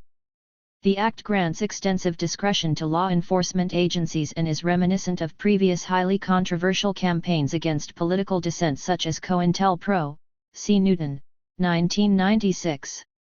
Like some other states, initial responses of the British to 9/11 reworked legislation that had been developed with other social demons in mind.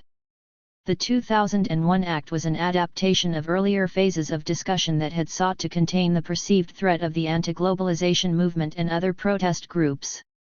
Entitled the Anti-Terrorism, Crime and Security Act 2001, ACSA, this act cobbled together a range of disparate objectives.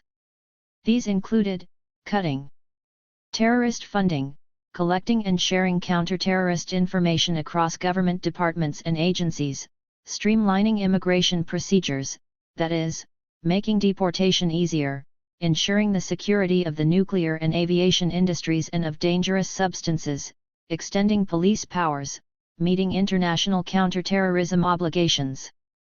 In effect, the key outcome of this legislation was the detention without trial of a number of foreign nationals. These were men who were deemed to be a risk to national security but who were never brought to trial and who did not know of the allegations made against them. This aspect of the law was overturned by a House of Lords Judicial Committee ruling that such powers were incompatible with articles of the European Convention on Human Rights relating to the right to liberty, and the right to freedom from discrimination. The committee also considered such powers to be discriminatory as they applied only to foreign nationals, see Campak, 2004. In response, new legislation was passed, the Prevention of Terrorism Act 2005, which instituted a system of control orders that applied equally to UK nationals and non-nationals. In practice, the control order scheme has operated as a system of house arrest and has caused severe hardship for vulnerable individuals and their families, Gillen and Al-Yafi, 2005. A number of suspects have absconded under the scheme and others have returned home to dangerous regimes rather than continue to place their families under such strain. In order to maintain the sense of emergency, the UK has continued to develop new phases of anti-terrorism law. The Terrorism Act 2006 had been floated before the 7/7, July 7, 2005, bombings in London, but took on a new urgency after this event. This act extends the conception of anti-terrorist activity to such an extent that its provisions appear to institute a version of thought crime. The key provisions include the following new offences. Acts preparatory to terrorism, encouragement to terrorism defined as to directly or indirectly incite or encourage others to commit acts of terrorism, including the glorification of terrorism, where this may be understood as encouraging the emulation of terrorism. Dissemination of terrorist publications, applying both to publications that encourage terrorism, and those that provide assistance to terrorists. Terrorist training offences including giving or receiving training in terrorist techniques or attendance at a place of terrorist training. These provisions have been highly contested by civil liberties and academic groups and others, see Chakrabarty and Crossman, 2007. The inclusion of vaguely defined speech crimes and prohibitions against distributing written documents raises obvious difficulties for policing and the exercise of democratic freedoms. As well as these new offences, the Act extends existing police powers, giving police wider powers to search any property owned or controlled by a terrorist suspect, the ability to proscribe groups that glorify terrorism, and the ability to detain suspects for up to 28 days. Both US and UK legislation have been framed to increase the discretion of law enforcement agencies and to create police powers that erode the rights of suspects and limit accountability to the wider public. It is for these reasons, presumably, that Egypt, infamous for violating human rights, can claim in response to criticisms of proposals for new anti-terrorism laws that they are based on similar legislation in a number of countries including the US, Amnesty International, 2007. Across the world, repressive measures now are justified through an appeal to the war on terror and the need to combat international terrorism by any unsavory means necessary. For some regions, this process has been no more than a reinvigoration of existing repressive legislation. Malaysia and Singapore have diverted existing laws allowing lengthy detention without charge or trial from the previous school of communism to the new monster of international terrorism. The outcome has been to consolidate and extend the power of the state to persecute political activists in the name of societal security. El Salvador uses anti-terrorist measures to criminalize peaceful protest against cuts in public services. Australia has instituted its own approach to detention or house arrest without trial. Russia continues well-worn repressive practices, including gagging the media, but now justifies such actions as necessary to the battle against terrorism. Overall, the linking thread through these different approaches to anti-terrorism legislation has been to extend the authority, discretion, and non-scrutability of the state. In practice, such legislative developments enable the targeting of particular groups and communities without any explicit naming of target groups in law. These are not the old-fashioned race laws of old-fashioned racist states. Instead, this is a championing of authoritarianism with a liberal face that can be deployed for any racialist or other local struggle. The legitimization of an arbitrary implementation of state powers and an acceptance that an unexplained discretion is a necessary and even welcome component of state authority, in an echo of Thuelite's account of the seductive appeal of the secrecy in authoritarian government, creates a localized version of the endless war at home. Just as international terrorism takes the role of an elusive evil that requires ongoing military aggression, domestic security in a range of locations becomes a project of escalating state discretion and force in which calls for democratic scrutiny are derided as helping the terrorists.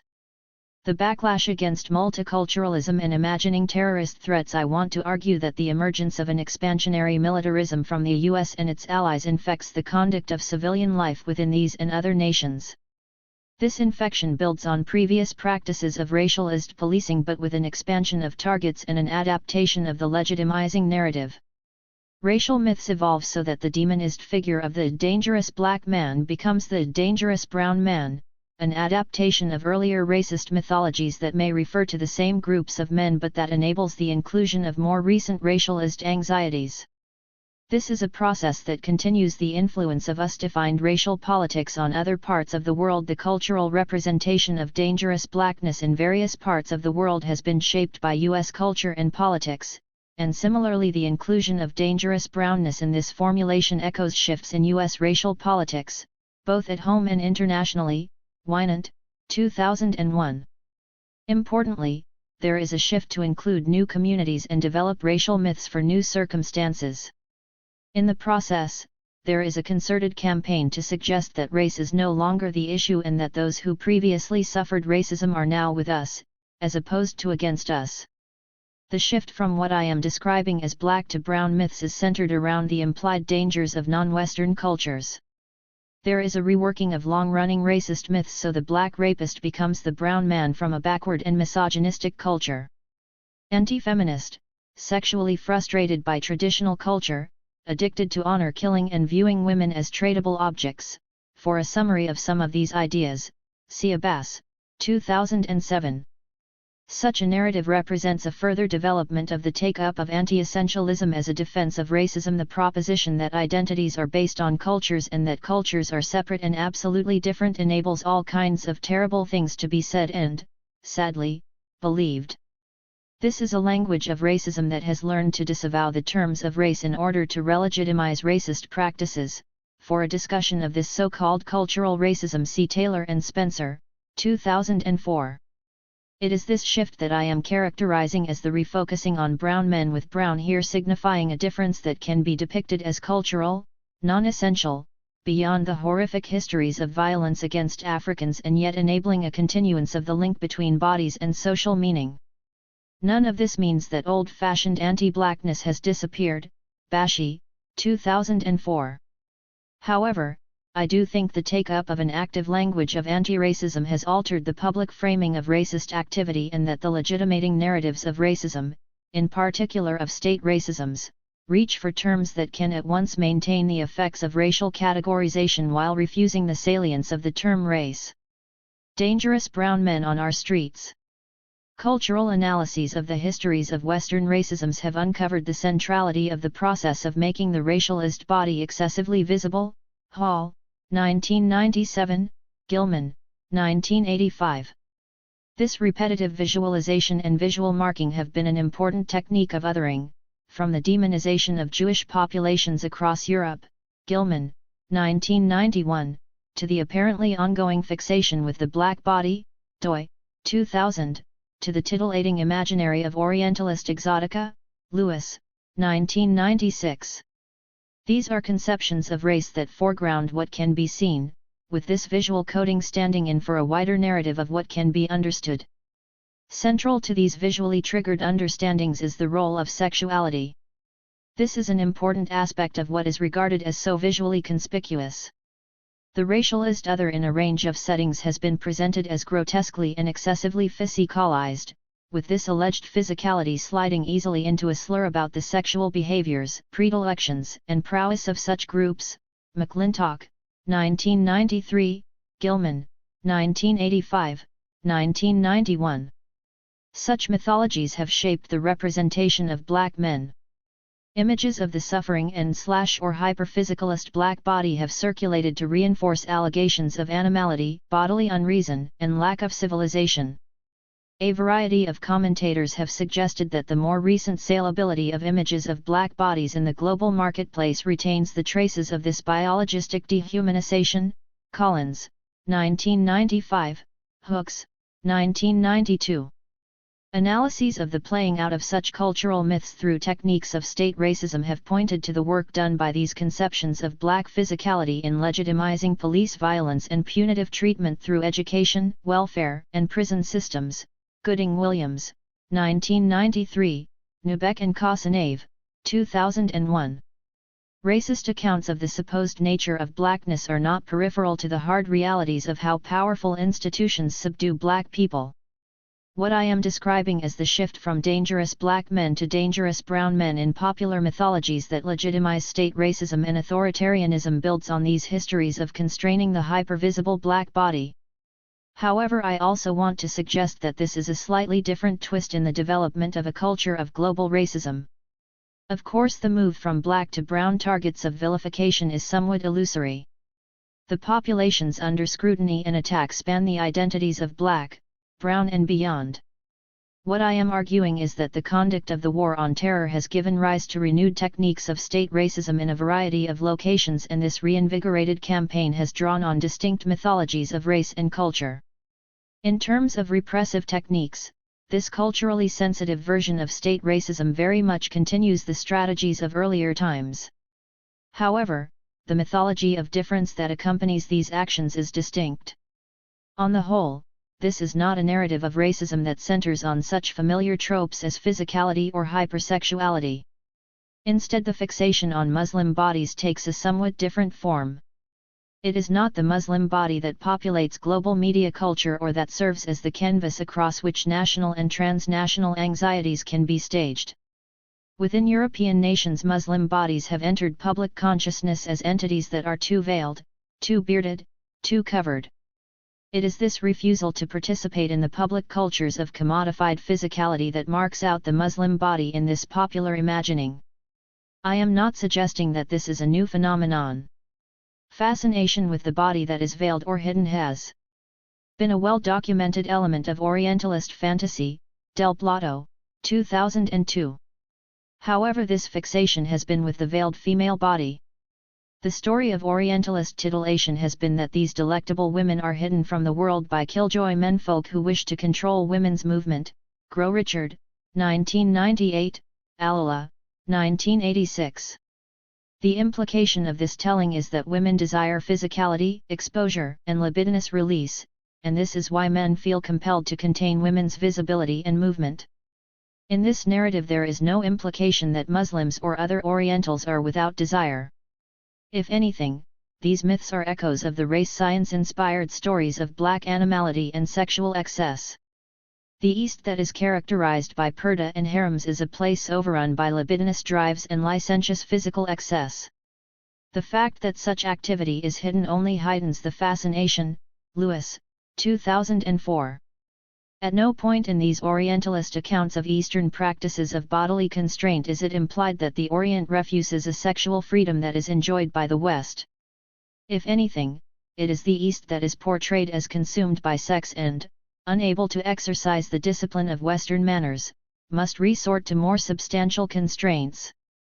The claim that the war on terror is being fought to defend the rights of women calls upon a version of this mythology. These are women who must be liberated from the brutality of men who use culture as a pretext for barbarism. Few would question the horror of the Taliban regime for the women and men of Afghanistan.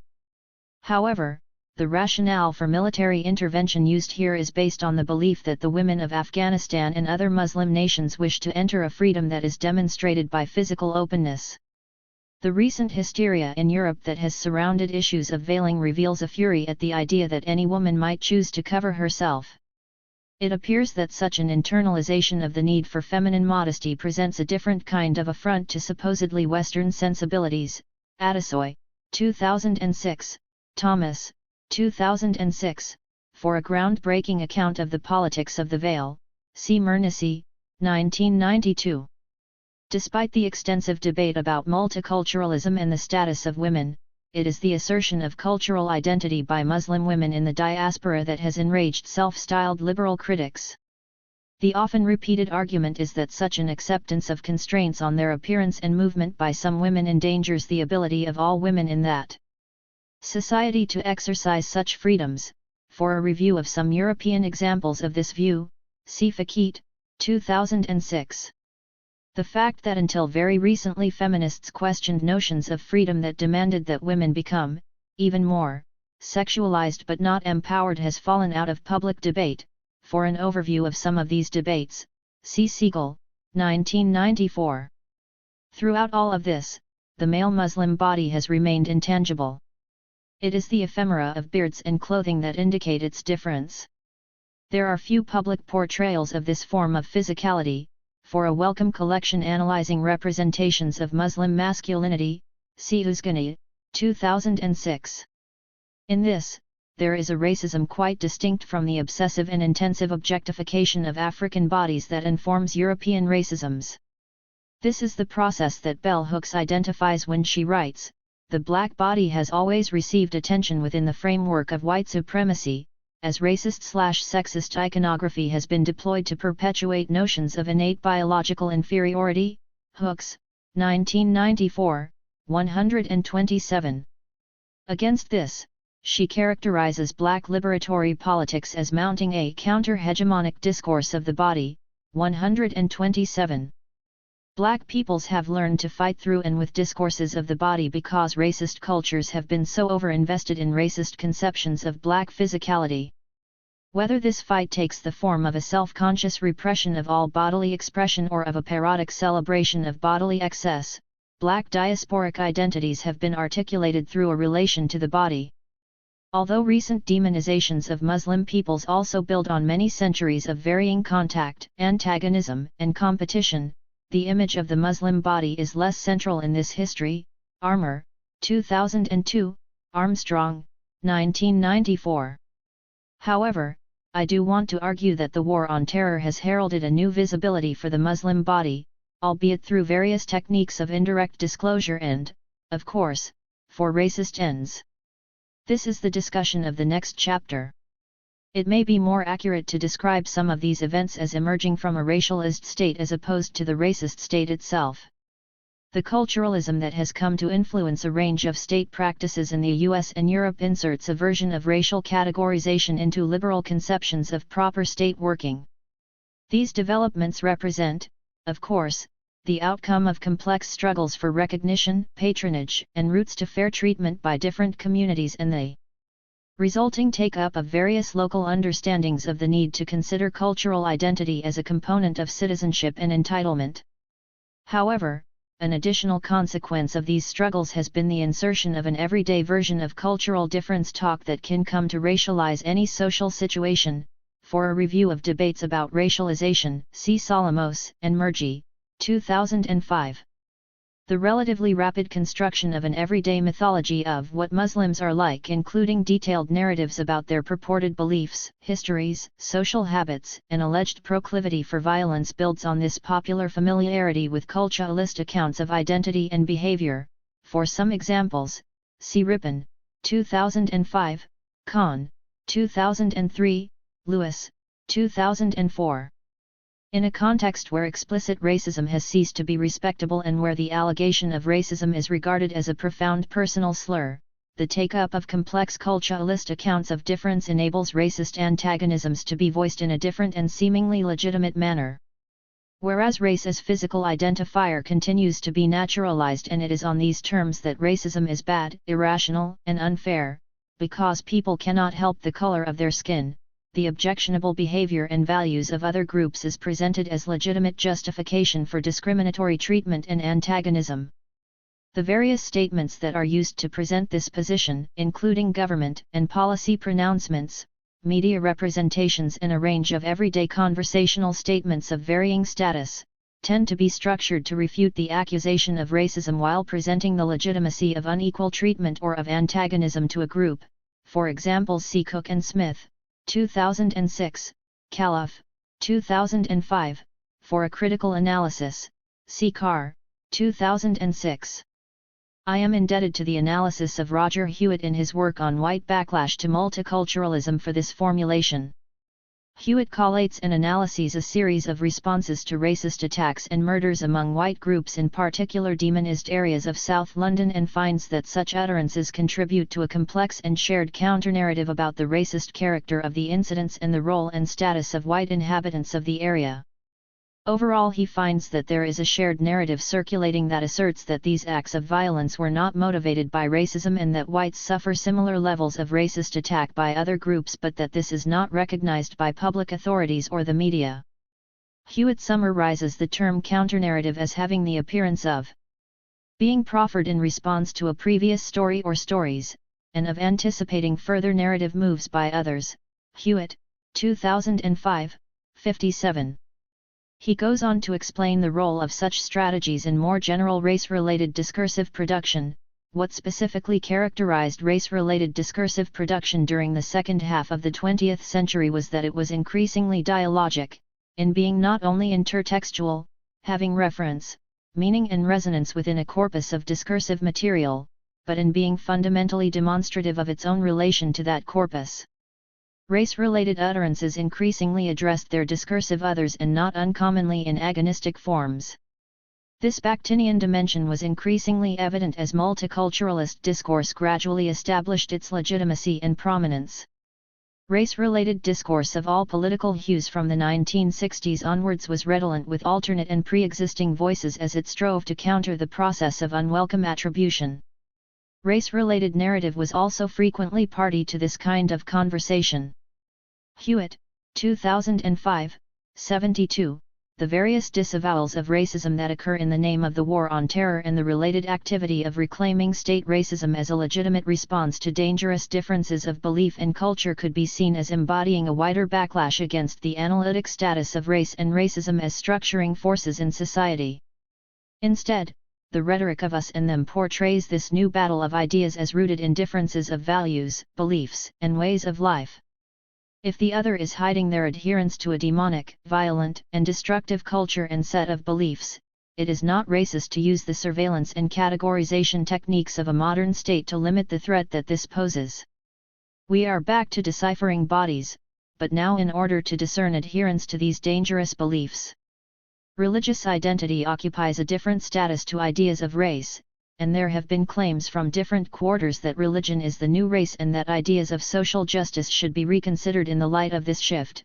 Moduad, 1992, Gottschalk, 2007. For those wishing to defend and represent religious minorities, this claim is framed to extend demands for social equality to include extended rights to religious freedom and recognition and a linking of social and cultural rights.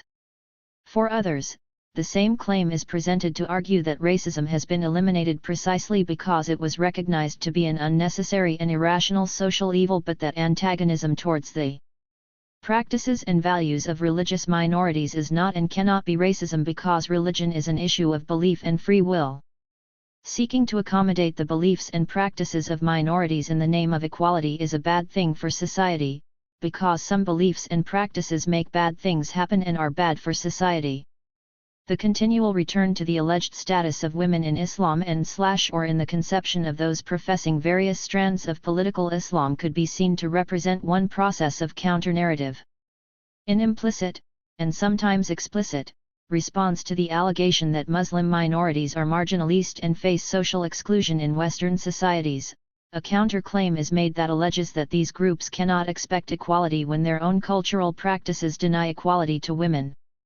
This claim suggests that the social ills faced by Muslim communities are not discrimination on the grounds of religion or race, but are an outcome of other groups' proper disapproval of Muslim accounts of the status of women. As such beliefs are a cultural choice, unlike the naturalized and absolute difference of physicalized conceptions of race, Muslims should change their unpleasant ways in order to gain social acceptance and equality. There are similar implications in statements about purported Muslim attitudes to sexuality, personal freedom, and allegiance to state and nation.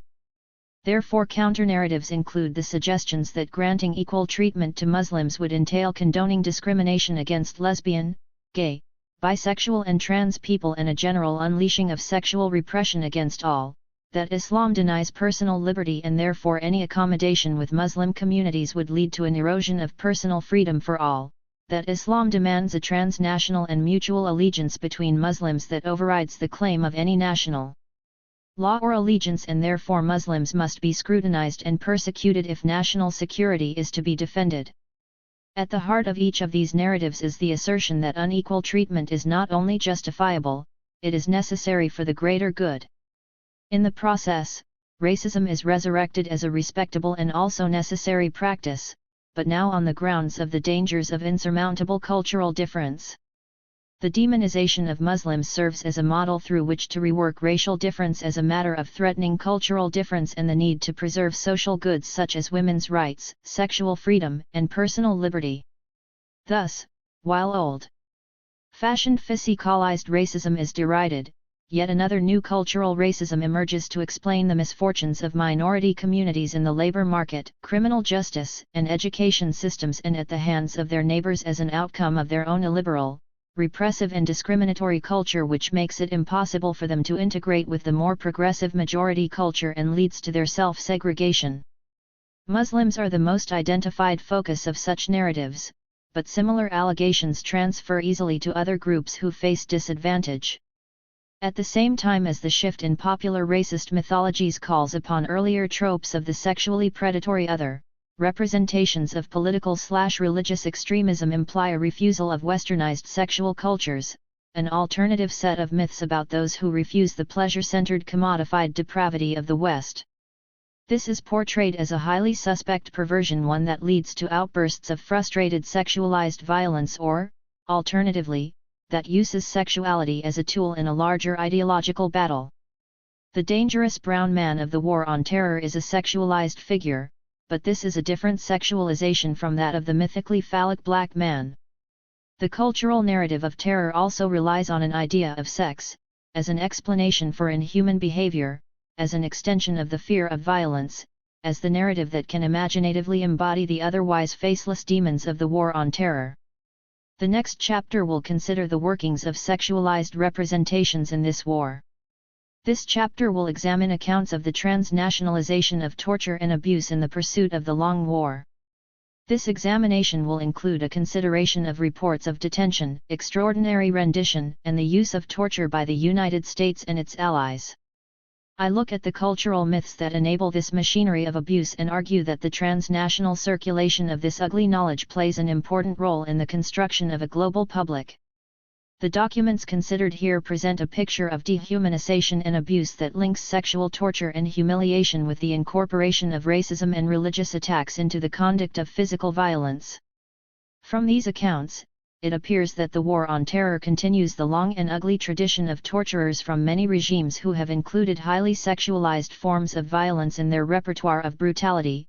For some examples from recent regimes, see Arkel, 1998, Krog, 2000, Mertes, 2000, Oesterhoff et al., 2004. However, in addition, in these examples sexual violations are woven into narratives of cultural disrespect and racism, and the public portrayal of torture focuses on the sexualized impact of such violence, sometimes with the implication that it is this sexual abuse that is the primary affront for people of a backward, intolerant, repressed faith. In the previous chapters there has been a consideration of key elements of the War on Terror, including the representation of sexuality as a marker of freedom or of barbarism, battles over the meaning and location of feminism and the status of women, the construction and circulation of bodies, and the securitization of everyday space. Through all of these themes, the figure of the terrorist holds a central place. This is the mysterious character that we must understand, identify, and destroy. The battles about the meaning of bodies always return to the meaning of the terrorist body. 4. Sexuality in torture. Sexualized racism and the legitimization of torture and abuse. Patricia Hill Collins describes the new racism that emerges in the era of globalization as one that combines an increase in the power of transnational corporations, a decent ring of the role of individual governments in shaping a new transnational racism, and a far greater role for ideas purveyed through the media. She describes this last element thus: the new racism relies more heavily on the manipulation of ideas within the mass media. These new techniques present hegemonic ideologies that claim that racism is over. They work to obscure the racism that does exist, and they undercut anti-racist protest. Collins, 2005, 54. The first two themes in Collins's account of this new racism are familiar from more general discussions of the impact of globalization. Wendt, 2000, Headley, 2002. It has become accepted that the forces of global integration are characterized by an increase in corporate power, Corden, 2001, across borders and a decrease in government control over national spaces. It takes only a small leap of imagination or curiosity to suggest that these two trends, however uneven and incomplete, must have an impact on social phenomena such as racism. Chua, 2003. However, the third suggestion goes beyond this easy extension of globalization theories. There is plenty of work that argues that the growth in reach and influence of the mass media represents another particular and significant theme of our time. Rantanen, 2005, Harvard, 2003. However, the suggestion that there is a battle of ideas in which the status and existence of racism is under constant question is of another order. Collins describes a world in which the divisions and inequalities of racism grow larger and more intense. For more on globalization and deepening inequality, see Hurrell and Woods, 1999, yet where the public disavowal of racism becomes louder and more insistent. Her project is to analyze the particular and intense racisms directed against African American communities and, to this end, she outlines a range of areas where African American communities continue to face excessive disadvantage and extreme violence. For Collins, this is proof of the urgent need for a reassessment of anti-racist movements and a reclaiming of the central and unique experience of African Americans in the framing of such movements. There may be other communities who also feel that their experiences and should be central to any consideration of a renewed anti-racist politics, in particular because the experience of African Americans as a non-migrant racialized minority with an extensive history at the heart of the U.S. national formation is not mirrored elsewhere or by other communities, and the reinvigorated racisms of our global times clearly mobilize antagonism to a number of groups. However, the idea that global racisms are expressed through a concerted denial of the existence of racism in transnational media chimes with key aspects of the War on Terror. This is a central contention of my book, that the War on Terror both operates through the mobilization of familiar racisms and serves to construct a new global space of racist understanding, where racism is at once decried and endlessly circulated as the unpalatable knowledge that allows membership in the global public. Is the War on Terror a racist war? A significant theme in defenses of the War on Terror is that it is not racist. President Bush asserted this repeatedly in his public speeches. See, for example, "Islam is peace," says President, cited in Croft, 2006, 105. Blair echoes the same themes, Blair, 2006. Stuart Croft describes this non-racism in terms of a series of decisive cultural interventions made in the aftermath of 9/11, which include the decisive intervention to reconstruct an idea of equality of treatment of all Americans, Croft, 2006, 104. The claim that Western nations embody global values such as equality has formed an important aspect of the justificatory narrative accompanying the War on Terror. In Britain, in House of Commons debates in the period after 9/11, speakers from each major political party both pledged their support and sympathy for the US and proclaimed the importance of reaching out to Muslim communities. In the immediate aftermath, Jack Straw, then Foreign Secretary, asserted the inclusive character of the coalition that was being formed. Terrorists operate without regard for borders. The fight against terrorism therefore needs to be a global one. Only a true coalition of the civilized world offers a real chance of cutting out that cancer. As we construct that coalition, we will include the Islamic world. No one should be in any doubt, those acts of mass murder have nothing to do with the Islamic faith. UK, Hansard, September 14, 2001, column 620. In another example of anticipatory counter-narrative, Parmjit Danda, then a Labour backbencher, preempts any complaints from Muslim communities. It is particularly important at the moment to reassure the Muslim communities both at home and abroad that we are not at war with Islam. Muslims are not the enemies of the British people. UK, Hansard, October 4, 2001, column 767. Throughout the debate there is an unease with the possible racist implications of these utterances and these actions. David Blunkett, the Home Secretary of the time and someone who later made great play of his refusal to be constrained by liberal complaints, explained the importance of combining initiatives against terrorism with an attention to the situation of minority communities. We want to avoid the exploitation of the situation domestically. We are endeavoring to unify our community, and to avoid divisions and conflict at the very moment when we need that unity most of all. UK, Hansard, October 15, 2001, pt 8, column 933. This, then, is a conflict where key players anticipated the accusation of racism from the outset. After the battles about institutional racism and racial privilege of recent decades, Better, 2002, Bhavnani et al., 2005, the political leaders of Western nations have, largely, internalized the lesson that racism is bad. Or, more precisely, that it is bad to be identified as racist. Open and public declarations of racial supremacism are regarded as taboo, the kind of barbarism that our enemies indulge in. As a result, injunctions to join the war on terror are structured around a doublespeak that both constructs a new and monstrous racial enemy and decries racism at every step. From the outset, the interventions in Afghanistan and Iraq have been shaped by a racialist rhetoric. George Bush's famous test "you are either with us or against us" splits the world into absolute and incompatible racial teams.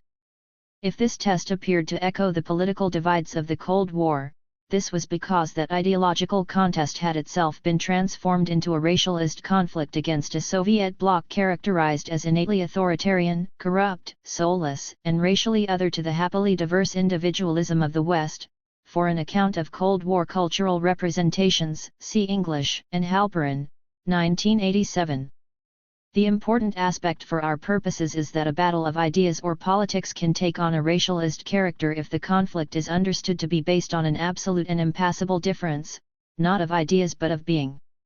Bush may describe this as a struggle against evil, but the world clearly understands him to refer to groups of people who are seen to embody this otherness. By the time we have moved on to the accusation that those who harbor terrorists belong to this category of evil, the racial barriers are well established. For those who believe the war against terror to be a war against Islam, it is significant that Muslim nations are being singled out for violent attack and occupation, and that Muslim populations around the world are facing repressive policing. From the outset we have been warned that the war on terror is unlike any previous conflict. This is a battle that combines old-fashioned invasions of less powerful nations, a suggestion that disguised strangers threaten national security from within, serves as a linking narrative between state repression of minorities in many places including through military means, and a plan to transform global consciousness through the combined means of state surveillance, harassment, abuse, and cultural injunction. The outcome of all of this intensive activity is that, whatever the repeated assertions made by key players, most of the world witnesses the War on Terror as a series of attacks on Muslim individuals and communities. While many may agree that the invasions of Afghanistan and Iraq do not constitute a military campaign against the Muslim world, the less newsworthy actions of various nations all confirm the view that Muslim has become a new category of transnational significance in the politics of race. Spectacularization as a form of abuse. Accounts of war rape have argued that this crime is designed to terrorize the whole community. Stickelmayer, 1994, Goldstein, 2001. It is this symbolic defilement that is desired. War rape, we have learned, has its own horrific and instrumental logic. It is not an aberration or an extra-military outpouring of lust and violence. This is part of the conduct of war, part of the process that proves war to be inextricably bound to the politics of gender and of race. Chong, 1998, Allen, 1996. War rape is an address to the enemy. Look at us violate your people, look at us contaminate your stock and make your children ours, look at how helpless you are before our brutality. Sex has nothing to do with it. However, in earlier histories of systematic sexual abuse in the pursuit of war, this has remained a secret of the battle zone. For an influential survey of the politics of rape, including war rape, see Brownmiller, 1993. The abused community, all too often under occupation or suffering terrorization from a stronger enemy force, may live with the knowledge of these abuses. It may be that the purpose is to extend the sense of terror and helplessness to the entire community. However, in previous conflicts, such abuses have been hidden from populations back home. In the War on Terror, images and accounts of sexualized abuse have formed an integral component of the iconography of the conflict. Some of these are illicit images from infamous instances of abuse at Abu Ghraib. Some are more coded yet unmistakable, such as detainees at Guantanamo being manhandled across the camp, clutching ragged loincloths. The narratives that circulate alongside such images are widely available. The Washington Post used its website to publish a series of signed witness statements from detainees who had suffered abuse at Abu Ghraib. Others have collected and published testimony from those detained at Guantanamo. Stafford Smith, 2007, for an account from a former military chaplain, CE, 2005. Since their release, Mosam Beg has published a book documenting his experiences of capture and detention. Beg, 2006, and Asif Iqbal, Ruhul Ahmed, and Shafiq Rasool, the so-called Tipton Three, have collaborated on the film The Road to Guantanamo. Other British Guantanamo detainees such as Jamal Uddin have given widely publicised interviews to British newspapers and television. In Britain at least, the debates about detention without trial for foreign nationals accused of terror charges have rehearsed the revelations about torture and sexualized abuse again. Despite the ruling that evidence obtained through torture should not be admissible in a British court, Silverman, 2005, Guardian, 2005a, the attempted defense of the use of supposed information derived from torture serves to reiterate that democratic states now view torture as a necessary evil in the battle against international terrorism. All of this makes institutionalized violence and torture an open secret of the long war, a secret revealed both through visualization and suggestion. There are several elements to the spectacularization of the War on Terror. One is the visual record of key events, including iconic instances of abuse, and the circulation of such images via the Internet and international media.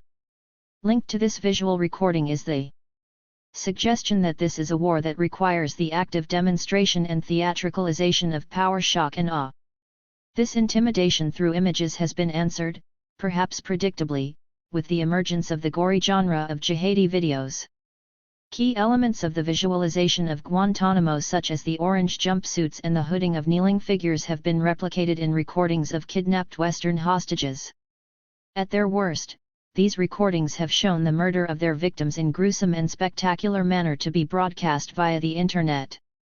The exchange of horrific images has formed a significant component of the larger battle to shape global opinion.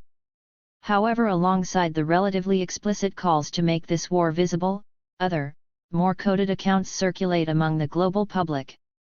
Some of these come from the properly recorded testimony of former detainees and include investigations by human rights organizations, lawyers, and journalists. Some come from the writings of those who have been released, such as Mozam Beg's book Enemy Combatant. Alongside these accounts, other, more fragmented narratives also exist. These are the accounts that former and current detainees and their lawyers and friends have heard but cannot yet substantiate. I want to consider this kind of information as rumor, not because I believe that these claims have no basis, but because I want to argue that the global circulation of racialist rumor serves a central purpose in the cultural project of the War on Terror. As well as the rumors of secret prisons, secret prisoners, and secret abuses, there are parallel rumors from proponents of the War on Terror. These are the rumors about the nature of Arab or Muslim culture, suggestions of the sensitive areas that enrage these communities beyond the grasp of any reasonable response, mobilizations of ideas of cultural difference that transplant the local racialist tensions of Western nations onto a global stage and vice versa, most of all that insistent whispering that this is what these people are really like, deep down in their essence. Rumor has been a highly charged component of other eras of racialist violence. Rumor has been the favored vehicle to transform racist vendettas into battles for the sexual reputation and honor of white women and, by implication, of the white race. For accounts of famous cases of racist rumor, see Sorensen, 2003, Matras, 2002. More recently, rumor has been the technique that mobilizes rival groupings and hardens the battle lines between minorities and between majorities and minorities. A rumor is not a secret. Rumor is a very public means of communication, and the point is not to hide what is being said. I do not think that the transnational audience for the War on Terror is created through the deployment of secrets. This is not a project that seeks to create unity through revelation. Instead, this global public is constituted in part through access to knowledge that resists substantiation. Das and Kessler, 2007. The famous and overquoted instance of this is the remark made by Donald Rumsfeld at a Department of Defense news briefing on February 12, 2002, "As we know, there are known knowns. There are things we know we know. We also know there are known unknowns. That is to say, we know there are some things we do not know. But there are also unknown unknowns, the ones we don't know we don't know." The cultural project of the War on Terror mobilizes this sense of unknown unknowns. The unease of this almost knowledge is a central component of what I have described as the construction of a global public. What follows is an attempt to reveal the workings of the formation through suggestion of this global assembly. Sexualized racism as a strategy of dehumanization in a piece analyzing cultural responses to the beating of black motorist Rodney King by Los Angeles police, Elizabeth Alexander argues that the forced visual spectacle of racist violence and battered black bodies creates a painful sense of peoplehood for African Americans. Black bodies in pain for public consumption have been an American spectacle for centuries. This history moves from public rapes, beatings, and lynchings to the gladiatorial arenas of basketball and boxing. In the 1990s, African American bodies on videotape have been the site on which national trauma, sexual harassment, date rape, drug abuse, racial and economic urban conflict, AIDS has been dramatized. Alexander, 1994-92, this dramatization plays an important role in the ongoing construction of the national narrative. Alexander is describing the manner in which this spectacle of the black body acts as the emblem and the stage for these various traumas. Sources of anxiety in the national psyche become embodied through these representations of black bodies, and the echo of the spectacle of lynching informs public understandings. Alexander suggests that such images place viewers differently according to their role in the U.S. theater of race and racism. In each of these traumatic instances, black bodies and their attendant dramas are publicly consumed by the larger populace. White men have been the primary stagers and consumers of the historical spectacles I have mentioned, but in one way or another, black people have been looking, too, forging a traumatized collective historical memory which is reinvoked, I believe, at contemporary sites of conflict. Alexander, 1994-93, the suggestion is, I think, that these continual restagings of the black body in pain play a constitutive role in racializing identity in America. The repetitive seeing of these horrors is an important part of assuming racialized identity, of knowing who you are and where you fit in this drama. For the black viewer, such images are a reminder of the violent retribution that can await those who refuse the racial hierarchy, and an unsettling reminder that this remains the meaning of black bodies. For Alexander, this is the bottom line of collective black consciousness in America, but I think the implications of her argument can be stretched to consider the racist display of battered bodies in a transnational context and the role such images play in placing all viewers as participants in a global culture of racism. My interest is in the conception of unwilling spectatorship that she outlines. I have tried to argue that the cultural project of the War on Terror has operated by addressing global audiences through indirect means. This is not a manner of propaganda that has sought to present explicitly racist messages. The reader/viewer who has become adept at understanding the implied racist message of various communication forms, which I take to be a skill that indicates sufficient familiarity with Western/ist media to gain membership of the global public, will recognize the barely hidden racism that pervades the public emanations of the War on Terror. However, the explicit rhetoric of the war has been one that seeks to preempt accusations of racism. Instead of explicit triumphalism, this has been a cultural strategy that operates through the leaking of suggestive snippets and rumors. It is the witnessing of a glimpse of horror that places the viewer as participant here. In the process, viewers are warned and disciplined, in part, through their own media-literate ability, to imagine what else lies beyond the glimpse that they have seen. This is a specularity that does not offer the pleasures of the gaze. Alexander goes on to revisit well-known slave narratives in order to examine the placing of the unwilling black spectator to racist violence.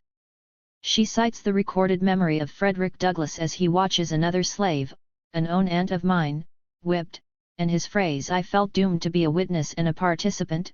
Alexander, 1994, 96, Douglass, 1982, 51, and that of Mary Prince, who remembers the violence and resulting death suffered by a pregnant woman slave with the phrase, "I could not bear to think about it, yet it was always present to my mind." Alexander, 1994, 99, Ferguson, 1987, 57. The knowledge that comes from this witnessing is painful and haunting. It dooms the viewer to become a participant, to become an interpellant in the bloody scenario, to carry the unwelcome image around as a constant reminder of the precariousness of life and of the horror of human conduct. Alexander uses these ideas to argue that contemporary stagings of the black body serve to discipline black viewers in similar ways, with each symbolic lynching confirming that this is the meaning of blackness to all. The cultural representation of the War on Terror, through both images and rumors, similarly places the viewer/audience as witness and participant, doomed to hold such horror present in their minds. The simultaneous denial and propagation of racism suggests both that the project is to subdue dangerous lesser peoples and that we cannot be certain who falls into such a category. Viewers learn both that a ruthless power acts in their name and that this subjection is not limited to any one identifiable group. It is done in our name, but it could be done to us. Pictures of abuse. The revelation of prisoner abuse at Abu Ghraib would not have produced the same levels of interest and outrage were it not for the photographs taken by those involved. Public discussion has returned again and again to the meaning of those images. At times it seems that there has been an elision between disgust at the abuse and disgust at being made to see such things.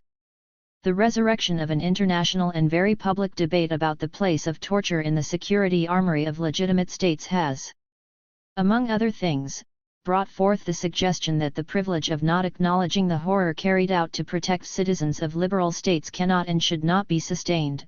See the discussion from contributors to Levinson, 2004. That naivety is not appropriate for these times of international terrorism, apparently, and the Cossack citizens of liberal nations should begin to appreciate that their freedoms are not innocent. In this context, the shock of seeing what was done in Abu Ghraib is important to how this debate is shaped. In an influential essay, Mark Danner suggests that, it is this photography that has let us visualize something of what happened. Danner, 2004, 6. Danner is not one of those arguing that we must all see this abuse because we are indebted to those who carry out such horrors to protect our freedoms.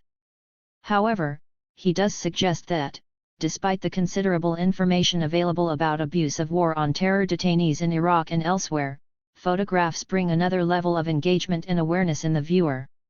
With photographs we can visualize things that previously were only heard.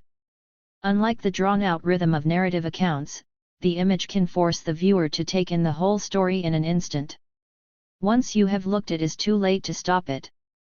Even after you have turned away, the memories and implications of the image keep unraveling in your head, adding to the unwelcome knowledge of horror in the world. In response to those who explain Abu Ghraib as an inexplicable aberration, Danner reads a training pamphlet from the Marine Corps on cultural sensitivities in Iraq as evidence that the abuses at Abu Ghraib are designed to be a particular and intense affront to Muslims and/or Arabs. The public nature of the humiliation is absolutely critical, thus the parading of naked bodies, the forced masturbation in front of female soldiers, the confrontation of one naked prisoner with one or more others, the forcing together of naked prisoners in human pyramids. And all of this was made to take place in full view not only of foreigners, men and women, but also of that ultimate third party, the ubiquitous digital camera with its inescapable flash, there to let the detainee know that the humiliation would not stop when the act itself did but would be preserved into the future in a way that the detainee would not be able to control. Danner, 2004, 33, here again is an indication that the lessons of cultural understanding have been redeployed for repressive ends. The knowledges of multiculturalism have become part of the military endeavor. Knowing how people might feel, how to judge their values and responses, knowing how to walk in their shoes, as injunctions to mutual tolerance and understanding would have it all become an additional strategy to incite terror. These are all forms of abuse that would damage any human being, but leading naked Iraqi males around on dog leashes and covering their heads with women's underwear look like techniques designed specifically in order to attack the prisoner's identity and values. Gray, 2004, 49. There is a culturalist rationale to the sexualized repression carried out in the name of the war on terror. This has been widely discussed in a range of literature seeking to uncover the particular cultural construction of U.S. security services' attitudes to Islam. Hirsch, 2004a, Poor, 2005a. At the same time, the claim that this is a war to defend the rights of women relies on the more muted assertion that our enemy is the enemy of women. In both instances, the representation of the gender and sexual politics of Islam, and others, continues to perform a central role in defining the terms of this conflict. There are a number of competing strands in this phenomenon. There is, of course, the repeated suggestion that political Islam veers towards the repression of women, sexual minorities, and personal freedom. Mazar, 2007. In the hands of violent and authoritarian men, these cultural tendencies also become more violent and authoritarian. To oppose this brutal expression of culture is to defend the universal goods of freedom and rights for all, and this opposition is presented as a duty for all justice-loving people. Not to stand against such oppression is presented as tacit assent. In this chain of association, anti-Islamic sentiment becomes a mark of allegiance to so-called Western values of freedom and rights, including importantly the rights of women and sexual minorities.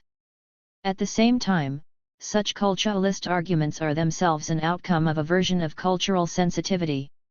This is Orientalism in a literal sense, the deployment of cultural knowledge of the East in order to serve the interests of the Western observer, see said, 2003 for a consideration of Orientalist tactics in the war on terror. Culture becomes a static attribute that is held by the other and which can be known and used as a tool of subjugation. In the process, the suggestion that it is they who are addicted to a barbaric, irrational, and sex-hating culture is reaffirmed. None of what I write here is to suggest that no one is mobilizing young men against the sexual and other depravities of the West, or that it is untrue to claim that some are agitated about the apparent moral failures of Western life. My interest is in examining why this particular issue becomes so central in Western public understandings of cultural division and in justifications for the long war. Can this really be what is at stake in all that serious talk about defending our way of life? When torture is not a secret. The thing about prisoner abuse in occupied Iraq is that it is not a secret. The Americans in the Abu Ghraib photographs are not trying to hide anything.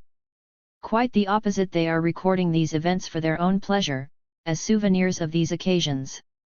If the world was shocked, which I doubt, it was at this too cheerful and too guileless snap happiness that wait a minute, let me get in the shot, thumbs up to camera grins on faces that are all too easy to identify. Everyone now knows that the powerful abuse their power, but we expect this to be hidden, as if there is a shame to these crimes of which we all know. Open display is confusing, at once a throwback to earlier methods of demonstrating absolute power, Sade, 1995, and an unsettling indication that we are somewhere new. Jagbir Puar reminds us not to pretend surprise at the Abu Ghraib scandal. The violence performed at Abu Ghraib is not an exception to, nor an extension of, imperialist occupation. Rather, it works in concert with proliferating modalities of force, an indispensable part of the so-called shock and awe campaign blueprint by the Israelis on the backs of Palestinian corpses. Bodily torture is but one element in a repertoire of techniques of occupation and subjugation. Puar, 2005a, 13. The war on terror makes me confused and uneasy in that deep way that makes you wake with a sick feeling and wish you could claw back the vague sense of well-being that seems to slip away as consciousness returns. Most of the time I feel afraid, that these inescapable cross-border powers are designed to terrorize me and mine, fear that there is nowhere left to run. The experience of being protected is turning me into a nervous wreck. Others beside Danner have suggested that the visual recording of the humiliations at Abu Ghraib is itself a central element of the abuse. Seymour Hersh, in his extensive reporting of prisoner abuse, suggests that a Washington elite became infatuated with a version of cultural anthropology that persuaded them that sexual humiliation was a central lever to destroying Arab resistance and sense of self. Hersh, 2004a. As a result, dated academic work such as the 1973 book The Arab Mind by Raphael Patai was transformed into a central organizing document and viewed as an insight into the essential and timeless character of the Arab. Jagbir Puar discusses this process, and forcefully critiques its conclusions, in particular challenging the contention that being forced to simulate gay sex is a particular humiliation for Muslims, a contention she finds to be voiced both by CIA spokespeople and liberal writers and activists. Popular commentary in Britain also echoed this view that Muslims have particular and stringent taboos in relation to sexuality and, therefore, that to be pictured suffering sexual abuse represented the most extreme of humiliations. Dodd, 2004, Valley, 2004, Lee, 2004. Some have suggested that the pictures, in fact, were taken for the purposes of state-sponsored blackmail, a lever to persuade detainees to become informants. Hersh, 2004a. I am not so sure about any of this. Yes, of course there are cultural particularities for any community, and I suppose that the horror of torture can mobilize a knowledge of these particularities. I also think that there is something strangely sexualized about the war on terror and some of its most iconic abuses. However, such sexualization is not a new phenomenon and is not unique to this oddly nebulous conflict. Sexual abuse has formed part of the degrading repertoire of torturers throughout history. Greenberg, 2006, 5. Yet something about the revelation of the various tortures employed in the pursuit of the war on terror is unsettling in a different way. Despite everything I know about the horrors that human beings have inflicted upon each other, learning about the conduct of the war on terror has brought a new level of fear. Although there is a well-documented history of the U.S. sponsoring human rights abuses, see for example, Kiernan 1978/2005, I am finding it hard to understand the particular formation of abuse that is emerging now. I expect power to be abused for instrumental ends. However horrific and indefensible, I expect to be able to make sense of what is happening. People are tortured for a point, usually to augment the power that abuses them. For a military power, masquerading as a force of global liberation, to present torture. as an open secret and a security necessity not only to the occupied but also to their domestic audience, seems to bring something new to the repertoire of state terror. Why pictures? At the end of 2005, the newspapers were full of allegations about the extraordinary renditions of terrorist suspects, the outsourcing of interrogation and torture by the US in a process that transports detainees around the world to locations where they could face torture from those working in alliance with the US. For some examples, see Mayer, 2005, Jeffrey and Ryan, 2005, Guardian, 2005b.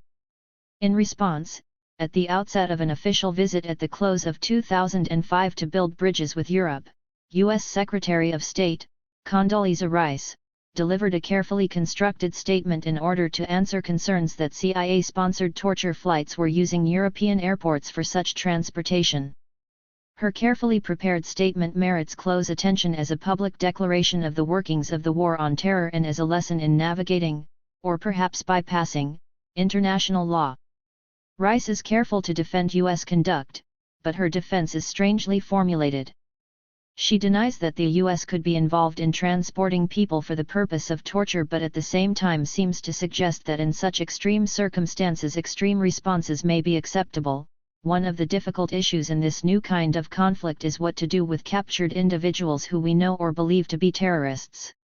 The individuals come from many countries and are often captured far from their original homes.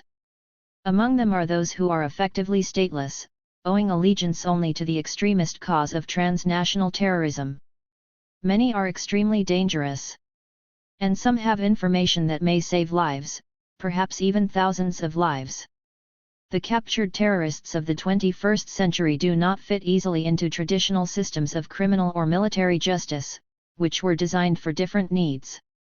We have to adapt. Other governments are now also facing this challenge. Rice, 2005. This section of the speech brings together some key aspects of the conduct of the War on Terror. The world now knows that a large number of people are being detained by the United States at Guantanamo, in Afghanistan, in Iraq, in secret prisons across the world. Gray, 2006. The often repeated justification has been that the U.S. is under unprecedented attack and that these unfortunate men, women, and children are imprisoned in order to protect America and its citizens. As Rice argues elsewhere in the same speech, this is the first responsibility of government. However, as she admits here, these judgments may be as much a matter of belief as of knowledge. The individuals concerned are portrayed as displaced already far from home, perhaps without effective citizenship of anywhere. However, this misfortune, far from being an occasion for compassion, becomes the issue that makes a person endlessly vulnerable. Those who are effectively stateless, a term that encompasses those without citizenship due to, say, refugee status, those who belong to states that are not in a position to exercise their sovereignty or protect their citizens, and those who are citizens of states who do not wish to protect their citizens, particularly against the United States, are doubly stigmatized. It is worth noting that the U.S. is not a signatory to the 1954 UN Convention relating to the status of stateless persons, a convention designed to ameliorate the particular vulnerability of those without state affiliation. The effectively stateless come to embody the new and diffuse enemy imagined through the War on Terror, collapsing together the new demons of failing states, transnational terrorism, and highly mobile extremists who have no allegiance to any government and are therefore immune to the usual pressure points of international diplomacy. Cooper, 2004. At the same time, to be effectively stateless is to fall outside the protections of international law, because without an effective state to protect their interests, there is no one to know, care or ask questions about these people. As Rice admits here, such detainees are not held in accordance with military or civilian justice, but face adaptations that have been developed for the War on Terror. What is this if not an admission that international law is being disregarded? The careful and convoluted defense offered by Condoleezza Rice demonstrates that rendition is regarded as a defensible tactic. There is no danger that this admission will return to haunt public servants pursuing their duty in relation to the War on Terror. Rendition is defended as a legal and long-standing practice. Priest, 2004, ABC News Online, 2005. However, when torture is denied alongside this defense of rendition, everyone knows that torture is taking place.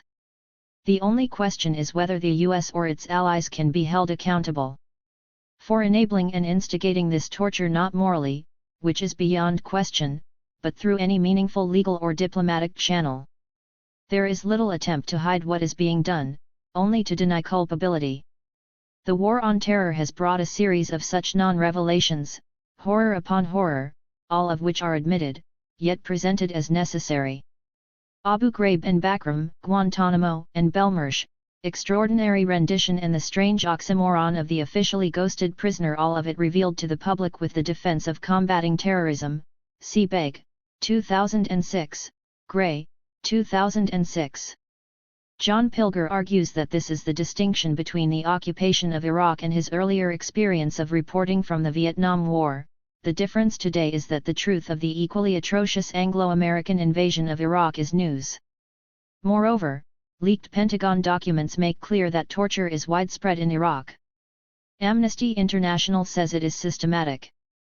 And yet, we have only begun to identify the unspeakable element that unites the invasion of Vietnam with the invasion of Iraq. This element draws together most colonial occupations, no matter where or when. It is the essence of imperialism, a word only now being restored to our dictionaries. It is racism. Pilger, 2004, the fictions of race enable the cruelties and carnage of imperial adventures because these people are not like us, are not people at all, and their otherness proves that they are lesser, unworthy, dangerous, and to be contained by any means possible. My broad sympathy has been with a materialist account of racism and the various debates that suggest that racism is tied to concrete interests and economic relations, for example, see Miles, 1989. These are ways of thinking that make racism make sense, of a sort, because in these accounts racism bears some relation to real events and interests and represents both a structure of power and a method of securing the interests of the racially privileged. In the face of concerted efforts from many quarters to depict racism as a universal weakness of human nature, I think it is important to defend a structural account of racism and to retain an analysis of the conduct of power. I do think that there are elements of the War on Terror that are, obviously, instrumental in the manner of other colonial wars, that there is a battle for resources and a demonization of the occupied population that enables expropriation and occludes history and international law. For a discussion of this, see Klein et al., 2005. It seems obvious that the peoples of Iraq, Afghanistan, and other places are being transformed into natives, with all the misfortune that term implies. I take this to be one aspect of what Samir Amin describes as the division of the world, again, into masters and natives. This master race has the right to conquer the living space deemed necessary, while the very existence of other peoples is tolerated only if it does not constitute a threat to the ambitions of those called upon to be masters of the world. Hence, in the eyes of the Washington establishment, we have all become redskins, that is, peoples that have a right to exist only insofar as we do not obstruct the expansion of the transnational capital of the United States. Amin, 2004, 77. However, I also think that the War on Terror, alongside more obviously instrumental ends, is motivated by unacknowledged sexual anxieties, and this idea offers a critique of the rationalist view that portrays racism as the pursuit of group interests. I am trying to comprehend both the material basis of the unorthodox forms of economic and military expansion that constitute the War on Terror and the more fantastical sexualized narratives that surround this seemingly endless endeavor. Whatever the objectives of the War on Terror, it is clearly more than a simple expression of material interests. Introducing the concept of an unacknowledged and violent expression of sexuality allows us to consider the ways in which racism, including the racism of the War on Terror, may be out of control. Scholars of sexuality have sought to argue that sex cannot be understood as a normal or natural act. Weeks, 1985, Adams, 1997, Fuss, 1990. Despite the claims of those wishing to champion biology, the body does not ensure that we all engage in standardized and reproductively centered sex. Califia, 1994. Desire is diffuse and unpredictable, and one person's ecstasy may be the cause of indifference or disgust to another. The intention here is not to propose and defend some normative vision of sex that is corroded by sexual abuse. However, I do want to build on the insight that sexual abuse and violence should not be understood as sex, or, at least, not primarily as sex, for an account of how survivors' testimony has shaped our understanding of sexual abuse, see Plummer, 1995. Instead, I want to argue that the infliction of sexual humiliation as a component of the institutionalized torture and abuse of detainees in the War on Terror is a distortion of the intimacy of a sexual relationship. This is the suggestion made by David Lubin in a discussion of sexualized torture and the abusive distortion of interpersonal intimacy in the relationship between torturer and victim. Torture aims to strip away from its victim all the qualities of human dignity that liberalism prizes. It does this by the deliberate actions of a torturer, who inflicts pain one-on-one, up close and personal, in order to break the spirit of the victim, in other words, to tyrannize and dominate the victim. The relationship between them becomes a perverse parody of friendship and intimacy, intimacy transformed into its inverse image, where the torturer focuses on the victim's body with the intensity of a lover, except that every bit of that focus is bent to causing pain and tyrannizing the victim's spirit. At bottom, all torture is rape, and rape is tyranny. Lubin, 2006, 38. The distortion of intimacy that appears to pervade much of the abuse reported from the War on Terror fulfills this account of tyranny, but also adds some racialized elements.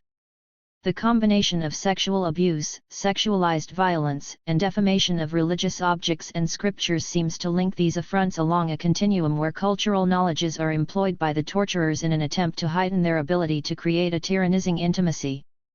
This is a deployment of supposed cultural sensitivity or a kind of corrupted globalist consciousness, a globalized logic where international powers operate through local cultural scripts to enhance their domination. The fixation on sexual organs and abusive acts of penetration and masturbation, however, goes beyond this to a more old-fashioned and absolute attempt to dehumanize. These acts are reminiscent of the sexualized violence embedded in recent genocides, representing a desire to annihilate the other completely. C. Jones, 2006, Mills and Brunner, 2002. It seems that here the exercise of power and privilege is amplified and reshaped through such illogical and unruly impulses as cultures of sex. However, it also seems that there is something particular in the representation of newsworthy abuse, something that harnesses the out-of-control racism of the War on Terror in order to both pacify and petrify those of us who are being protected. The Abu Ghraib scandal focused on the publication of incriminating photographs, and the brazenness of the photos has caused as much consternation as what was recorded. The published pictures, and it is known that there are others which have not reached the public, add to the iconography of the War on Terror, an iconography that presents torture as acceptable and comprehensible. We recognize the stylized images: orange jumpsuit and shackles, head hooded with electrodes, cowering from dogs, formations of naked bodies, thumbs up overseers against post-dehumanist detainees. These are images that represent torture as a series of frozen tableaus, literal snapshots of the torture process. They become emblematic as the moment that can be represented, and through this representation stand in for the whole. Elizabeth Dauphiny suggests something similar when she writes, as physical pain is seen to destroy the possibility of its own expression in language, the options for representing pain are limited to a range of visual practices that can only ever point to some trace, some visible cause that might point to the presence of pain in another. Dauphiny, 2007, 141. The theatricalized representation of sexual humiliation and abuse functions as this visible cause of pain, and suggests both physical and psychological pain to the viewer. I am beginning to think that these synecdochal instances are forwarded because of the impact they can have on audiences back home. Look, see, this is what torture looks like. Or, equally, perhaps, look, see, these abuses are unfortunate, but they cannot be mistaken for the unspeakable horror of torture. Either way, what is represented purports to be the instance that holds the meaning of the process, and these instances collapse physical pain, sexual abuse, cultural humiliation, fear, and objectification. We, the back-home audience, understand that this iconography alludes to a multi-layered process of dehumanization. Narratives of suffering. Verbal testimony from former detainees at Abu Ghraib has been available in the public realm for some time, yet these matter-of-fact narratives have not received the frenzy of attention occasioned by the photographs. In these accounts, the speakers position themselves as witnesses to the photographs. These are the events to be verified. What has been photographed shapes the manner in which evidence is given. They told me to lay down on my stomach, and they were jumping from the bed onto my back and my legs. And the other two were spitting on me and calling me names, and they held my hands and legs. One of the police was pissing on me and laughing on me. He then released my hands and I went sick, and washed, and then the soldier came back into the room, and the soldier and his friend told me in a loud voice to lie down, so I did that. And then the policeman was opening my legs, with a bag over my head, and he sat down between my legs on his knees, and I was looking at him from under the bag, and they wanted to do me because I saw him and he was opening his pants, so I started screaming loudly, and the other police started hitting me with his feet on my neck, and he put his feet on my head so I couldn't scream. Detainee 1430, January 21, Washington Post, 2004. Other testimonies repeat similar catalogues of abuse: brutal beatings, humiliation, and threats, the use of disorienting techniques, layer upon layer of dehumanizing attacks on the person. There is no one incident in the narrative that provides the climax. The threatened rape is not the ultimate or final abuse. Other abuses precede and follow, with little sense of strategic intensification. A number of the incidents in this narrative and others reveal a sexualized element to the abuse, but the sexualized abuse is not the focal moment of the narrative. It is no more or less than another horror to be endured, one more episode in the sequence of horrors. The narratives give a different sense of the experience of torture. Whereas the frozen image suggests a moment of high horror and emblematic abuse that serves to signify a range of offenses that defy representation, the narrative embodies something of the tempo, duration, and boring repetition of the suffered abuses.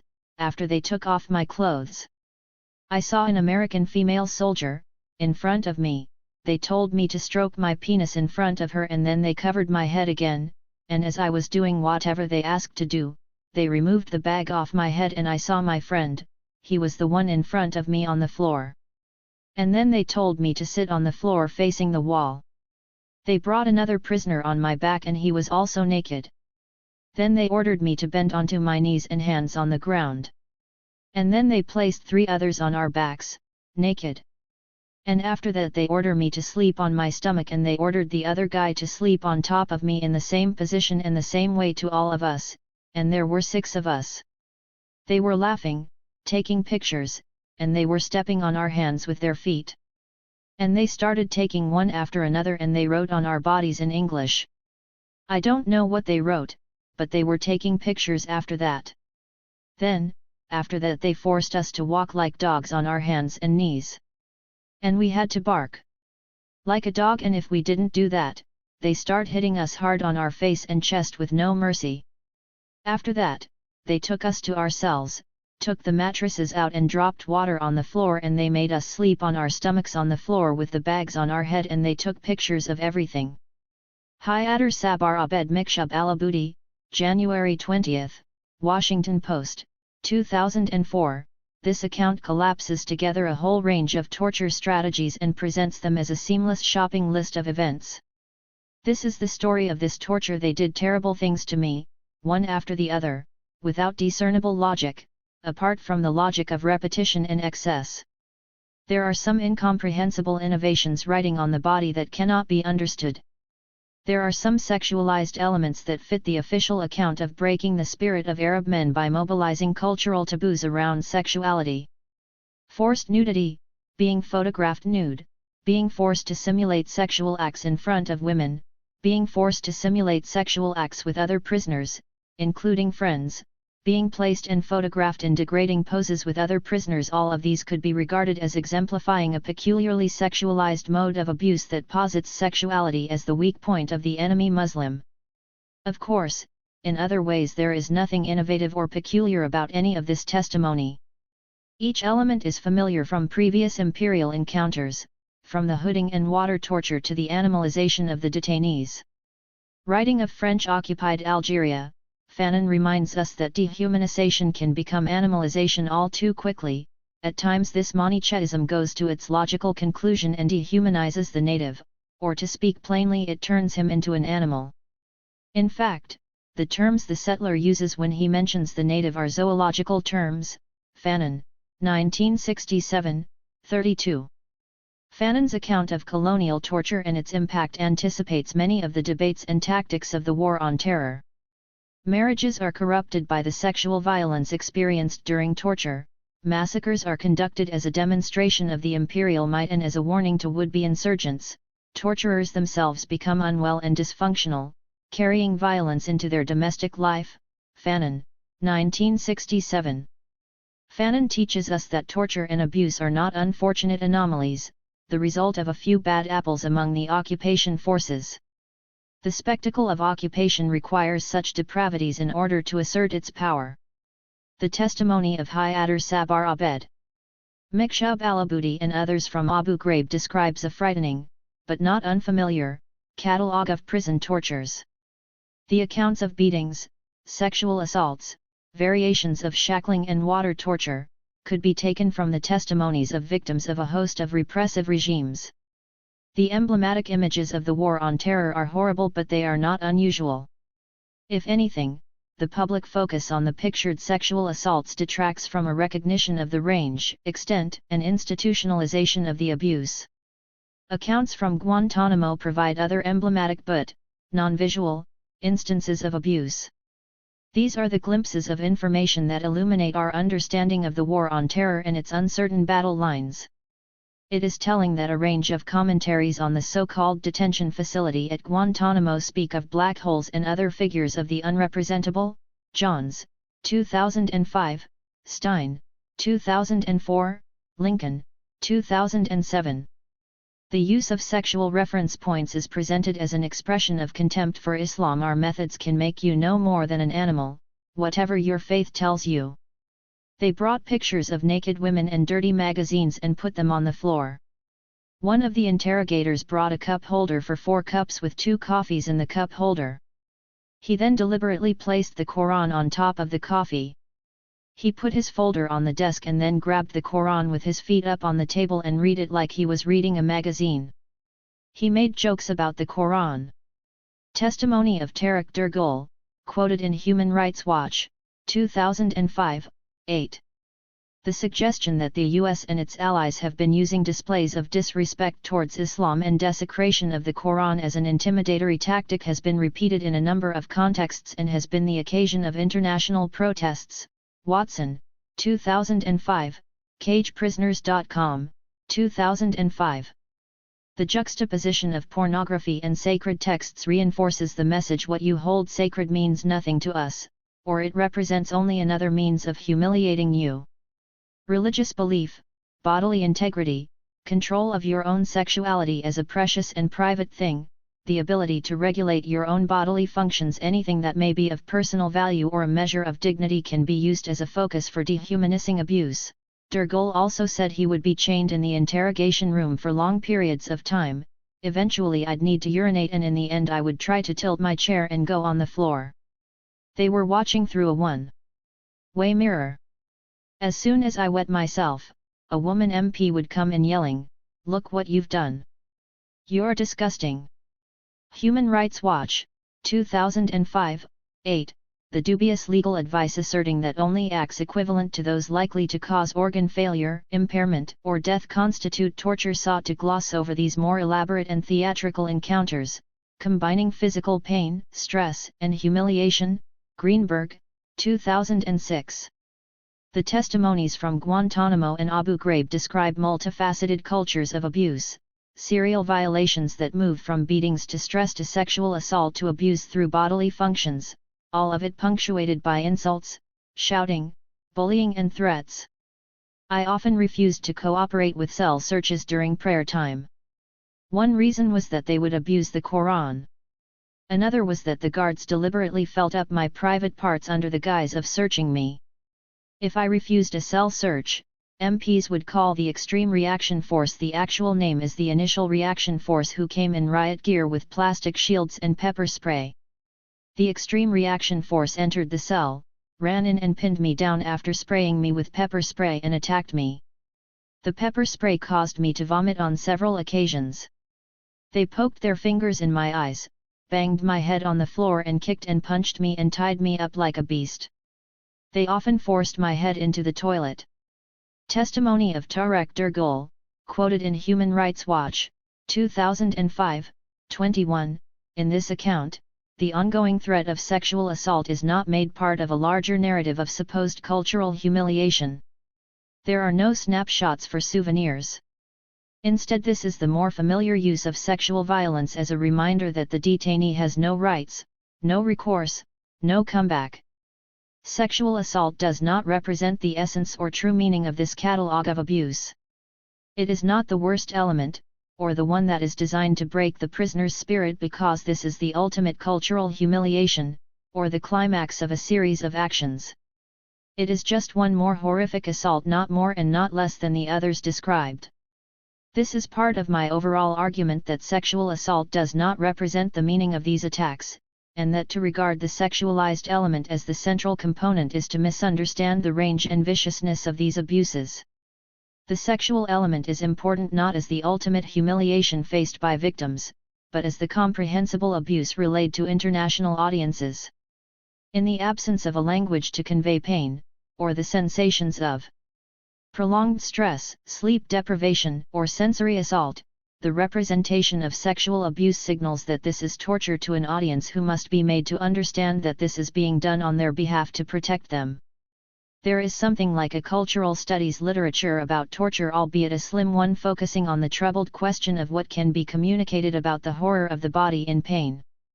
This is not the extensive debate about the extent of torture, or the legal framework prohibiting torture, or the long and unhappy history of torture by all too many regimes. Some of this can be seen in Levinson, 2004, Roth and Worden, 2005, Greenberg, 2006. Instead, this is a literature that examines how we can comprehend torture and, more particularly, how we can understand another person's pain. Barker, 1984, Scarry, 1985. Elaine Scarry's famous work on this issue identifies torture as a practice that makes pain visible. Torture, which contains specific acts of inflicting pain, is also itself a demonstration and magnification of the felt experience of pain. In the very processes it uses to produce pain within the body of the prisoner, it bestows visibility on the structure and enormity of what is usually private and incommunicable. Scarry, 1985, 27. Part of the horror of torture is the communication to the victim and others of what they can expect, a theatrics that seeks to display that most private of experiences, pain. The iconographic images of the War on Terror have served a similar purpose, but for a global audience. It seems that there has been a widespread knowledge within Iraq that prisoners are being abused. Photographic evidence may enrage, but it did not surprise Iraqis. The shock impact has been on the international public, and most of all, those from occupying nations wishing to believe, despite all previous evidence, that we do not do things like that.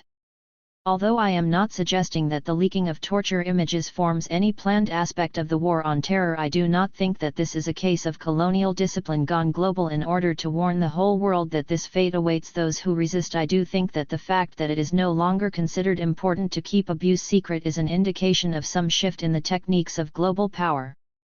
Now we are given access to images of the exercise of imperial might. There is no official record of civilian deaths in Iraq, although individual researchers and NGOs have attempted to collate reliable figures. See http://www.iraqbodycount.com, but we have all learned to recognize the symbolism of shackles and orange jumpsuits. The amateur edition of the Abu Ghraib photographs becomes another warning of the power of the US-led coalition, less an embarrassing revelation than another proof of what we can do to our enemies. In these highly theatricalized images, sexualized abuse has played a central role in condensing the meaning of torture. While neither physical pain nor the relentless horror of abuse carried out over a period of time can be captured in a static image, torture can be pictured as sexual humiliation, animalization, dehumanization. These abuses are not focused around sexual abuse above other abuses, but the representation of sexual torture makes the existence of torture comprehensible to an international audience. More than accounts of beating and other physical violence, tableaus of dehumanization convey torture to us, and it seems to me that we are meant to know that this is going on. Terror, a secret vice. Through previous eras of covert and brutal U.S. intervention in Latin America, activists relied on the impact of uncovering and publicizing these abuses. Chomsky and Herman, 1979. If only people knew, then it couldn't happen. This belief seemed to be confirmed by the covert nature of such operations. U.S. administrators and military commanders regarded it as important that the general public did not know what was done in their name, and, equally importantly, were not aware of security risks triggered by previous military and intelligence operations. It was thought that the public would not accept the costs of blowback, the unintended consequences of security activity, taking the form of new threats which themselves would become targets of new covert operations. Johnson, 2000. In an adaptation of the blowback argument, campaigners against torture have insisted that the use of torture is counterproductive and will become another occasion for hatred of the West and atrocities against Westerners and their allies/collaborators. If we cannot be persuaded that torture is a crime against humanity, perhaps we can agree that the use of torture makes us less safe. Of course, there is some public protest against the revelations of torture by coalition troops. However, overall, there seems to be an acceptance that such things happen, not that this is right, but that this is somehow beyond our control. George Soros suggests that when faced with the question of whether torture is acceptable if it can stop terrorist attack, people answer that they hope that this is being done without their knowledge. Soros, 2004. The war on terror does not quite ask for our consent, but its conduct lets us know that we are implicated in horror and that there is little we can do about it. Terror as pleasure.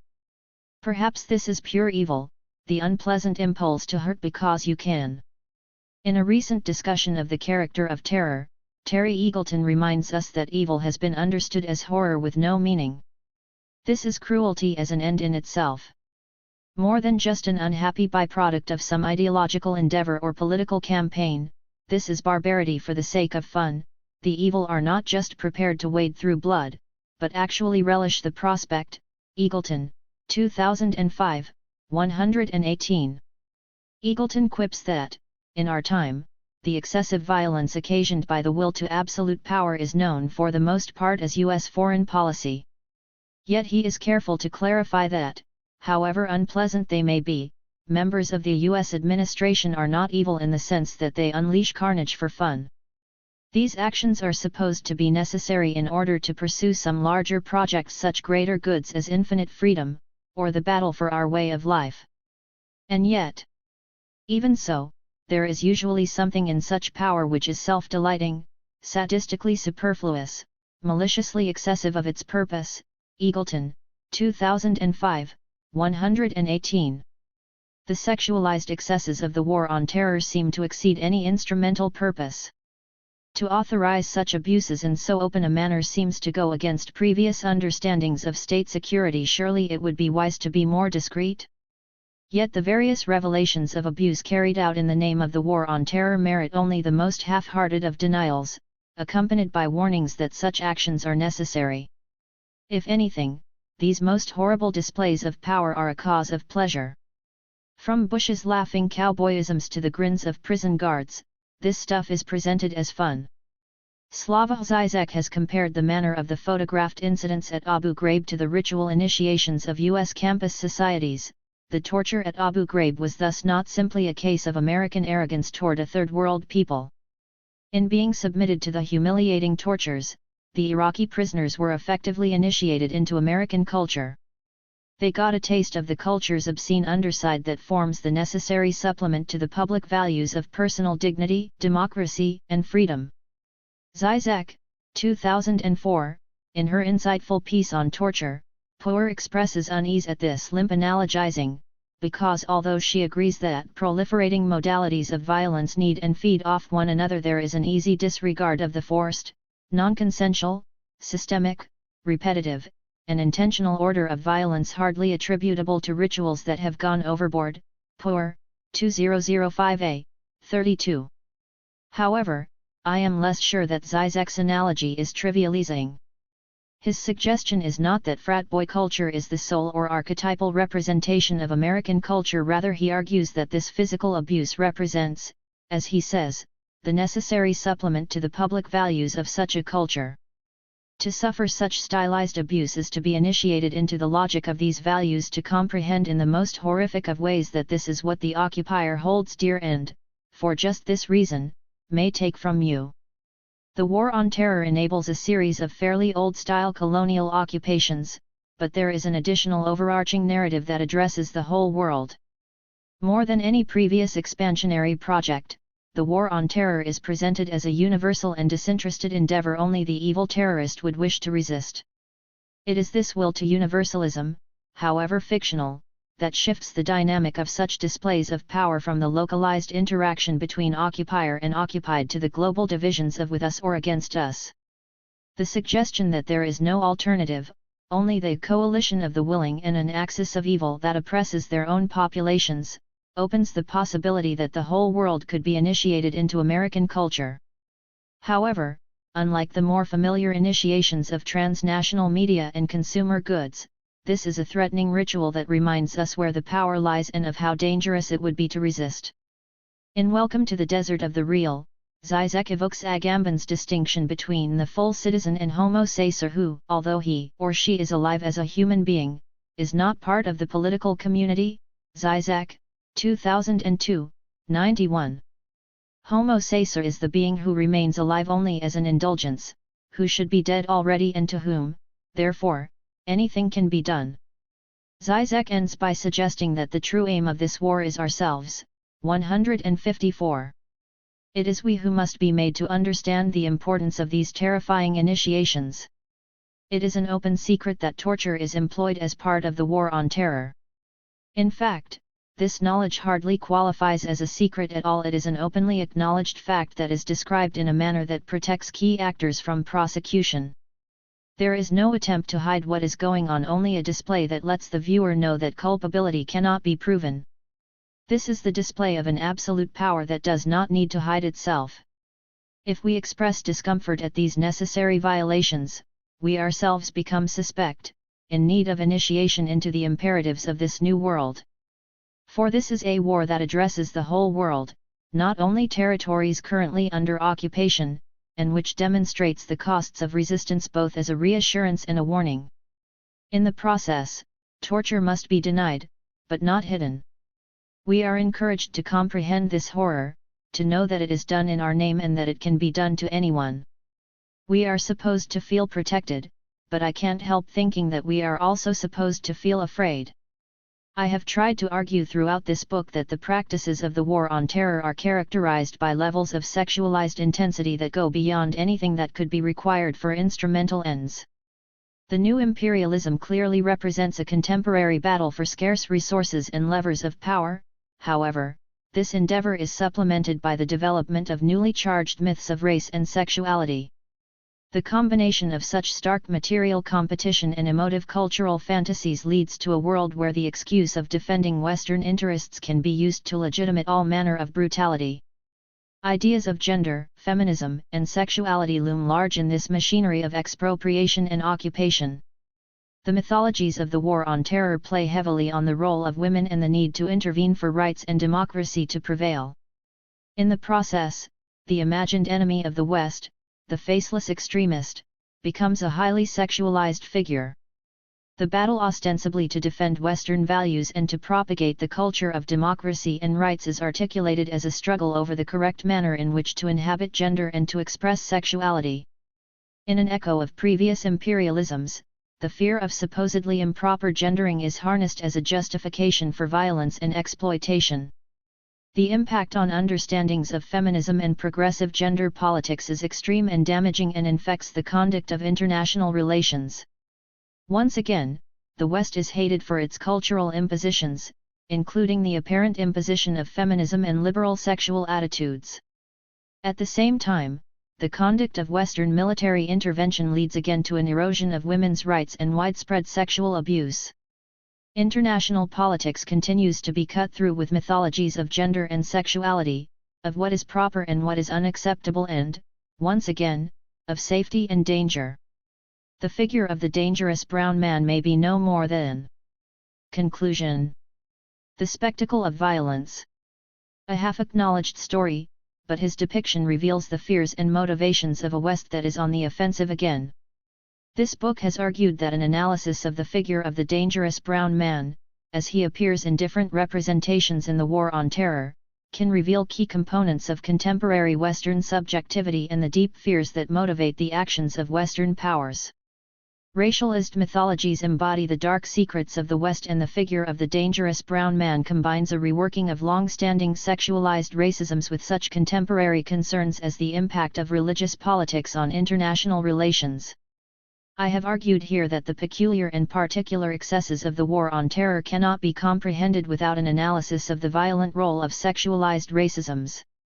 Without such an understanding, the War on Terror and its proliferating blowback across the world looks set to be a very long war indeed. Sexual propriety and civilizational battles. In many ways, the battle over the control and conduct of women is an old story. Not much to surprise us here.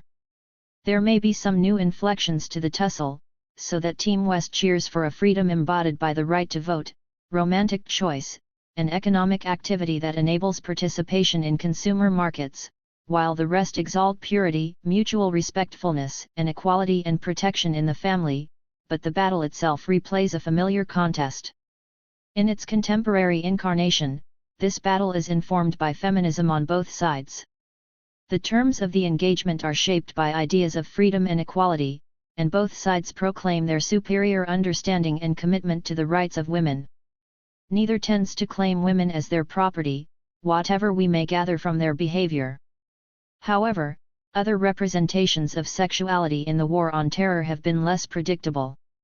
I have been trying to understand the status of War on Terror torture and rendition as an open secret. Unlike some other previous instances of Western-sponsored violence and human rights violations, these events are not really hidden. Admittedly, there is no open celebration of torture and illegal detention, but there is no denial that these things happen. The US may deny that it employs torture, but no one pretends that others, those such as Syria who occupy the strange status of simultaneously being allies in the War on Terror and threats along the axis of evil, do not. While Guantanamo remains all but impenetrable, with even those providing legal representation to detainees rarely granted access, it also remains resolutely visible, at least in the global imagination. The US itself has released iconic images that continue to inform the global imagination. Orange jumpsuits have become a global brand, recognized by all and replayed back to the West on the bodies of hapless Western hostages. Torture itself may not form part of the official imagery of the War on Terror, but both the photographs from Abu Ghraib and the revelations of the torture suffered by detainees when rendered or in Guantanamo or other detention facilities have received extensive circulation with little attempt to refute the allegations. Who denies that these mutilations have taken place? If anything, we are led to believe that these unfortunate incidents occur only to those who are already subjects of suspicion, if not in fact the most evil of the evil. Torture and abuse are inexcusable, of course, but how much worse are the potential crimes of these evil men? Although these images and accounts are not designed to titillate and pleasure the audience, there is something reminiscent of pornography in the growing body of public representations of the War on Terror. Consider the available representations: mugshots of the highly significant, revealing either the depravity of desperate men or the disguise of normality that characterizes the truly evil, hooded and restrained prisoners in orange boiler suits, kneeling, shackled, almost naked and carried by guards, seen through the mesh of security fencing, Abu Ghraib and all we imagine once we learn of that. In common with other representational frameworks, including that of pornography, these are images of people without social context or relations. Familiarity with the practice of consuming similar media forms conditions viewers both to accept that these people are without history or context and to extrapolate the greater horror that is implied by our glimpsed knowledge of these tableaus. We understand the enormity of the horror but are divided from the kind of understanding that explains or enables action. The global public and offers that cannot be refused for some time. Debates about the cultural character of globalization have suggested that the flow of information and the technology that enables instantaneous communication are both key markers of what is distinctive about our globally connected times. Much of this discussion has focused on the new possibilities of social and political engagement that such media represent. Here I want to reconsider some of these ideas as they impact on the war on terror. This book has argued that this endeavor combines military activity and reworkings of political relationships within nations with a cultural project to wrap people from many locations into a sense of shared participation in a global public. This global public space employs the informational cultures and technologies of globalization. The messages of the war on terror circulate through this diverse network of representations and information sources, and although clearly use is made of mainstream media and old-fashioned propaganda tactics, not least in the careful control of official coverage of war zones, there is also a negotiation with the more diffuse information flows of our time. This is a more knowing engagement with the cultural formations of globalized times, one that combines the urge of the powerful to control the reactions of others with an understanding that popular opinion cannot be shaped easily through didactic means anymore, if ever it could. This is something like the suggestion by Iwa Ong that the world of scapes and flows is disciplined by the production of transnational spaces not so much defined by flows as by the reorganization of social networks that engage state power in a variety of ways. These emerging fields of translocal connection and norm-making in spaces of global visibility are regulated by the power relations of media, trade, and financial markets. Ong, 1997, 192. Ong is extending and adapting an account of the cultural possibilities of a globalized world where many actors can engage actively with the production and circulation of information. Influential commentators such as Castells have argued that the globalized world represents an informational age and that the cultural codes that shape social relations are reworked through the rapid circulation of informational sources. Ong argues that the ascendance of Asian countries and the increasing influence of Asian diasporas has engendered Asia-Pacific publics that not only play a role in shaping global opinions, but also in negotiating cultural power on the global stage. Ong, 1997, 193. In this account, Ong appeals to a concept of publicness that builds on Habermas to argue that global information flows create publics that participate in the production of cultural norms. Ong, 1997, 193. For Ong, this is the world of media barons and tycoons, translocal arenas in which corporate systems compete, with each other and with state power, for control of the distribution of images, norms, and cultural knowledge across political lines. Ong, 1997, 194. Her interest is in non-state actors and the shaping of translocal publics, in dialogue with diasporic communities. Mine is not quite this. I am intrigued by Ong's conception of the translocal public as a space that is highly mediatized and yet is more than merely another term for transnational audiences. She summarizes this thus: translocal publics are communicative networks that vitally reintegrate systems world and the life world across political boundaries. They are the arenas where the reorganization of capital, technology, and cities, postmodernity, and the extreme commodification of culture, postmodernism, converge in the transformation of everyday life. Ong, 1997, 194-5. I am interested in this idea of a translocal public that can shape norms and cultural knowledge. This is an important acknowledgement of the place of media and information flows in the construction of public consciousness in globally integrated arenas. Recent history shows that state machineries now compete with global information flows to shape public understandings of events and state actions. Human rights activists, international institutions, and interventionary states all rely on this flow of information in their attempts to construct global standards of state conduct, and I do not wish to suggest that these various illicit, independent, or non-official sources bring no benefit to public cultures. However, I do want to argue that we should reconsider the excessive optimism of earlier accounts of new media forms and circuits. Whereas the possibility of democratized media use remains a motivation and aspiration for many participants, states, and other powerful agents have understood that intervention in this global public realm is an essential component of wielding global influence. Equally, non-state actors have become engaged in the global public through Internet broadcasting and distribution of digital images. In our time, what can be seen and known through this formation becomes an oblique commentary on where power lies, a development of state power within national boundaries and an attempt to intervene in a global sphere in a manner that reconstructs that power in transnational form. This assertion of power operates through a variety of means. There are familiar examples of state propaganda and the dissemination of official information. Some journalists are embedded with advancing military forces.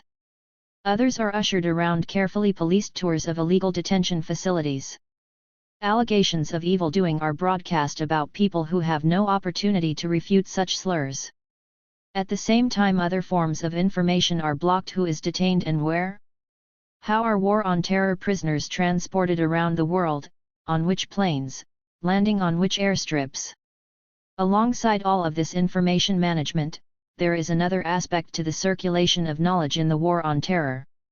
Although many aspects of the war on terror are presented as secrets necessary for security purposes, key elements of these supposed secrets are widely known, although rarely acknowledged in official discourses. Many details of the process and excesses of extraordinary rendition are known, from a variety of sources, and these fragments circulate to create a certain kind of public knowledge of what rendition means. Although the internal workings of Guantanamo may be presented as top secret, a whole series of suggestions about what happens there have entered the information flows of the war on terror. Most of the iconic images and stories that together create the sense of public knowledge of the workings of the war on terror cannot easily be traced to a single source. Instead, the fragments work together to convey a knowledge that terrible things are being done in the name of our values and way of life, while obscuring the lines of responsibility for such actions. These are knowledges that are not denied by official sources, but which, equally, are not acknowledged. Therefore we know that Mar was held in a coffin-sized cell, that Khaled el-Masri was abducted, held, and released in secret, that Binyam Mohammed has been tortured with razor blades, that Omar Dghaiz has lost an eye in the course of his illegal imprisonment. We know that hundreds of men and boys have been detained at Guantanamo and that we will never know most of their names. We know that hundreds more are held in secret prisons across the world, that torture is carried out in our name in these secret locations, that prisoners die at the hands of interrogators who claim to be defending our way of life. These knowledges function as substantial rumors, never quite verifiable, but endlessly contagious. Of course, much of what we know is the result of tireless work by human rights activists and lawyers, and every snippet of information has been battled over before it enters the catalogue of popular knowledge. However, despite the heavy-handed attempts to control such information, in another sense none of this has been strictly secret. The purpose and nature of Guantanamo were proclaimed openly from the first transportation of prisoners. The statements of US and, occasionally, UK officials have affirmed the necessity of extreme measures, while never quite admitting to any particular allegation. The war on terror attempts to create a transnational coalition of nations that can combine to initiate military interventions without recourse to previously understood limitations of international law, instead operating as an alternative international community that is not bound by formal decision-making but which itself operates as a cultural tendency. Alongside this explicitly military function, the coalition operates to normalize anti-terrorism tactics within national spaces.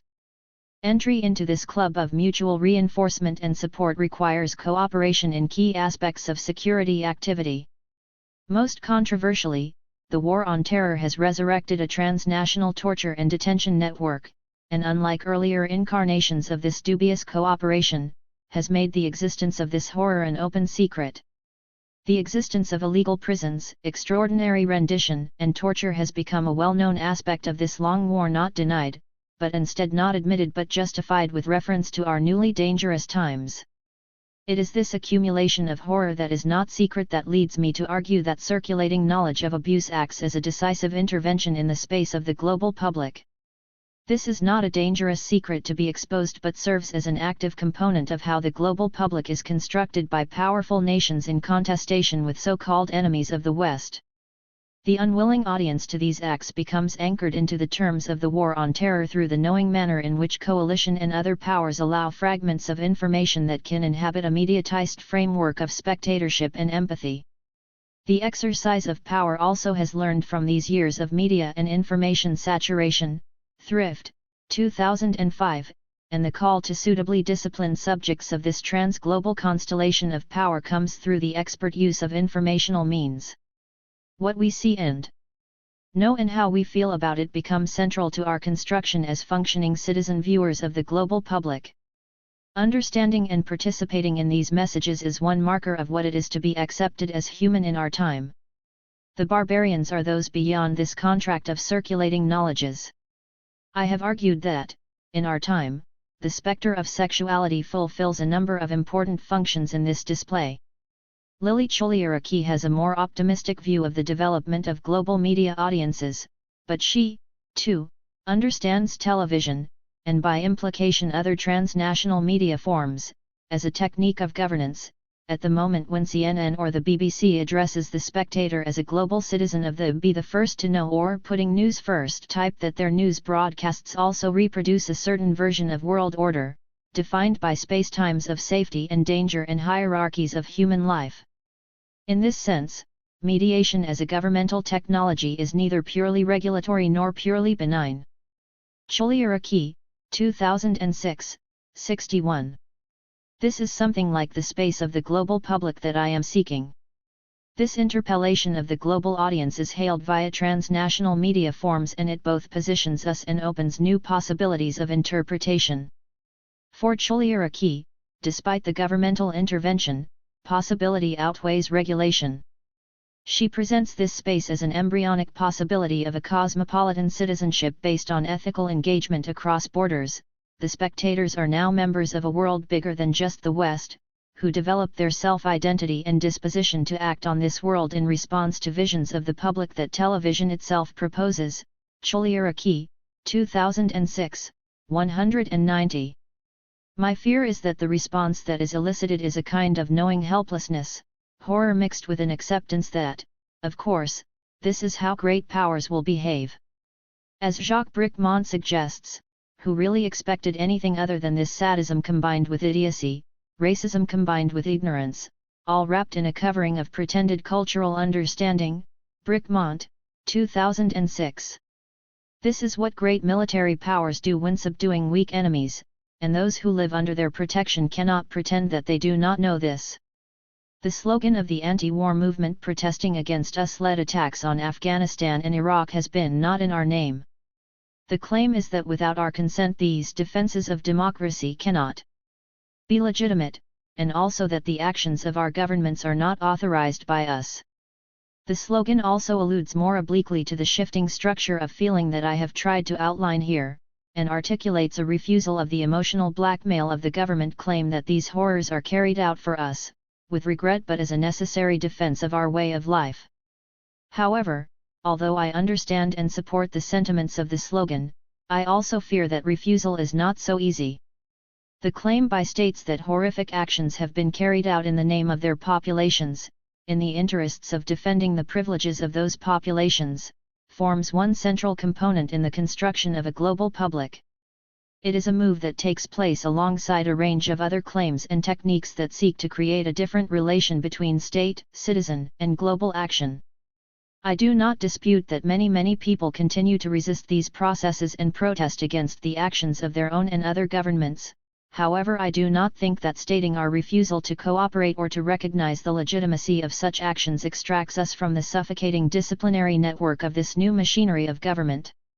Some elements of the position of global audience come into play even as the protest is articulated, which is not to say that protest is futile or ineffective, but to argue that the war on terror has, in fact, altered the dynamic and framework of political life and, for many parts of the world, has shifted the relation between state and citizen in important ways. My contention has been that within these shifts that engulf us all, whether or not we consent to the militarist aggression being conducted in our name, mythologies of race and sexuality serve as carriers for some important cultural work. We have seen that the war on terror mobilizes a range of racialized tropes, while not being easily reduced to a war about racism, and that the pursuit of this war refers to many sexualized images and ideas while having little to say directly about sex. The construction of a global public as audience to the war on terror and as a particular relation to the situations of witnessing and being governed operates through a series of positionings. Overall, the construction as audience is framed to implicate the viewer in the supposedly necessary horrors of counterterrorism. At the same time, the representations of both our way of life and the horrific but necessary abuses suffered by terrorist suspects reference ideals of sexual freedom and autonomy, because these ideals have held a special status in how Western cultures depict freedom. Both the images and rumors of torture and abuse render audiences guilty and complicit in a highly knowing version of the pornographic gaze. Here our displeasure counts for nothing because the fact of our witness completes the pornographic tableau. The horror that is displayed to willing and unwilling audiences takes its sense from hegemonic and shared ideas of pleasure and freedom. This is the concept that Gail Hawkes identifies as the place of sex and pleasure in Western culture, a process that builds on Christian notions of bodily discipline and surveillance cultures that conjure identities from acts to develop a blending of consumer and sexual pleasures in the promotion of freedom as a right to sexual entertainment.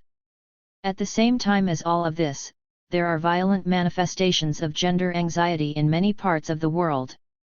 The turbulence of contemporary global events, whether in terms of the increasing precariousness of basic survival for many, the terrible eruptions of armed conflict within and between nations, the continuing and sometimes escalating levels of violent repression by authoritarian regimes of various inclinations, or the everyday rapacity of capital and the non-news of war on the poor, has impacts on all these levels on gendering and sexuality.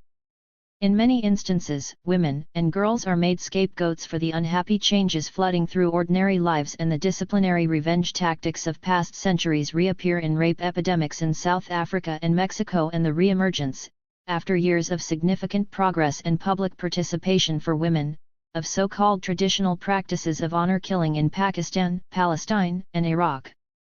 The suggestion that gender imbalance and/or restriction of access to women for young men can become a cause of dangerous social pressure has entered serious scholarship. Hudson and Denboer, 2004. Both China and India face a coming generation that is short of women, with both states concerned that this may create a substantial grouping of non-attached men who neither benefit from the stabilizing influence of regular heterosexual sex or have the social investments that come from the ties of affective and familial relations. Such accounts are not so far from the speculation about the roots of Islamic radicalization and terror.